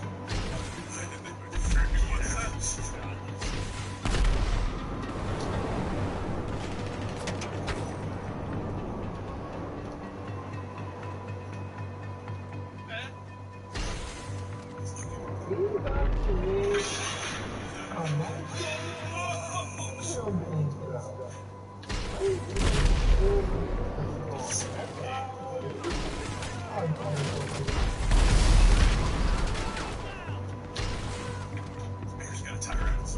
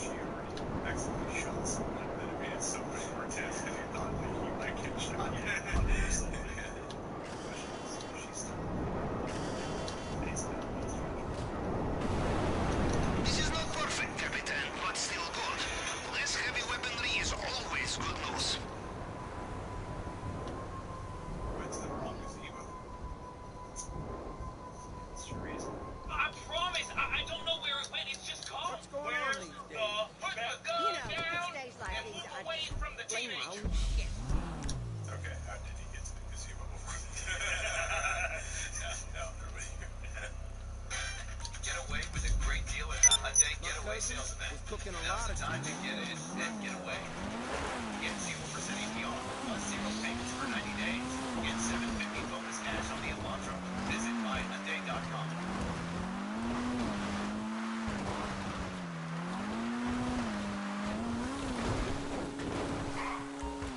Fine, alongside my get the Samsung Galaxy S23 free with a qualifying trade-in and 24-month bill credits. Enjoy its superior camera and a battery that lasts all day. It's all new and now it's all free. Order yours and save. Fine.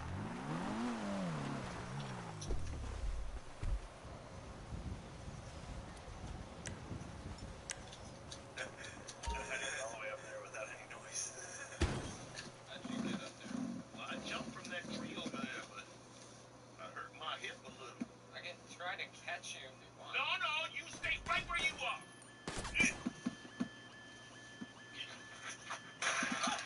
Oh boy. Sobo! Fingers! I You told you not fuck! to move! Not cool. You idiot!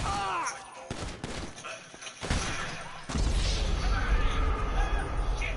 You motherfucker! Get away! Can you grab those for me? I'm gonna grab his fingers. Okay, get them. Throw them in my fingers. I didn't put them back on. Throw them one at a time. That's Dee Dee's sweater. Come on.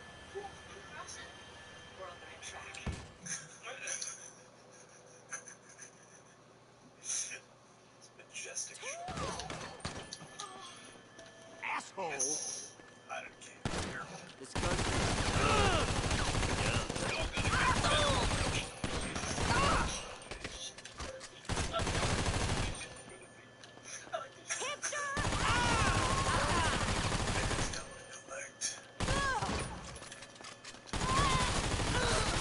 We're in the best position right now, dude. You can get up there. Hey, if this guy got up there.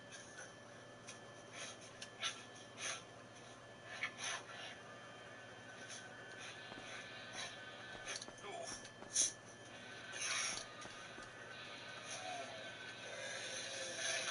Whoa! Oh, no. Oh, what a nightmare. Now's the chance to shoot the bear. Oh, no. He lived. Poor guy. Are you hurt? Were you attacked? I'm looking for my daughter. She was attacked by the devil bear. Have you seen her? Was she alive? You need at a time like this, boy. Can we call truce so I can see if the bear's dead? Yeah. Progress.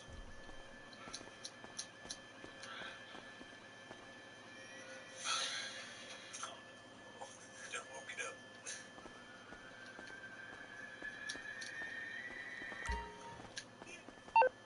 Oh, shit. Oh, no. Get away. Oh, shit.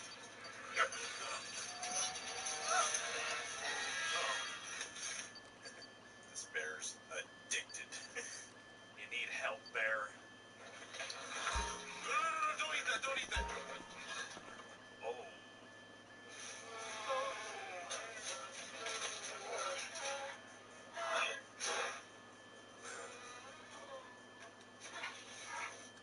Get away. Get away from it. No, boy. They're playing with you. I'd stay still if I were you. What? Just tap out, bud. Tap out. Eddie, please don't die like this, Eddie. Please. Eddie. He's gonna die. Hey, girl.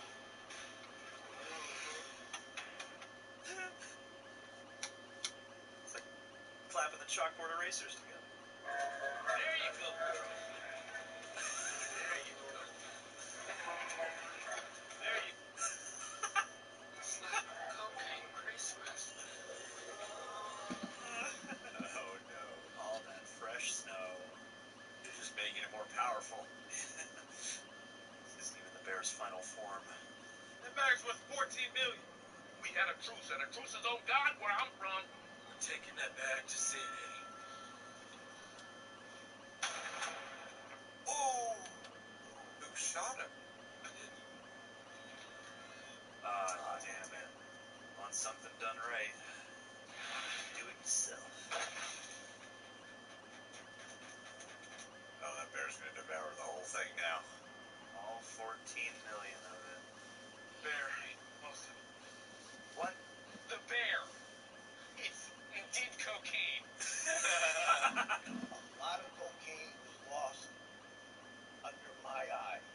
They're gonna come after me, my family.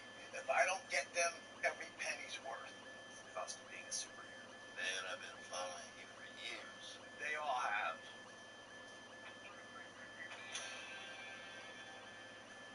Ooh, they kinda shifty. But, Oh no. so let's take. Tell me which way the bear went. Apex predator. Eye on cocaine and young on tours.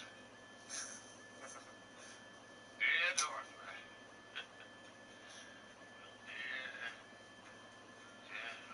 Tragedy. Somebody help him down from up there.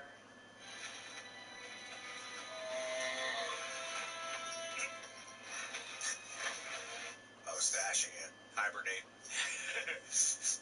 Wake up in spring and do the rest.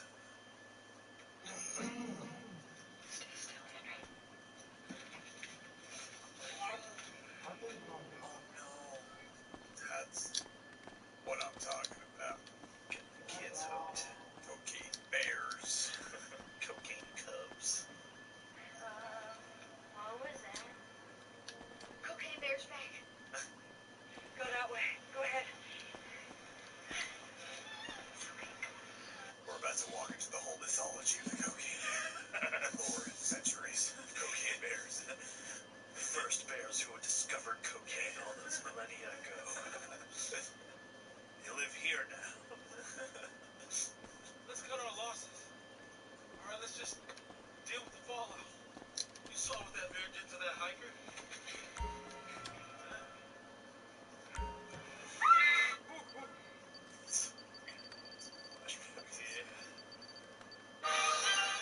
Get away and come together at Great Wolf Lodge.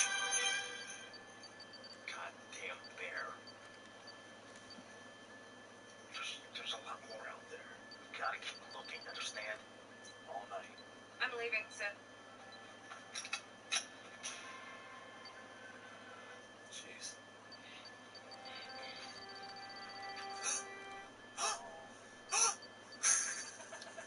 Save the trigger. Who are you? I'm Mom. This kid's here. Let's just go. No, I'm not leaving without that cocaine.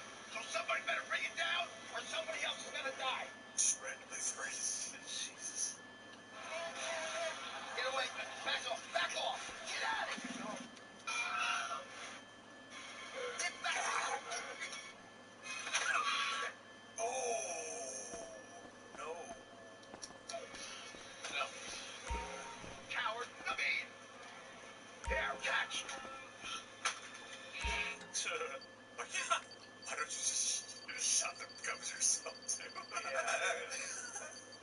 You're perfect order. Stop. God. You're the reason this is all happening. And it's a good thing it's not like you. Because you're a piece of crap person and a bad dad.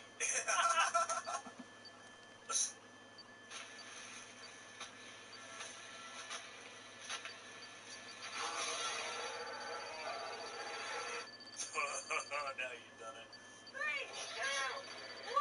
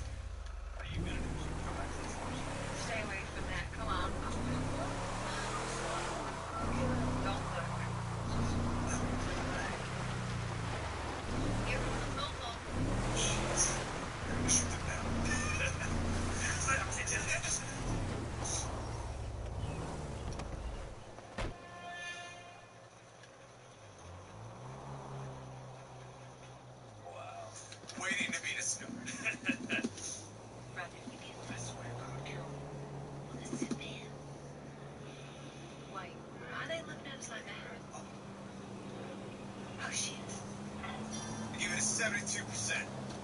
Yes. Yeah, no. Keep at it. Let's see if it goes up while we're talking about it, Josh. This is a good rating scale. You're on. Yeah. 72. Sure. I don't know. Solid metric. This is where my heart's currently at. Maybe it'll go up by the end of talking about it. Sure. But no.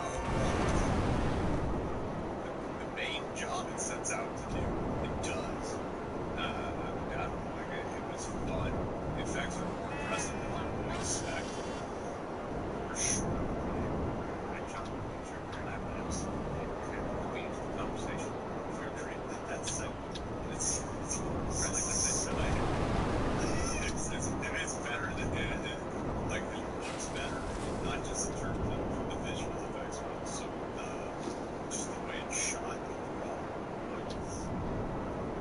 I was expecting a much so that just leaned significantly more to like a B movie, shorty territory. Some skulls. Yeah, those skulls are so bright. Like more silly. I'm pretty sure I saw the trailer. Was the one time. I think it was I've seen some anime. It might have been like a YouTube pre-roll on TV or something like that. So I thought this was much more sleek and a little bit bigger than expected it to go. And so yeah, when you show up for the actual parts of the bear slaughtering and murdering, being the jaw shark in the woods, that's when I thought the movie was best. That's when I thought the movie was at its best. When it's actually doing the thing you showed up to go see. Yes. It greatly succeeds for that.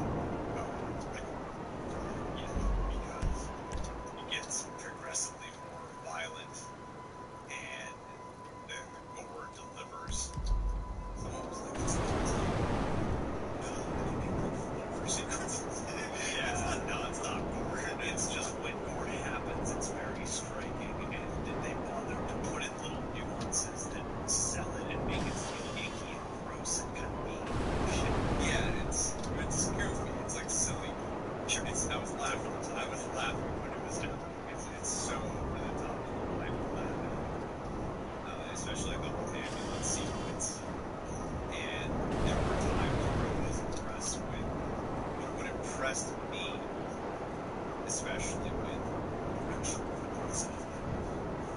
what impressed me with a lot of the bear sequences is how she did manage to find tension, like genuine tension and suspense. It was unbelievable. When I was like, this is more suspenseful than I was expecting, because I thought it would just be funny. Yeah, but I'm actually caught in the fun tension. Yeah, there was fun tension to be had in most of the bear sequences, especially before the gazebo scene, I would say. Anything with the ambulance, with the kid was really Henry especially was so that kid was great. Yeah. I cannot wait for him to become the new Finn Wolfhard. See him everywhere, finally get sick of him. Yeah, I don't know. I might have seen that kid in something else before, but I really thought he was wonderful. He had a great grasp of the comedy. Yeah, and what is it? I've seen an actress in Billy. Carrie Russell?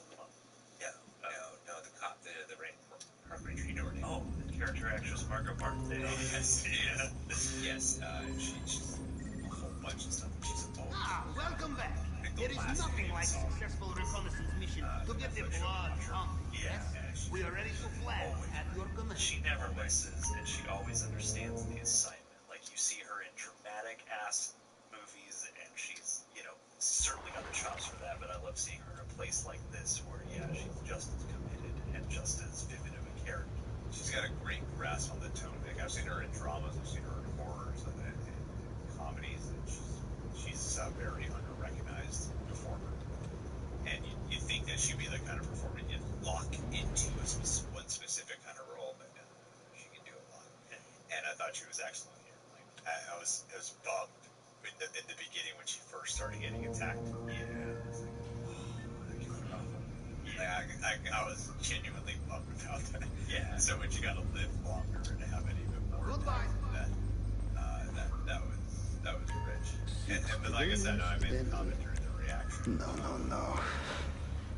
The fact that I was impressed with the comedic beat moment of she accidentally shoots that one guy.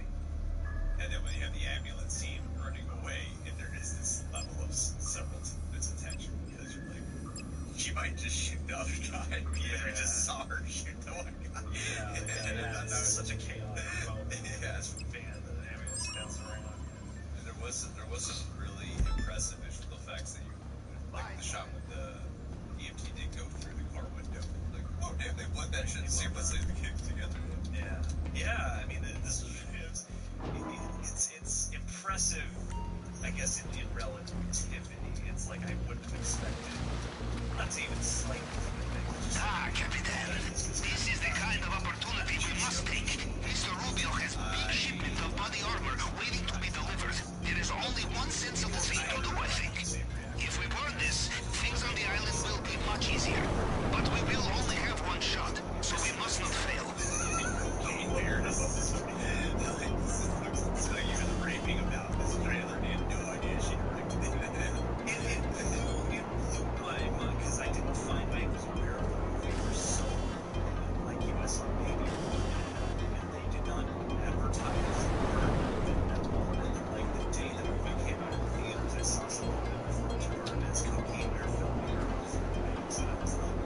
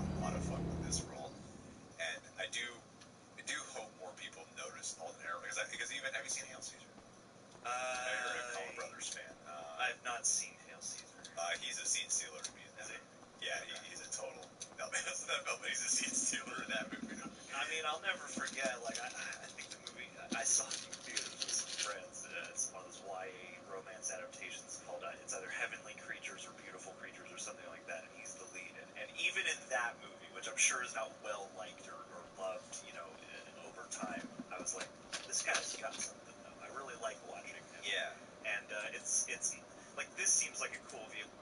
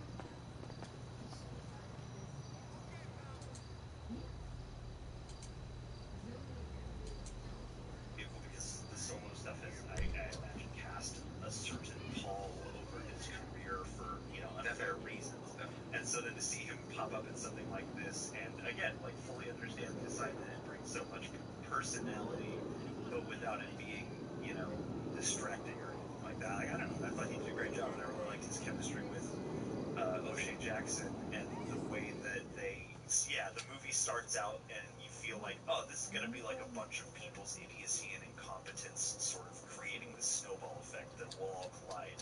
But after a while, it kind of wasn't that. Like, there was, little little errors and things at the beginning, and there were dumb decisions made. But once everybody kind of gets to the park, that gives way, and it's not as much about, the bumbling stupidity. It's more just like, oh, yeah, these characters all have a certain splash of color. Yeah, I mean, I think regardless of why I would put it at 7 instead of the full, I think regardless, there was always an effort to be more than on display.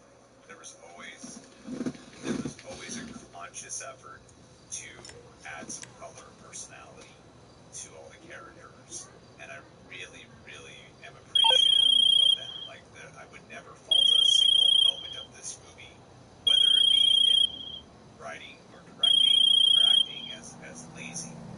I think where the movie would tiptoe between pieces, there's something about the rhythm in What's with the tube? scenes of just human interaction and cutting back and forth, where it just wasn't really. It would fluctuate between enjoyable to feeling like it's the rhythm and energy's way in this movie, where sometimes the scene would genuinely feel dramatic, but it wouldn't feel like the drama was not feeling the weight of the drama. And comedies, a real hit or miss when it comes to like the dialogue.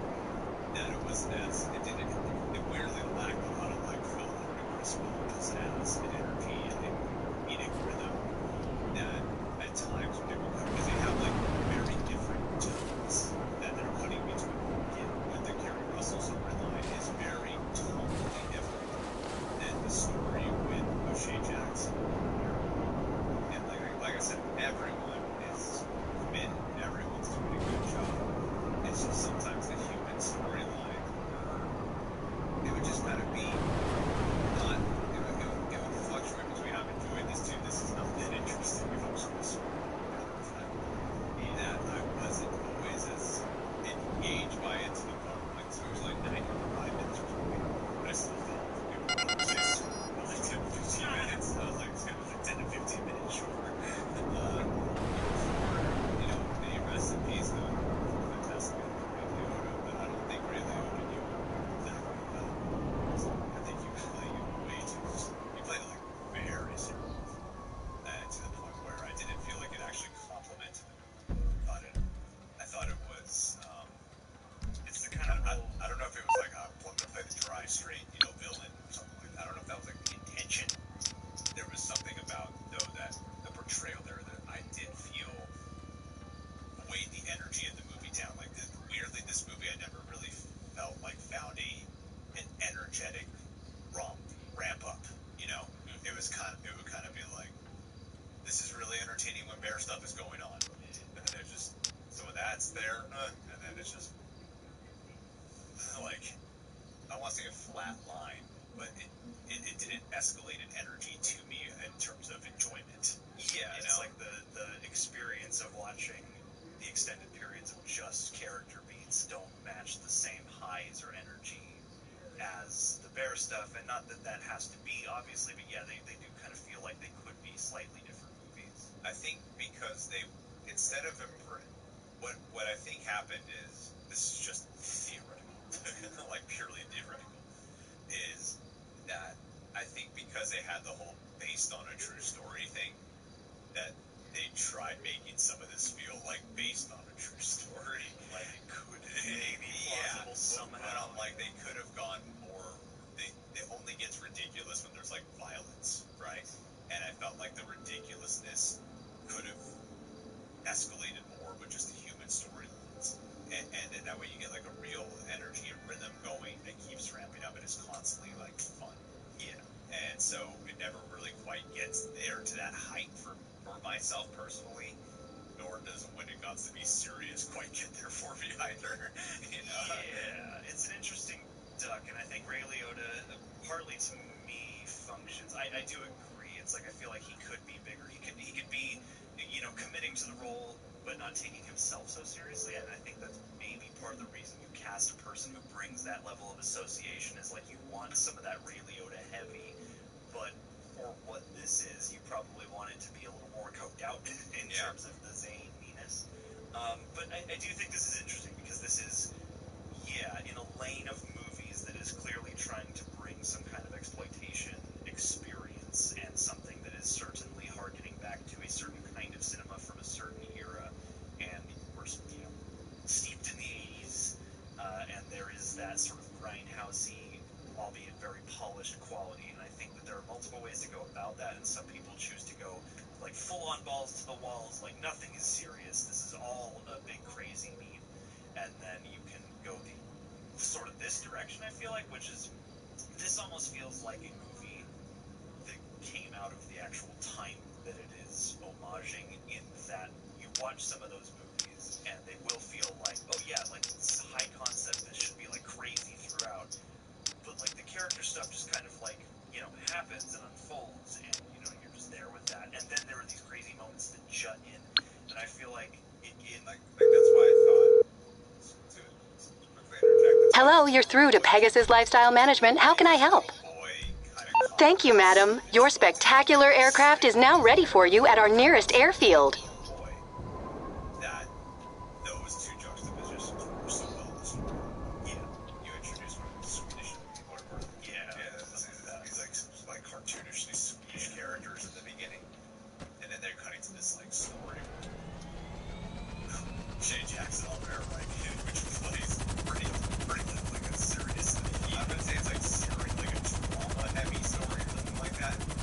But yeah, the energy of that I don't feel, because I actually get what you're saying, because I thought that too about these kind of plays like that. Some meetings, like this was really fucked out.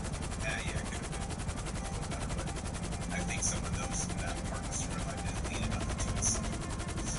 Yeah, it's like I think that what could have made this, I think, transcend a little harder and make it more real for everybody is, a little bit more unifying. I don't know, it would be chaos or zaniness or something. Like, I think I like when a movie like this commits to taking itself not seriously, but playing itself straight, at least. Like, I don't want them to go so far as to, completely destroy the pretend universe that wasn't real. But yeah, I feel like they maybe could have split the difference a little better to embrace it just a little harder, because, like, I can understand what you know, but I've heard that movie. Yeah, detective guy likes his dog, and there's hanging out with your random people, and the bear comes in, and that's those are like, My dad is getting out of prison after 17 years. Very nice. Absolutely not. After then, be someone who's never been before. It's doing some things different.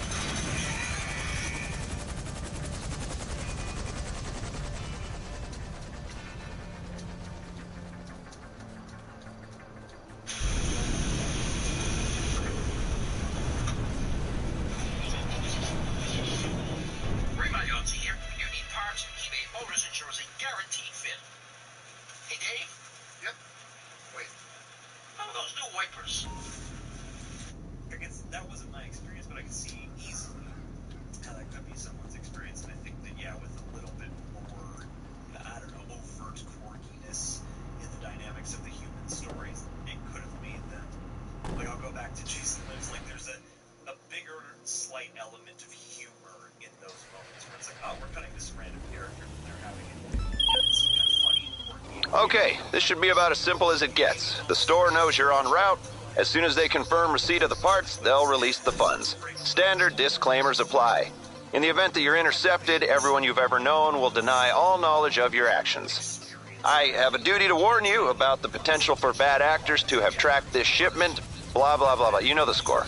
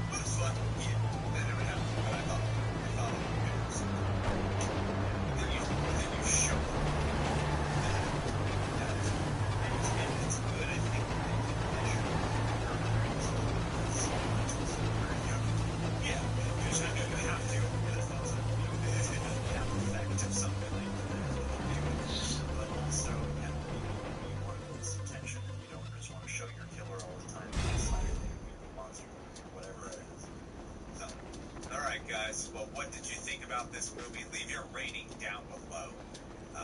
Do you want a sequel? What other animals do you want to see to justify powder?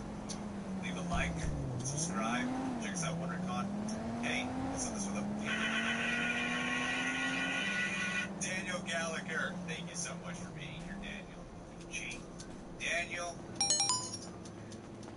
Come on, we know what you do. Keep saying you're part of the pharmaceutical industry in Scotland, and no one can stay pushed this Patreon for that long and then tear your rat off the pharmaceutical money. No, man. We know you've been pushing the angel dust around town. We know what's going on, dude. You know what, man?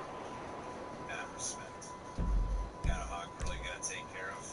You gotta keep that bank account looking filthy. You know what I mean, man? You gotta keep her Gucci stilettos. I understand what it takes, so respect to the game. Don't hate the player, hit the game. And I gotta say, man, clientele, well,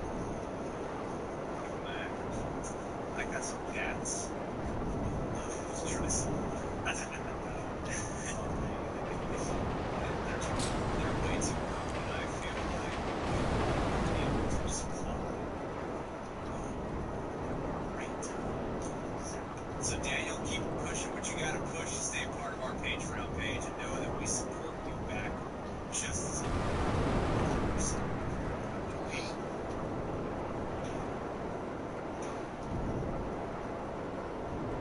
The COVID-19 virus causes thousands of people to be hospitalized and hundreds of deaths daily. The senior population and people with adverse medical conditions are at a greater risk of severe complications or death from the COVID-19 virus. Visit DePaul Community Health Centers to get vaccinated against the virus today. Get protection from unnecessarily dying from COVID-19.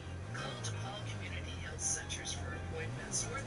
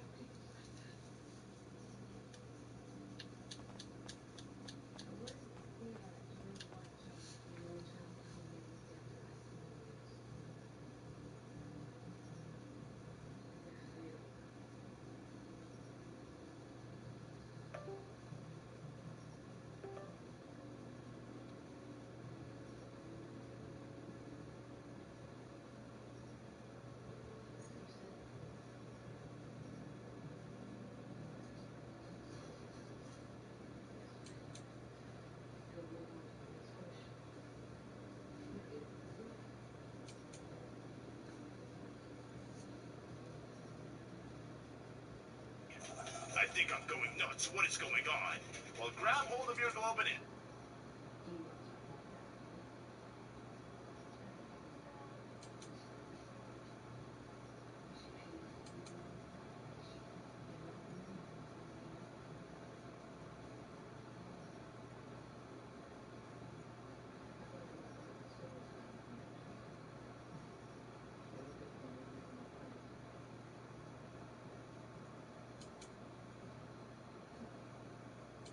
Update day in GTA Online. Welcome back to This Week in GTA. We're not going to waste any time. Sub, like if you enjoy the video, you know the drill. Let's get into it. Starting off with the podium vehicle like always. This week is the NS Stafford.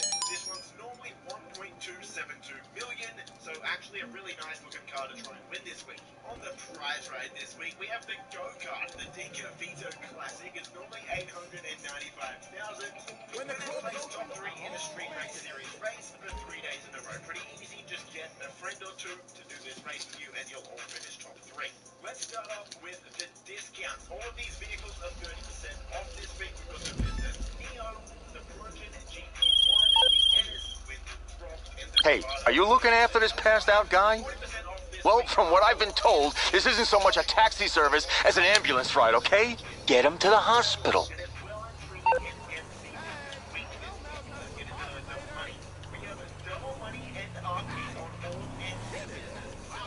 So that's pretty big in itself. But not only that, we've also got a 2x production speed for all of your MC businesses as well. So not only are you making twice as much money, it's also making product twice as fast. So it's basically 4x the money this week if you think about it that way. You're also going to get double supplies on your MC business resupply missions. Oh, I just did some asking around, and this guy is a sustainability manager and an environmental consultant for Globe Oil. Do you have any idea how wealthy and sadistic those kind of people are? So yeah, please don't let him die. And if we ever needed friends with a stake in the price of gas, it's now.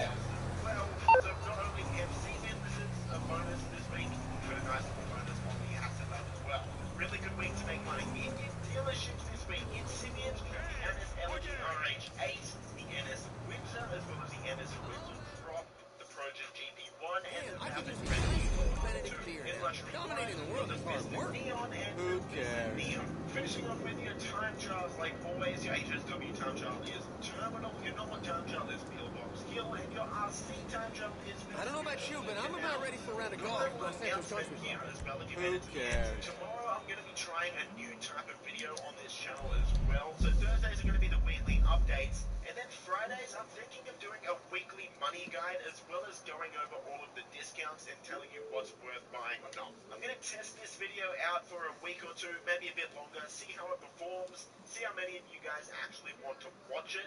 So if that is a type of video you want to see going forward, make sure to watch it tomorrow. Going to do my best to break it down and give you guys as much info as possible. We'll wrap the video up there. If you enjoyed, again, leave a thumbs up, sub for more stuff like this. I hope you stay safe, and I will see you in the next video. Boys?